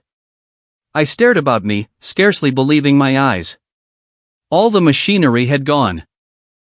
Save for the big mound of greyish-blue powder in one corner, certain bars of aluminium in another, the blackbirds, and the skeletons of the killed, the place was merely an empty circular pit in the sand. Slowly, I thrust myself out through the redweed, and stood upon the mound of rubble. I could see in any direction save behind me, to the north, and neither Martians nor sign of Martians were to be seen. The pit dropped sheerly from my feet, but a little way along the rubbish afforded a practicable slope to the summit of the ruins. My chance of escape had come. I began to tremble. I hesitated for some time, and then, in a gust of desperate resolution, and with a heart that throbbed violently, I scrambled to the top of the mound in which I had been buried so long. I looked about again.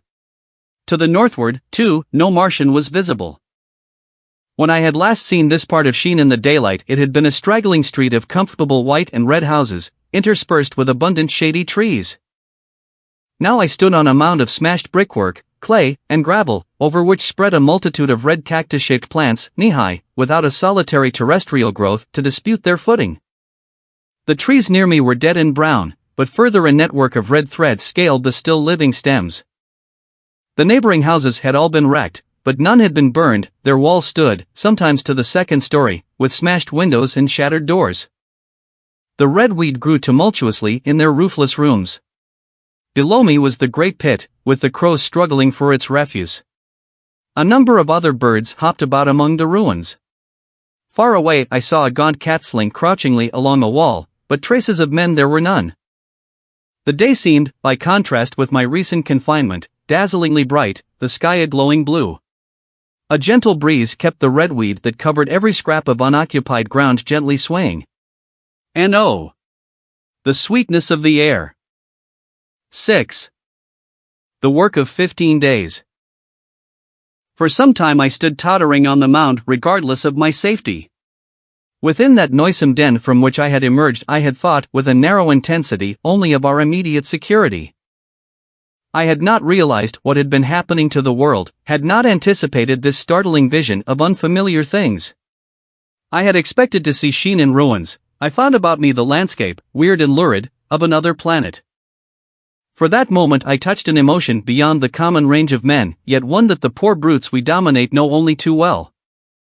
I felt as a rabbit might feel returning to his burrow and suddenly confronted by the work of a dozen busy navvies digging the foundations of a house.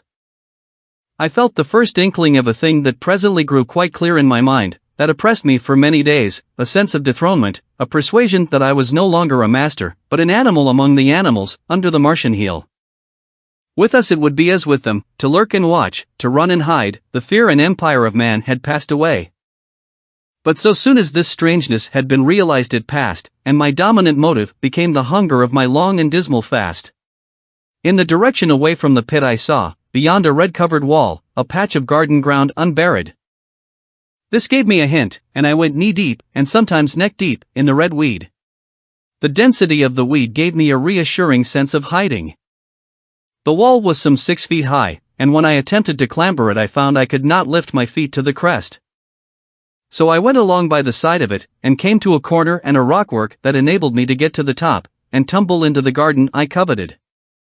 Here I found some young onions, a couple of gladiolus bulbs, and a quantity of immature carrots, all of which I secured, and, scrambling over a ruined wall, went on my way through scarlet and crimson trees towards Kew. It was like walking through an avenue of gigantic blood drops, possessed with two ideas, to get more food, and to limp, as soon and as far as my strength permitted, out of this accursed unearthly region of the pit. Some way farther, in a grassy place, was a group of mushrooms which also I devoured, and then I came upon a brown sheet of flowing shallow water, where meadows used to be. These fragments of nourishment served only to whet my hunger.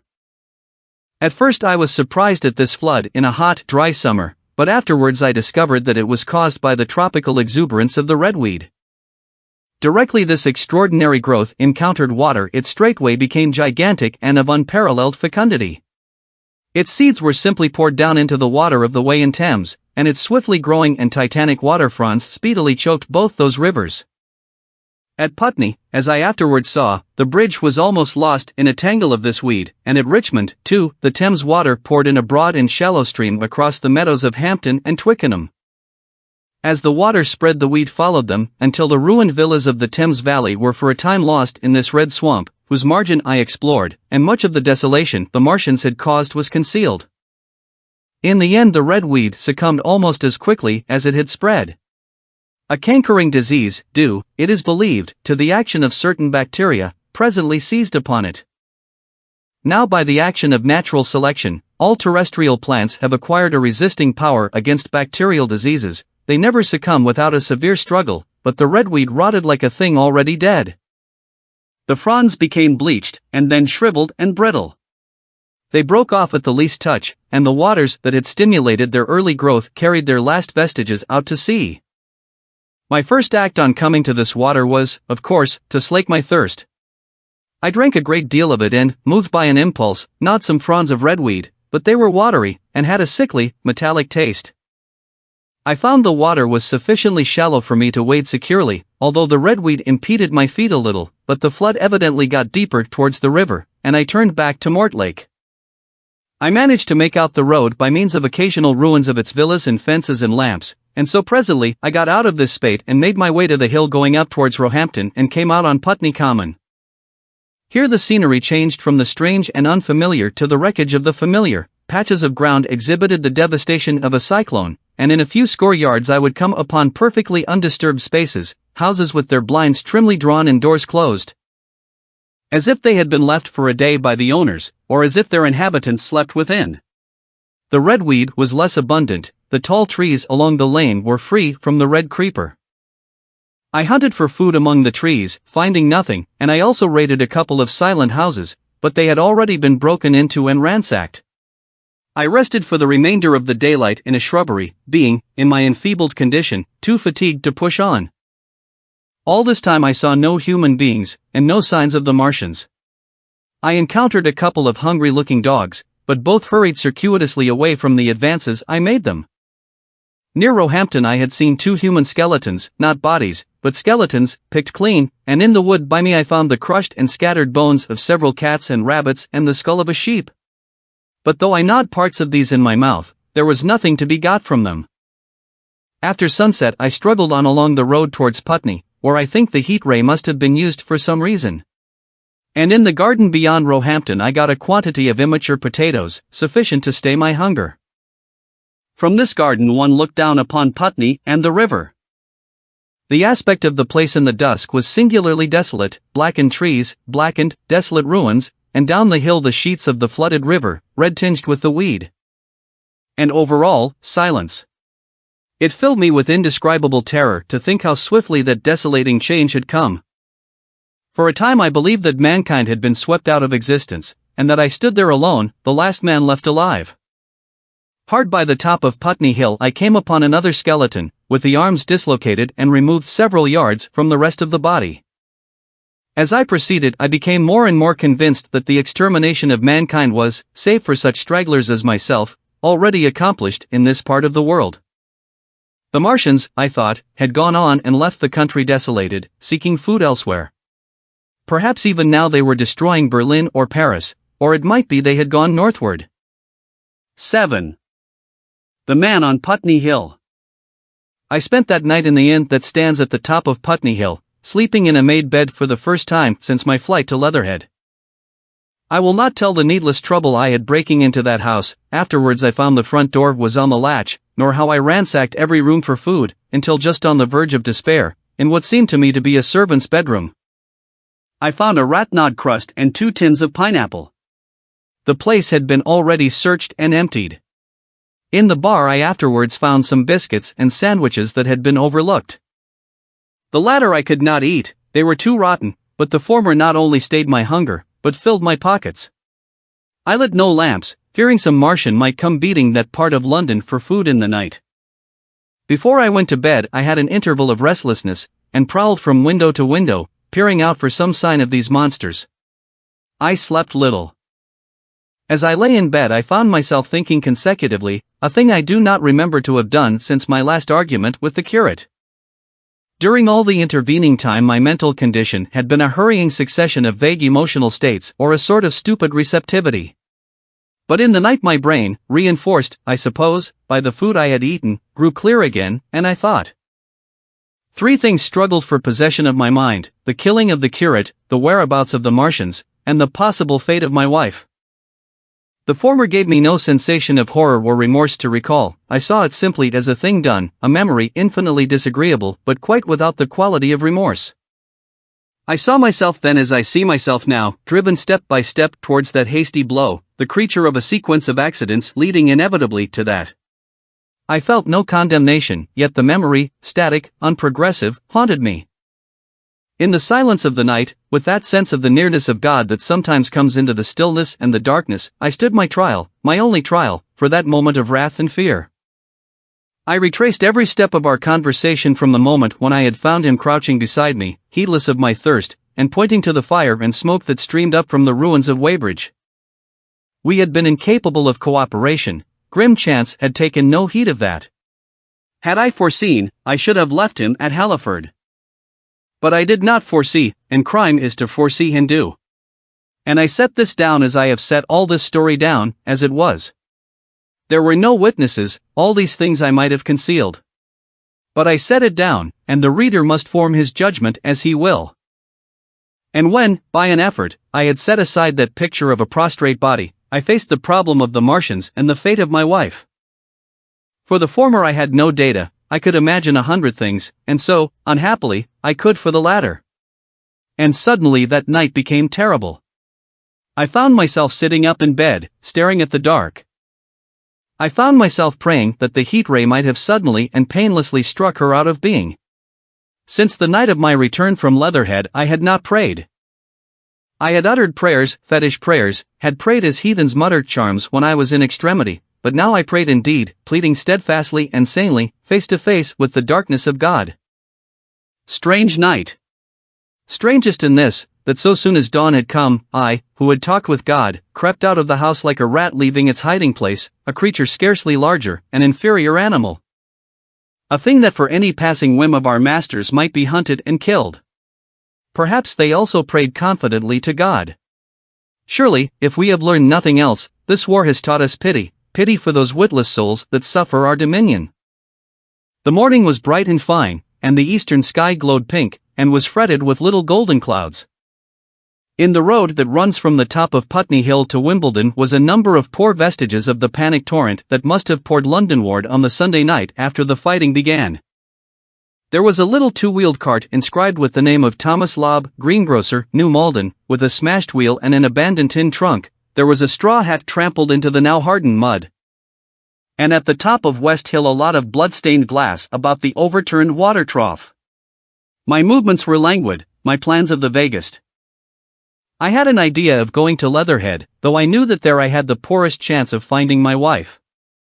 Certainly, unless death had overtaken them suddenly, my cousins and she would have fled thence, but it seemed to me I might find or learn there whither the Surrey people had fled. I knew I wanted to find my wife, that my heart ached for her and the world of men, but I had no clear idea how the finding might be done. I was also sharply aware now of my intense loneliness. From the corner I went, under cover of a thicket of trees and bushes, to the edge of Wimbledon Common, stretching wide and far. That dark expanse was lit in patches by yellow gorse and broom, there was no redweed to be seen, and as I prowled, hesitating, on the verge of the open, the sun rose, flooding it all with light and vitality. I came upon a busy swarm of little frogs in a swampy place among the trees. I stopped to look at them, drawing a lesson from their stout resolve to live. And presently, turning suddenly, with an odd feeling of being watched, I beheld something crouching amid a clump of bushes. I stood regarding this. I made a step towards it, and it rose up and became a man armed with a cutlass. I approached him slowly. He stood silent and motionless, regarding me. As I drew nearer I perceived he was dressed in clothes as dusty and filthy as my own. He looked, indeed, as though he had been dragged through a culvert. Nearer, I distinguished the green slime of ditches mixing with the pale drab of dried clay and shiny, coaly patches. His black hair fell over his eyes, and his face was dark and dirty and sunken, so that at first I did not recognize him. There was a red cut across the lower part of his face. "Stop," he cried, when I was within 10 yards of him, and I stopped. His voice was hoarse. "Where do you come from?" he said. I thought, surveying him. "I come from Mortlake," I said. "I was buried near the pit the Martians made about their cylinder. I have worked my way out and escaped." "There is no food about here," he said. "This is my country. All this hill down to the river, and back to Clapham, and up to the edge of the common. There is only food for one. Which way are you going?" I answered slowly. "I don't know," I said. "I have been buried in the ruins of a house 13 or 14 days. I don't know what has happened." He looked at me doubtfully, then started, and looked with a changed expression.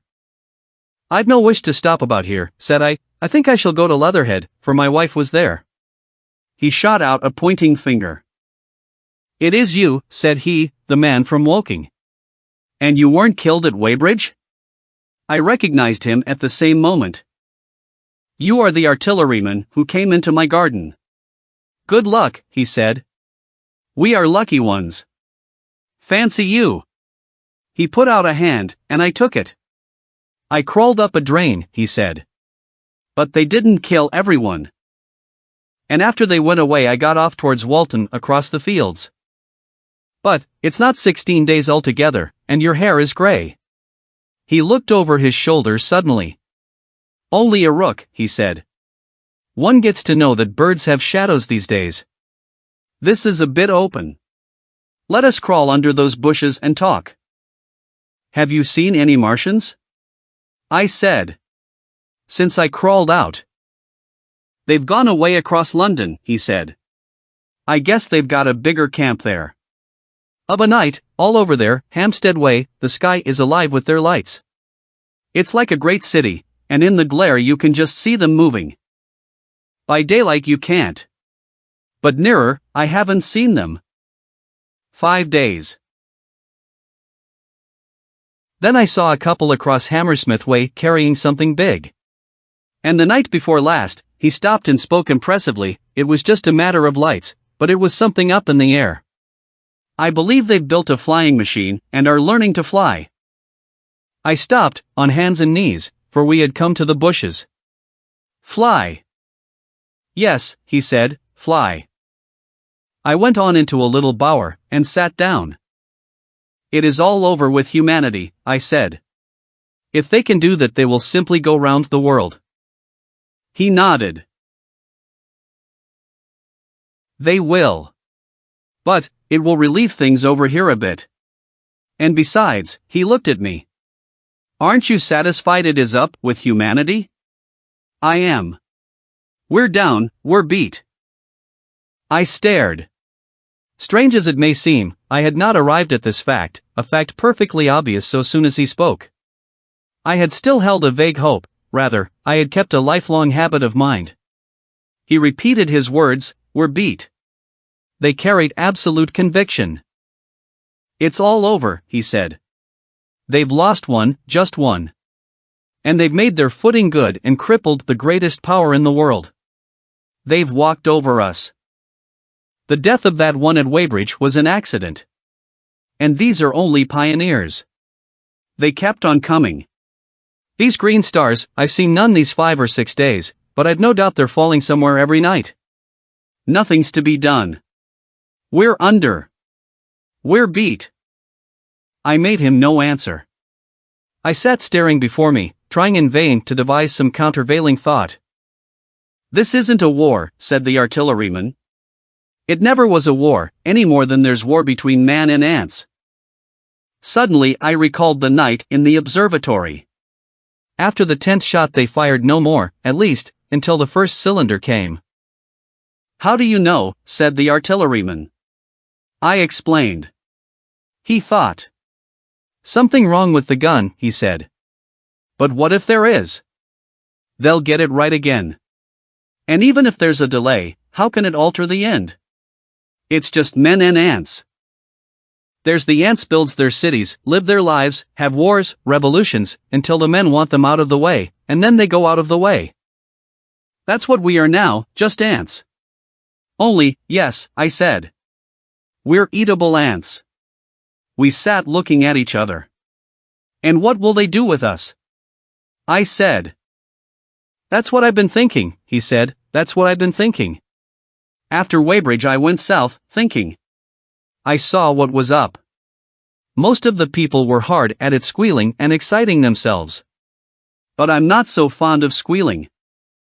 I've been in sight of death once or twice, I'm not an ornamental soldier, and at the best and worst, death, it's just death.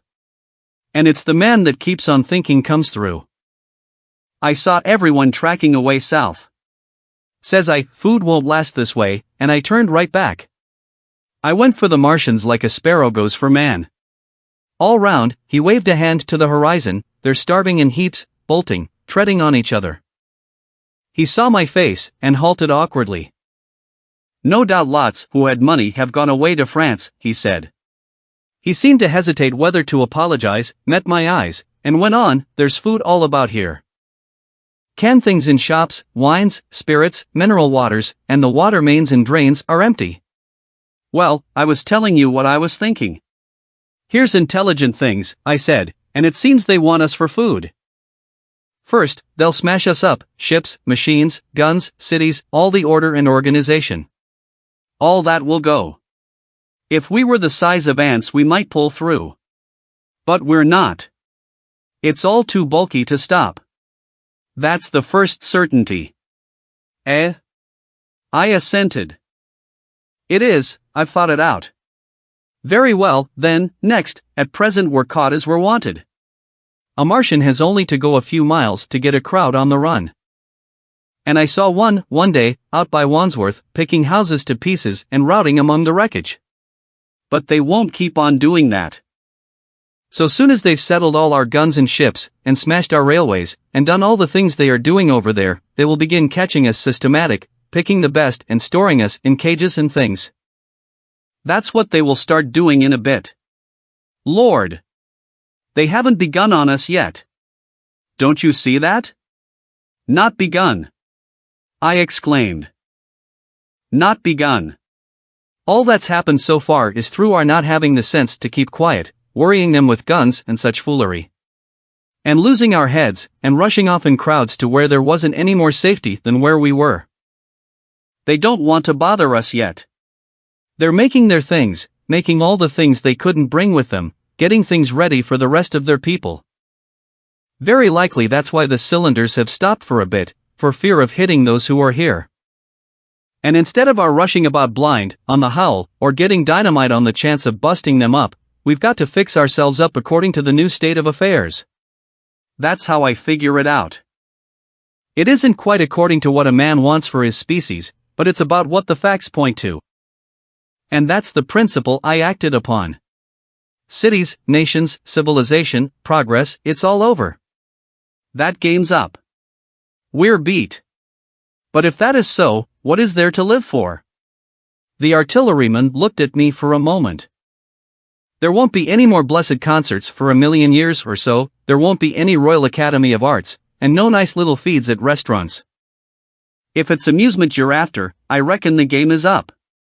If you've got any drawing room manners or a dislike to eating peas with a knife or dropping H's, you'd better chuck 'em away. They ain't no further use. You mean? I mean that men like me are going on living, for the sake of the breed. I tell you, I'm grim set on living. And if I'm not mistaken, you'll show what insides you've got, too, before long. We aren't going to be exterminated. And I don't mean to be caught either, and tamed and fattened and bred like a thundering ox. Ugh! Fancy those brown creepers. You don't mean to say. I do. I'm going on, under their feet. I've got it planned, I've thought it out. We men are beat. We don't know enough. We've got to learn before we've got a chance. And we've got to live and keep independent while we learn. See? That's what has to be done. I stared, astonished, and stirred profoundly by the man's resolution. Great God, cried I, but you are a man indeed. And suddenly I gripped his hand. He said, with his eyes shining. I've thought it out, eh? Go on, I said. Well, those who mean to escape their catching must get ready. I'm getting ready. Mind you, it isn't all of us that are made for wild beasts, and that's what it's got to be. That's why I watched you.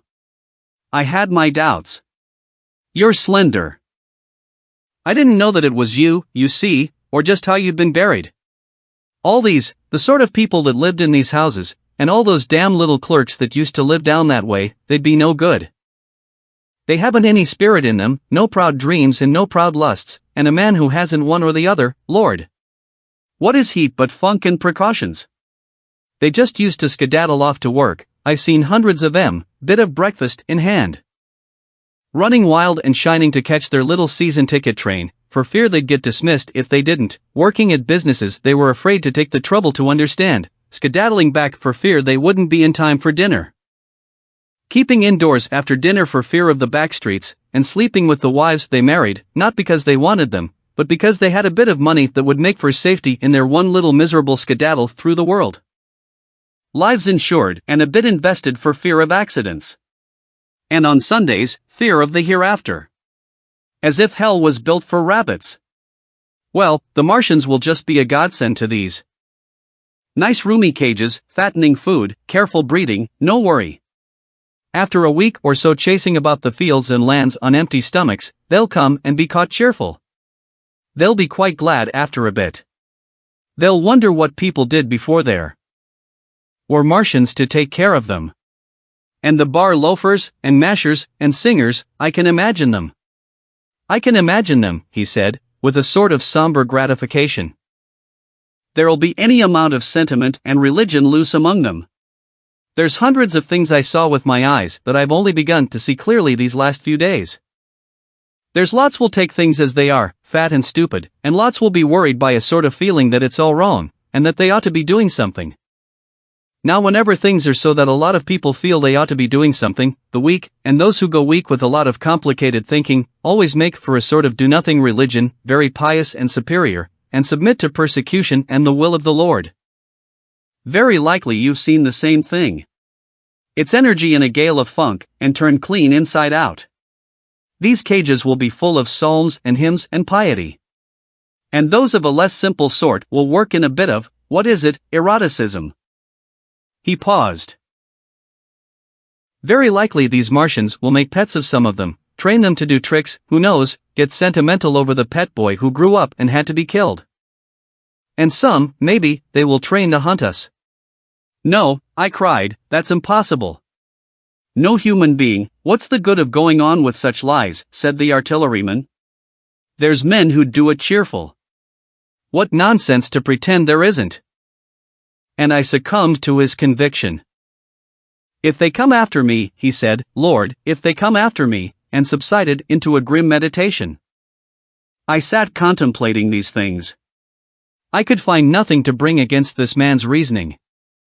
In the days before the invasion, no one would have questioned my intellectual superiority to his, I, a professed and recognized writer on philosophical themes, and he, a common soldier, and yet he had already formulated a situation that I had scarcely realized. What are you doing? I said presently. What plans have you made? He hesitated. Well, it's like this, he said. What have we to do? We have to invent a sort of life where men can live and breed, and be sufficiently secure to bring the children up. Yes, wait a bit, and I'll make it clearer what I think ought to be done. The tame ones will go like all tame beasts. In a few generations they'll be big, beautiful, rich-blooded, stupid, rubbish. The risk is that we who keep wild will go savage, degenerate into a sort of big, savage rat. You see, how I mean to live is underground. I've been thinking about the drains. Of course those who don't know drains think horrible things, but under this London are miles and miles, hundreds of miles, and a few days' rain in London empty will leave them sweet and clean. The main drains are big enough and airy enough for anyone.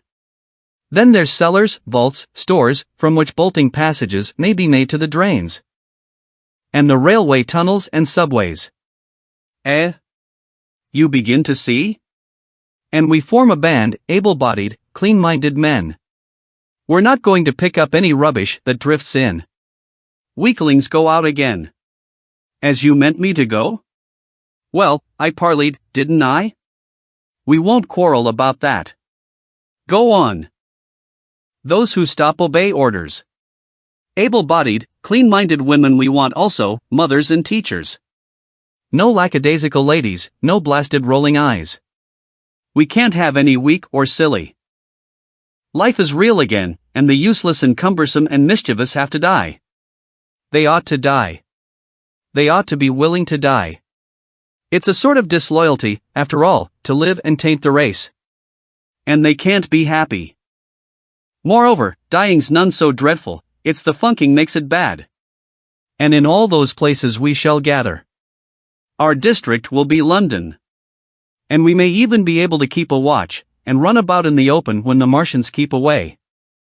Play cricket, perhaps. That's how we shall save the race. It's a possible thing? But saving the race is nothing in itself. As I say, that's only being rats. It's saving our knowledge and adding to it is the thing. There men like you come in. There's books, there's models. We must make great safe places down deep, and get all the books we can, not novels and poetry swipes, but ideas, science books. That's where men like you come in. We must go to the British Museum and pick all those books through. Especially we must keep up our science, learn more. We must watch these Martians. Some of us must go as spies. When it's all working, perhaps I will. Get caught, I mean. And the great thing is, we must leave the Martians alone. We mustn't even steal. If we get in their way, we clear out. We must show them we mean no harm. Yes, I know. But they're intelligent things, and they won't hunt us down if they have all they want, and think we're just harmless vermin. The artilleryman paused and laid a brown hand upon my arm. After all, it may not be so much we may have to learn before. Just imagine this, 4 or 5 of their fighting machines suddenly starting off, heat rays right and left, and not a Martian in 'em. Not a Martian in 'em, but men who have learned the way how. It may be in my time, even, those men. Fancy having one of them lovely things, with its heat ray wide and free. Fancy having it in control. What would it matter if you smashed to smithereens at the end of the run after a bus like that? I reckon the Martians'll open their beautiful eyes.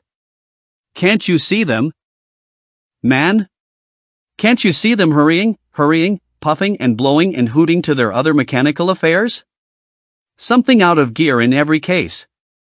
And swish, bang, rattle, swish. Just as they are fumbling over it, swish comes the heat ray, and, behold, man has come back to his own. For a while the imaginative daring of the artilleryman, and the tone of assurance and courage he assumed, completely dominated my mind. I believed unhesitatingly both in his forecast of human destiny and in the practicability of his astonishing scheme, and the reader who thinks me susceptible and foolish must contrast his position, reading steadily with all his thoughts about his subject, and mine, crouching fearfully in the bushes and listening, distracted by apprehension. We talked in this manner through the early morning time, and later crept out of the bushes, and, after scanning the sky for Martians, hurried precipitately to the house on Putney Hill where he had made his lair. It was the coal cellar of the place, and when I saw the work he had spent a week upon, it was a burrow scarcely 10 yards long, which he designed to reach to the main drain on Putney Hill. I had my first inkling of the gulf between his dreams and his powers. Such a hole I could have dug in a day. But I believed in him sufficiently to work with him all that morning until past midday at his digging. We had a garden barrow and shot the earth we removed against the kitchen range. We refreshed ourselves with a tin of mock turtle soup and wine from the neighboring pantry. I found a curious relief from the aching strangeness of the world in this steady labor. As we worked, I turned his project over in my mind, and presently objections and doubts began to arise, but I worked there all the morning, so glad was I to find myself with a purpose again. After working an hour I began to speculate on the distance one had to go before the cloaca was reached, the chances we had of missing it altogether. My immediate trouble was why we should dig this long tunnel, when it was possible to get into the drain at once down one of the manholes, and work back to the house. It seemed to me, too, that the house was inconveniently chosen, and required a needless length of tunnel. And just as I was beginning to face these things, the artilleryman stopped digging, and looked at me. "We're working well," he said. He put down his spade. "Let us knock off a bit," he said. "I think it's time we reconnoitered from the roof of the house." I was for going on, and after a little hesitation he resumed his spade, and then suddenly I was struck by a thought. I stopped, and so did he at once. "Why were you walking about the common," I said, "instead of being here?"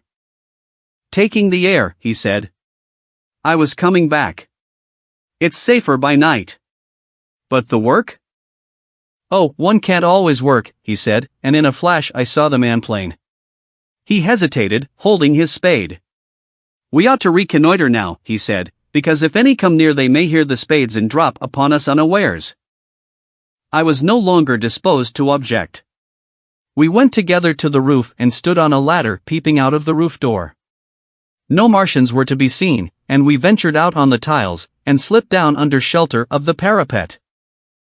From this position a shrubbery hid the greater portion of Putney, but we could see the river below, a bubbly mass of redweed, and the low parts of Lambeth flooded and red. The red creepers swarmed up the trees about the old palace, and their branches stretched gaunt and dead, and set with shriveled leaves, from amid its clusters. It was strange how entirely dependent both these things were upon flowing water for their propagation. About us neither had gained a footing. Laburnums, pink maize, snowballs, and trees of arbor vitae rose out of laurels and hydrangeas, green and brilliant, into the sunlight. Beyond Kensington dense smoke was rising, and that and a blue haze hid the northward hills. The artilleryman began to tell me of the sort of people who still remained in London. "One night last week," he said, "some fools got the electric light in order, and there was all Regent Street and the circus ablaze, crowded with painted and ragged drunkards, men and women, dancing and shouting till dawn." A man who was there told me. And as the day came they became aware of a fighting machine standing near by the Langham and looking down at them. Heaven knows how long he had been there. It must have given some of them a nasty turn. He came down the road towards them, and picked up nearly 100 too drunk or frightened to run away. Grotesque gleam of a time no history will ever fully describe. From that, in answer to my questions, he came round to his grandiose plans again. He grew enthusiastic. He talked so eloquently of the possibility of capturing a fighting machine that I more than half believed in him again. But now that I was beginning to understand something of his quality, I could divine the stress he laid on doing nothing precipitately.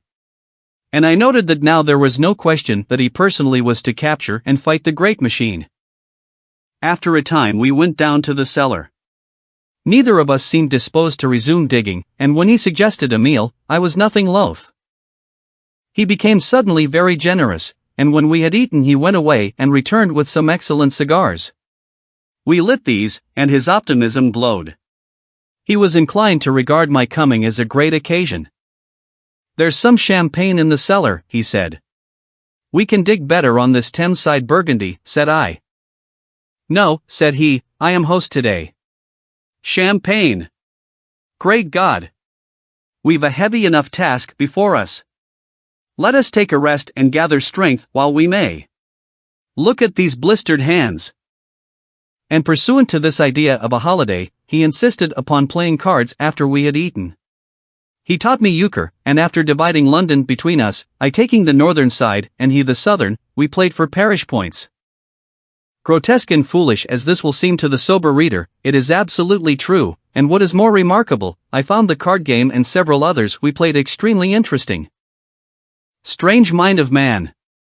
That, with our species upon the edge of extermination or appalling degradation, with no clear prospect before us but the chance of a horrible death, we could sit following the chance of this painted pasteboard, and playing the joker with vivid delight. Afterwards he taught me poker, and I beat him at 3 tough chess games. When dark came we decided to take the risk, and lit a lamp.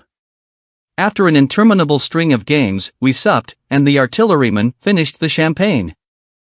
We went on smoking the cigars. He was no longer the energetic regenerator of his species I had encountered in the morning. He was still optimistic, but it was a less kinetic, a more thoughtful optimism. I remember he wound up with my health, proposed in a speech of small variety and considerable intermittence. I took a cigar, and went upstairs to look at the lights of which he had spoken that blazed so greenly along the Highgate hills. At first I stared unintelligently across the London Valley. The northern hills were shrouded in darkness, the fires near Kensington glowed redly, and now and then an orange-red tongue of flame flashed up and vanished in the deep blue night. All the rest of London was black. Then, nearer, I perceived a strange light, a pale, violet-purple fluorescent glow, quivering under the night breeze. For a space I could not understand it, and then I knew that it must be the redweed from which this faint irradiation proceeded. With that realization my dormant sense of wonder, my sense of the proportion of things, awoke again.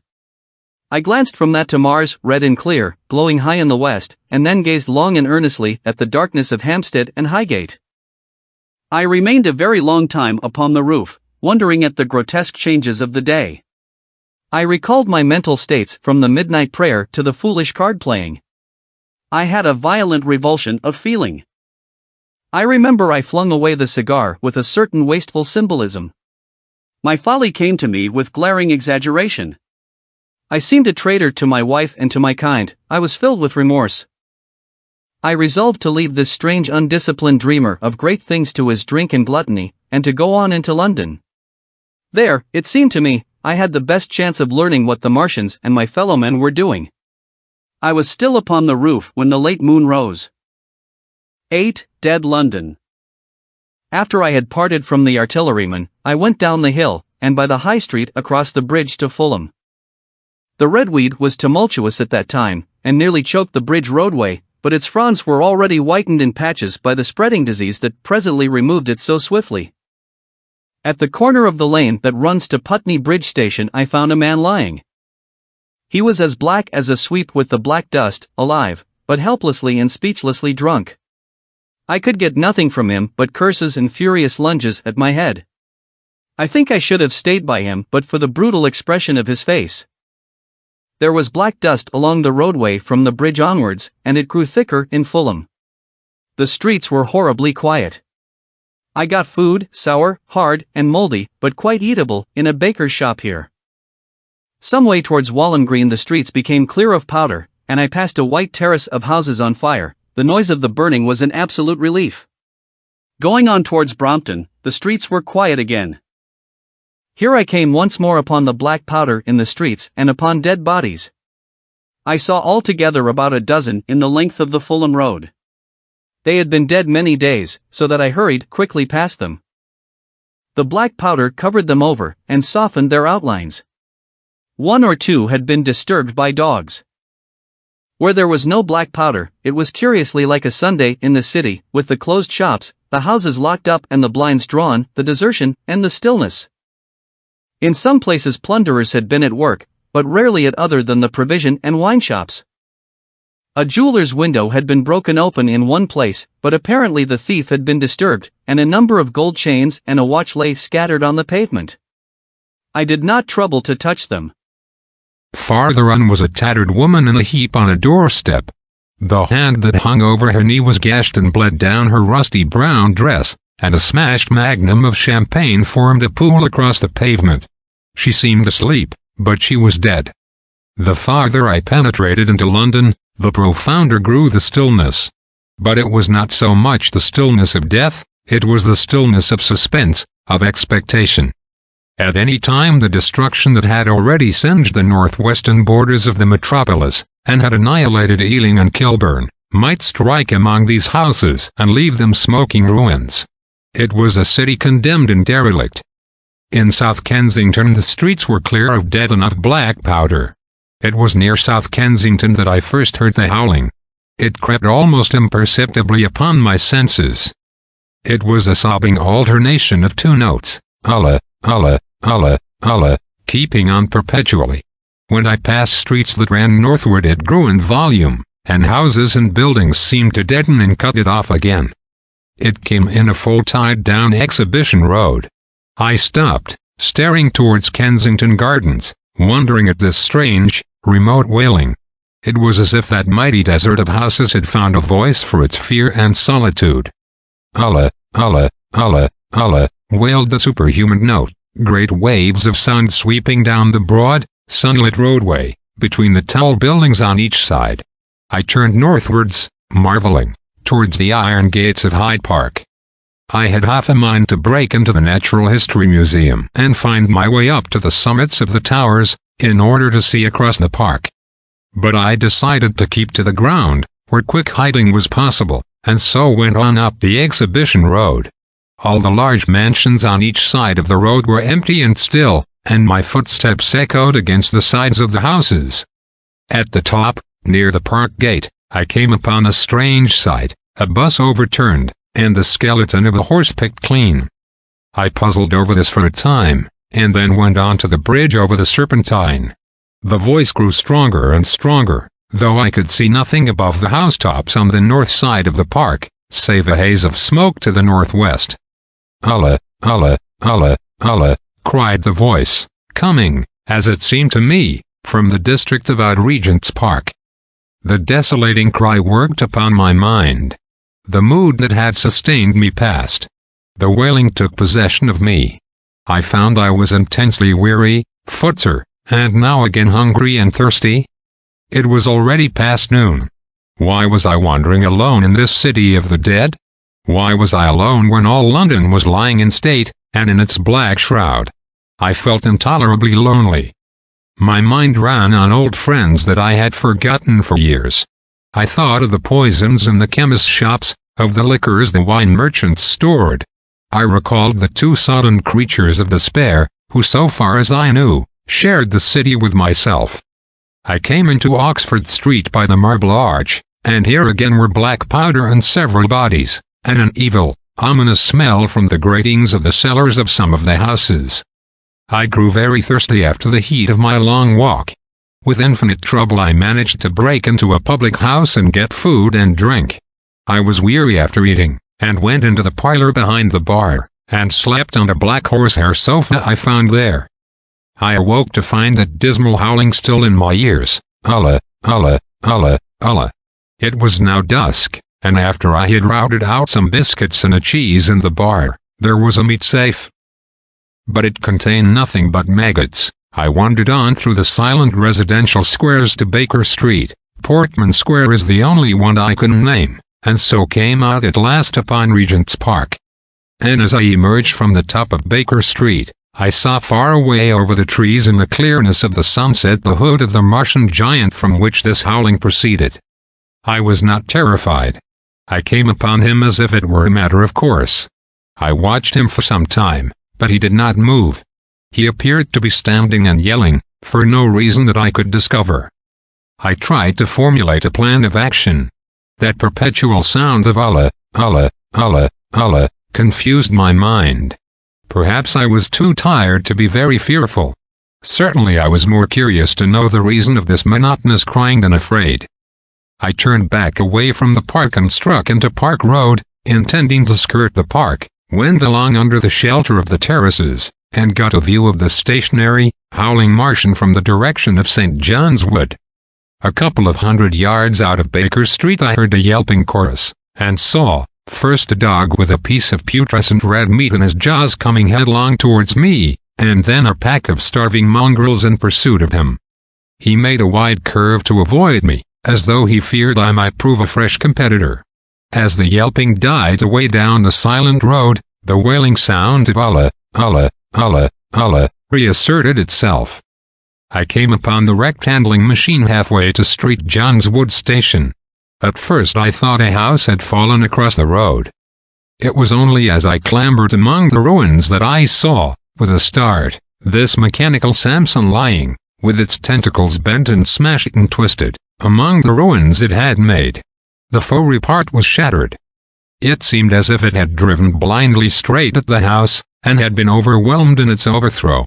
It seemed to me then that this might have happened by a handling machine escaping from the guidance of its Martian. I could not clamber among the ruins to see it, and the twilight was now so far advanced that the blood with which its seat was smeared, and the knot gristle of the Martian that the dogs had left, were invisible to me. Wondering still more at all that I had seen, I pushed on towards Primrose Hill. Far away, through a gap in the trees, I saw a second Martian, as motionless as the first, standing in the park towards the zoological gardens, and silent. A little beyond the ruins about the smashed handling machine I came upon the red weed again, and found the Regent's Canal, a spongy mass of dark red vegetation. As I crossed the bridge, the sound of Allah, Allah, Allah, Allah, ceased.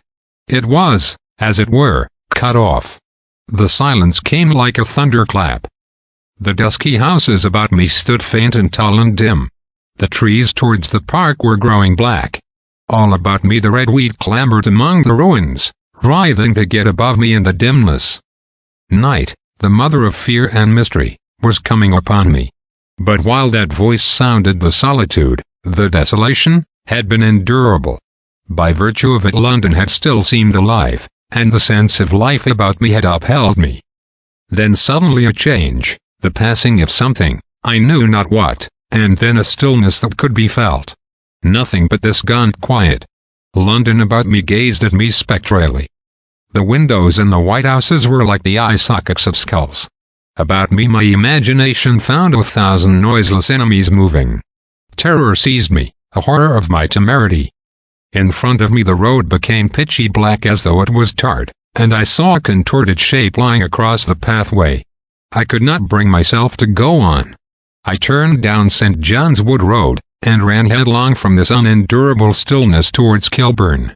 I hid from the night and the silence, until long after midnight, in a cabman's shelter in Harrow Road.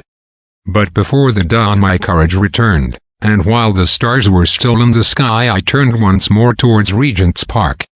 I missed my way among the streets, and presently saw down a long avenue, in the half-light of the early dawn, the curve of Primrose Hill. On the summit, towering up to the fading stars, was the third Martian, erect and motionless like the others. An insane resolve possessed me. I would die and end it. And I would save myself even the trouble of killing myself. I marched on recklessly towards this Titan, and then, as I drew nearer and the light grew, I saw that a multitude of black birds was circling and clustering about the hood. At that my heart gave a bound, and I began running along the road. I hurried through the red weed that choked St. Edmund's Terrace, and emerged upon the grass before the rising of the sun. Great mounds had been heaped about the crest of the hill, making a huge redoubt of it, It was the final and largest place the Martians had made, and from behind these heaps there rose a thin smoke against the sky. Against the skyline an eager dog ran and disappeared. The thought that had flashed into my mind grew real, grew credible. I felt no fear, only a wild, trembling exultation, as I ran up the hill towards the motionless monster. Out of the hood hung lank shreds of brown, at which the hungry birds pecked and tore. In another moment I had scrambled up the earthen rampart and stood upon its crest, and the interior of the redoubt was below me. A mighty space it was, with gigantic machines here and there within it, huge mounds of material and strange shelter places. And scattered about it, some in their overturned war machines, some in the now rigid handling machines, and a dozen of them stark and silent and laid in a row, were the Martians, dead. Slain by the putrefactive and disease bacteria against which their systems were unprepared. Slain as the red weed was being slain. Slain, after all man's devices had failed, by the humblest things that God, in his wisdom, has put upon this earth. For so it had come about, as indeed I and many men might have foreseen had not terror and disaster blinded our minds. These germs of disease have taken toll of humanity since the beginning of things, taken toll of our pre-human ancestors since life began here. But by virtue of this natural selection of our kind we have developed resisting power. To no germs do we succumb without a struggle, and to many, those that cause putrefaction in dead matter, for instance, our living frames are altogether immune. But there are no bacteria in Mars, and directly these invaders arrived, directly they drank and fed, our microscopic allies began to work their overthrow. Already when I watched them they were irrevocably doomed, dying and rotting even as they went to and fro. It was inevitable. By the toll of 1 billion deaths man has bought his birthright of the earth, and it is his against all comers. It would still be his were the Martians 10 times as mighty as they are. For neither do men live nor die in vain. Here and there they were scattered, nearly 50 altogether, in that great gulf they had made, overtaken by a death that must have seemed to them as incomprehensible as any death could be. To me also at that time this death was incomprehensible. All I knew was that these things that had been alive and so terrible to men were dead. For a moment I believed that the destruction of Sennacherib had been repeated, that God had repented, that the angel of death had slain them in the night. I stood staring into the pit, and my heart lightened gloriously, even as the rising sun struck the world to fire about me with his rays. The pit was still in darkness. The mighty engines, so great and wonderful in their power and complexity, so unearthly in their tortuous forms, rose weird and vague and strange out of the shadows towards the light. A multitude of dogs, I could hear, fought over the bodies that lay darkly in the depth of the pit, far below me. Across the pit on its farther lip, flat and vast and strange, lay the great flying machine with which they had been experimenting upon our denser atmosphere when decay and death arrested them. Death had come not a day too soon. At the sound of a clang overhead I looked up at the huge fighting machine that would fight no more forever, at the tattered red shreds of flesh that dripped down upon the overturned seats on the summit of Primrose Hill. I turned and looked down the slope of the hill to where, enhaloed now in birds, stood those other 2 Martians that I had seen overnight, just as death had overtaken them. The one had died, even as it had been crying to its companions. Perhaps it was the last to die, and its voice had gone on perpetually until the force of its machinery was exhausted. They glittered now, harmless tripod towers of shining metal, in the brightness of the rising sun. All about the pit, and saved as by a miracle from everlasting destruction, stretched the great mother of cities. Those who have only seen London veiled in her somber robes of smoke can scarcely imagine the naked clearness and beauty of the silent wilderness of houses. Eastward, over the blackened ruins of the Albert Terrace and the splintered spire of the church, the sun blazed dazzling in a clear sky, and here and there some facet in the great wilderness of roofs caught the light and glared with a white intensity. Northward were Kilburn and Hampstead, blue and crowded with houses. Westward the great city was dimmed, and southward, beyond the Martians, the green waves of Regent's Park, the Langham Hotel, the dome of the Albert Hall, the Imperial Institute. and the giant mansions of the Brompton Road came out clear and little in the sunrise, the jagged ruins of Westminster rising hazily beyond. Far away and blue were the Surrey hills, and the towers of the Crystal Palace glittered like two silver rods. The dome of St. Paul's was dark against the sunrise, and injured, I saw for the first time, by a huge gaping cavity on its western side. And as I looked at this wide expanse of houses and factories and churches, silent and abandoned, as I thought of the multitudinous hopes and efforts, the innumerable hosts of lives that had gone to build this human reef, and of the swift and ruthless destruction that had hung over it all, when I realized that the shadow had been rolled back, and that men might still live in the streets, and this dear vast dead city of mine be once more alive and powerful, I felt a wave of emotion that was near akin to tears. The torment was over. Even that day the healing would begin. The survivors of the people scattered over the country, leaderless, lawless, foodless, like sheep without a shepherd, the thousands who had fled by sea, would begin to return. The pulse of life, growing stronger and stronger, would beat again in the empty streets and pour across the vacant squares. Whatever destruction was done, the hand of the destroyer was stayed. All the gaunt wrecks, the blackened skeletons of houses that stared so dismally at the sunlit grass of the hill, would presently be echoing with the hammers of the restorers and ringing with the tapping of their trowels. At the thought I extended my hands towards the sky and began thanking God. In a year, thought I, in a year. With overwhelming force came the thought of myself, of my wife, and the old life of hope and tender helpfulness that had ceased forever. 9. Wreckage. And now comes the strangest thing in my story. Yet, perhaps, it is not altogether strange. I remember, clearly and coldly and vividly, all that I did that day until the time that I stood weeping and praising God upon the summit of Primrose Hill. And then I forget. Of the next 3 days I know nothing. I have learned since that, so far from my being the first discoverer of the Martian overthrow, several such wanderers as myself had already discovered this on the previous night. One man, the first, had gone to St. Martin's-le-Grand, and, while I sheltered in the cabman's hut, had contrived to telegraph to Paris. Thence the joyful news had flashed all over the world.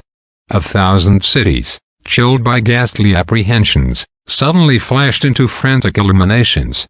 They knew of it in Dublin, Edinburgh, Manchester, Birmingham, at the time when I stood upon the verge of the pit. Already men, weeping with joy, as I have heard, shouting and staying their work to shake hands and shout, were making up trains, even as near as Crewe, to descend upon London. The church bells that had ceased a fortnight since suddenly caught the news, until all England was bell-ringing. Men on cycles, lean-faced, unkempt, scorched along every country lane shouting of unhoped deliverance, shouting to gaunt, staring figures of despair. And for the food. Across the Channel, across the Irish Sea, across the Atlantic, corn, bread, and meat were tearing to our relief. All the shipping in the world seemed going Londonward in those days. But of all this I have no memory. I drifted, a demented man. I found myself in a house of kindly people, who had found me on the third day wandering, weeping, and raving through the streets of St. John's Wood. They have told me since that I was singing some in St. Doggerel about the last man left alive. Hurrah! The last man left alive. Troubled as they were with their own affairs, these people, whose name, much as I would like to express my gratitude to them, I may not even give here, nevertheless cumbered themselves with me, sheltered me, and protected me from myself. Apparently they had learned something of my story from me during the days of my lapse. Very gently, when my mind was assured again, did they break to me what they had learned of the fate of Leatherhead. 2 days after I was imprisoned it had been destroyed, with every soul in it, by a Martian. He had swept it out of existence, as it seemed, without any provocation, as a boy might crush an anthill, in the mere wantoness of power.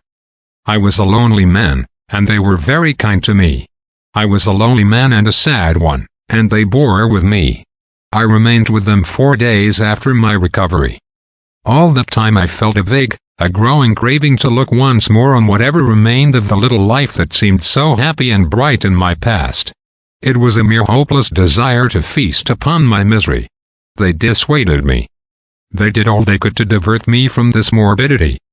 But at last I could resist the impulse no longer, and, promising faithfully to return to them, and parting, as I will confess, from these 4-day friends with tears, I went out again into the streets that had lately been so dark and strange and empty. Already they were busy with returning people. In places even there were shops open, and I saw a drinking fountain running water.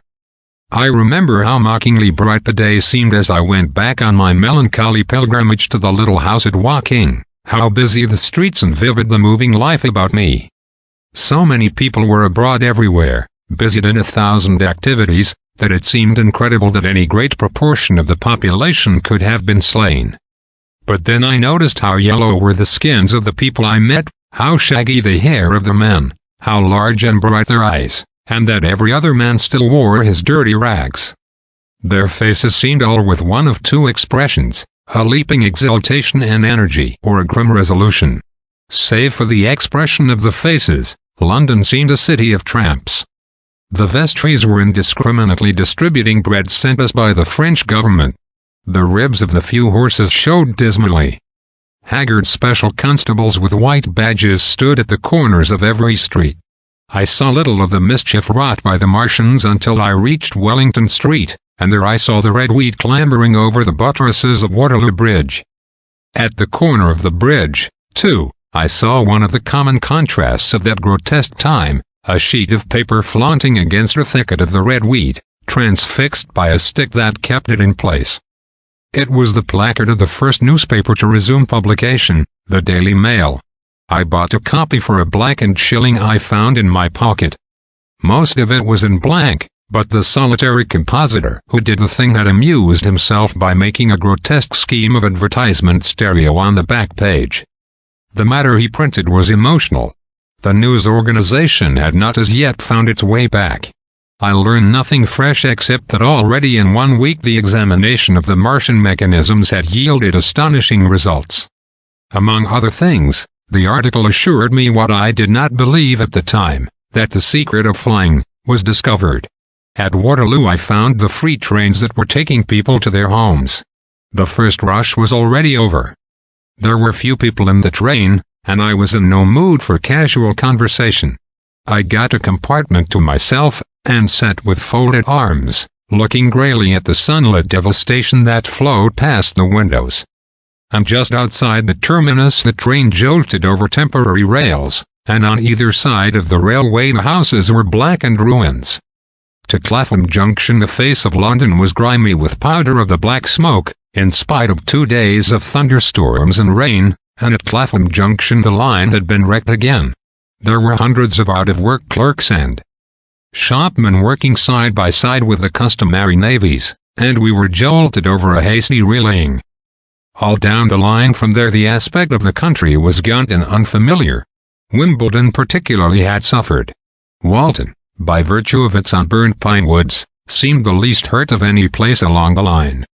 The Wandle, the Mole, every little stream, was a heap mass of red wheat, in appearance between butcher's meat and pickled cabbage. The Surrey pine woods were too dry, however, for the festoons of the red climber. Beyond Wimbledon, within sight of the line, in certain nursery grounds, were the heaped masses of earth about the 6th cylinder. A number of people were standing about it, and some sappers were busy in the midst of it.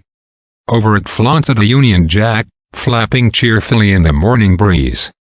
The nursery grounds were everywhere crimson with the wheat, a wide expanse of livid color cut with purple shadows, and very painful to the eye. One's gaze went with infinite relief from the scorched greys and sullen reds of the foreground to the blue-green softness of the eastward hills. The line on the London side of Woking Station was still undergoing repair, so I descended at Byfleet Station and took the road to Maybury, past the place where I and the artilleryman had talked to the hussars, and on by the spot where the Martian had appeared to me in the thunderstorm. Here, moved by curiosity, I turned aside to find, among a tangle of red fronds, the warped and broken dog-cart with the whitened bones of the horse scattered in Nod, For a time I stood regarding these vestiges.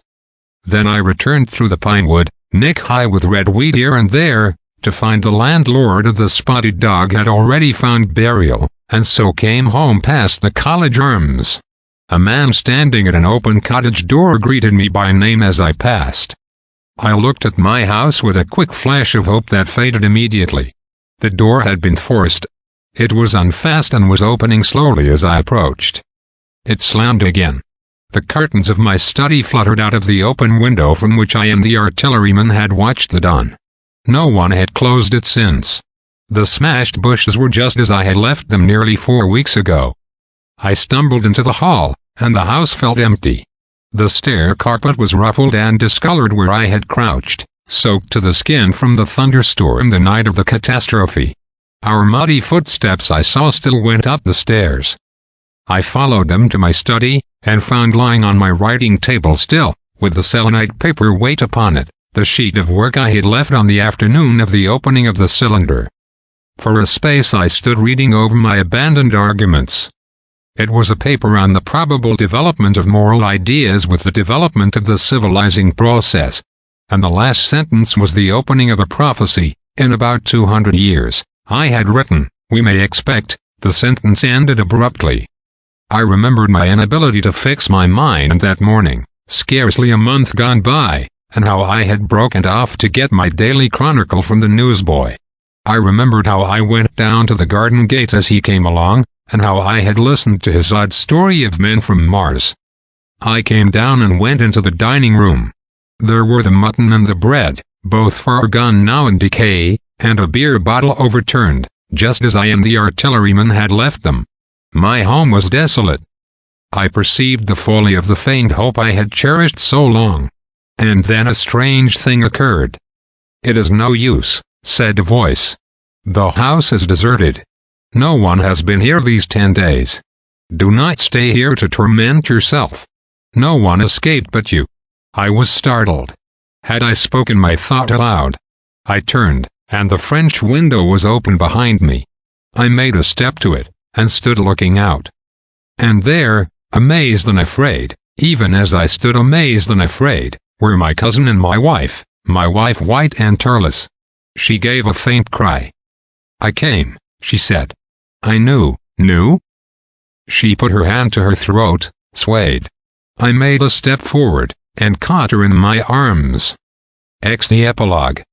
I cannot but regret, now that I am concluding my story, how little I am able to contribute to the discussion of the many debatable questions which are still unsettled. In one respect I shall certainly provoke criticism. My particular province is speculative philosophy. My knowledge of comparative physiology is confined to a book or two, but it seems to me that Carver's suggestions as to the reason of the rapid death of the Martians is so probable as to be regarded almost as a proven conclusion. I have assumed that in the body of my narrative, at any rate, in all the bodies of the Martians that were examined after the war, no bacteria except those already known as terrestrial species were found. That they did not bury any of their dead, and the reckless slaughter they perpetrated, point also to an entire ignorance of the putrefactive process. But probable as this seems, it is by no means a proven conclusion. Neither is the composition of the black smoke known, which the Martians used with such deadly effect, and the generator of the heat rays remains a puzzle. The terrible disasters at the Ealing and South Kensington laboratories have disinclined analysts for further investigations upon the latter. Spectrum analysis of the black powder points unmistakably to the presence of an unknown element with a brilliant group of 3 lines in the green, and it is possible that it combines with argon to form a compound which acts at once with deadly effect upon some constituent in the blood. But such unproven speculations will scarcely be of interest to the general reader, to whom this story is addressed. None of the brown scum that drifted down the Thames after the destruction of Shepperton was examined at the time, and now none is forthcoming. The results of an anatomical examination of the Martians, so far as the prowling dogs had left such an examination possible, I have already given. But everyone is familiar with the magnificent and almost complete specimen in spirits at the Natural History Museum, and the countless drawings that have been made from it. and beyond that the interest of their physiology and structure is purely scientific. A question of graver and universal interest is the possibility of another attack from the Martians. I do not think that nearly enough attention is being given to this aspect of the matter.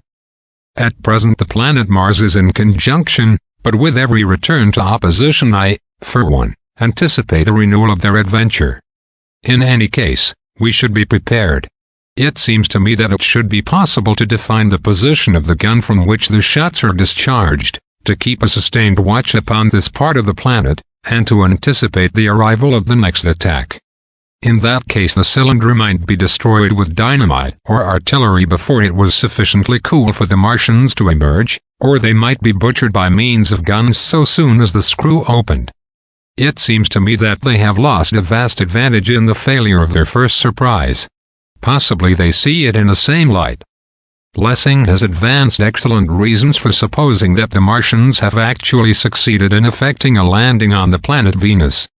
7 months ago now, Venus and Mars were in alignment with the Sun.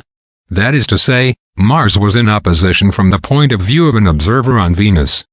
Subsequently a peculiar luminous and sinuous marking appeared on the unillumined half of the inner planet, and almost simultaneously a faint dark mark of a similar sinuous character was detected upon a photograph of the Martian disk. One needs to see the drawings of these appearances in order to appreciate fully the remarkable resemblance in character. At any rate, whether we expect another invasion or not, our views of the human future must be greatly modified by these events. We have learned now that we cannot regard this planet as being fenced in and a secure abiding place for men. We can never anticipate the unseen good or evil that may come upon us suddenly out of space. It may be that in the larger design of the universe this invasion from Mars is not without its ultimate benefit for men.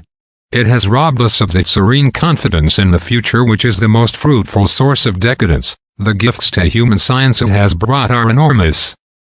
And it has done much to promote the conception of the commonweal of mankind. It may be that across the immensity of space the Martians have watched the fate of these pioneers of theirs and learned their lesson, and that on the planet Venus they have found a secure settlement.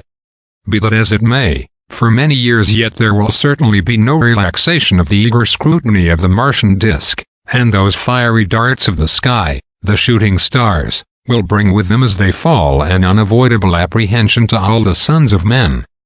The broadening of men's views that has resulted can scarcely be exaggerated. Before the cylinder fell there was a general persuasion that through all the deep of space no life existed beyond the petty surface of our minute sphere.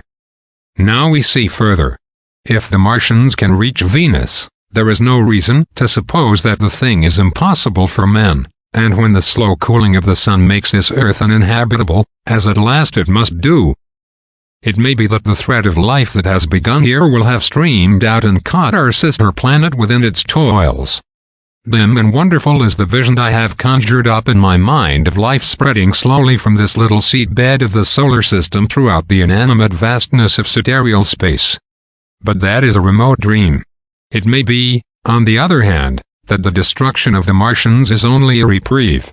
To them, and not to us, perhaps, is the future ordained. I must confess the stress and danger of the time have left an abiding sense of doubt and insecurity in my mind. I sit in my study writing by lamplight, and suddenly I see again the healing valley below set with writhing flames, and feel the house behind and about me empty and desolate. I go out into the Beefleet Road, and vehicles pass me, a butcher boy in a cart, a cab full of visitors, a workman on a bicycle, children going to school, and suddenly they become vague and unreal, and I hurry again with the artilleryman through the hot, brooding silence. Of a night I see the black powder darkening the silent streets, and the contorted bodies shrouded in that layer. They rise upon me tattered and dog-bitten. They gibber and grow fiercer, paler, uglier, mad distortions of humanity at last, and I wake, cold and wretched, in the darkness of the night. I go to London and see the busy multitudes in Fleet Street and the Strand, and it comes across my mind that they are but the ghosts of the past, haunting the streets that I have seen silent and wretched, going to and fro, phantasms in a dead city, the mockery of life in a galvanized body. And strange, too, it is to stand on Primrose Hill, as I did but a day before writing this last chapter, to see the great province of houses, dim and blue through the haze of the smoke and mist, vanishing at last into the vague lower sky. To see the people walking to and fro among the flower beds on the hill, to see the sightseers about the Martian machine that stands there still, to hear the tumult of playing children, and to recall the time when I saw it all bright and clear-cut, hard and silent, unto the dawn of that last great day.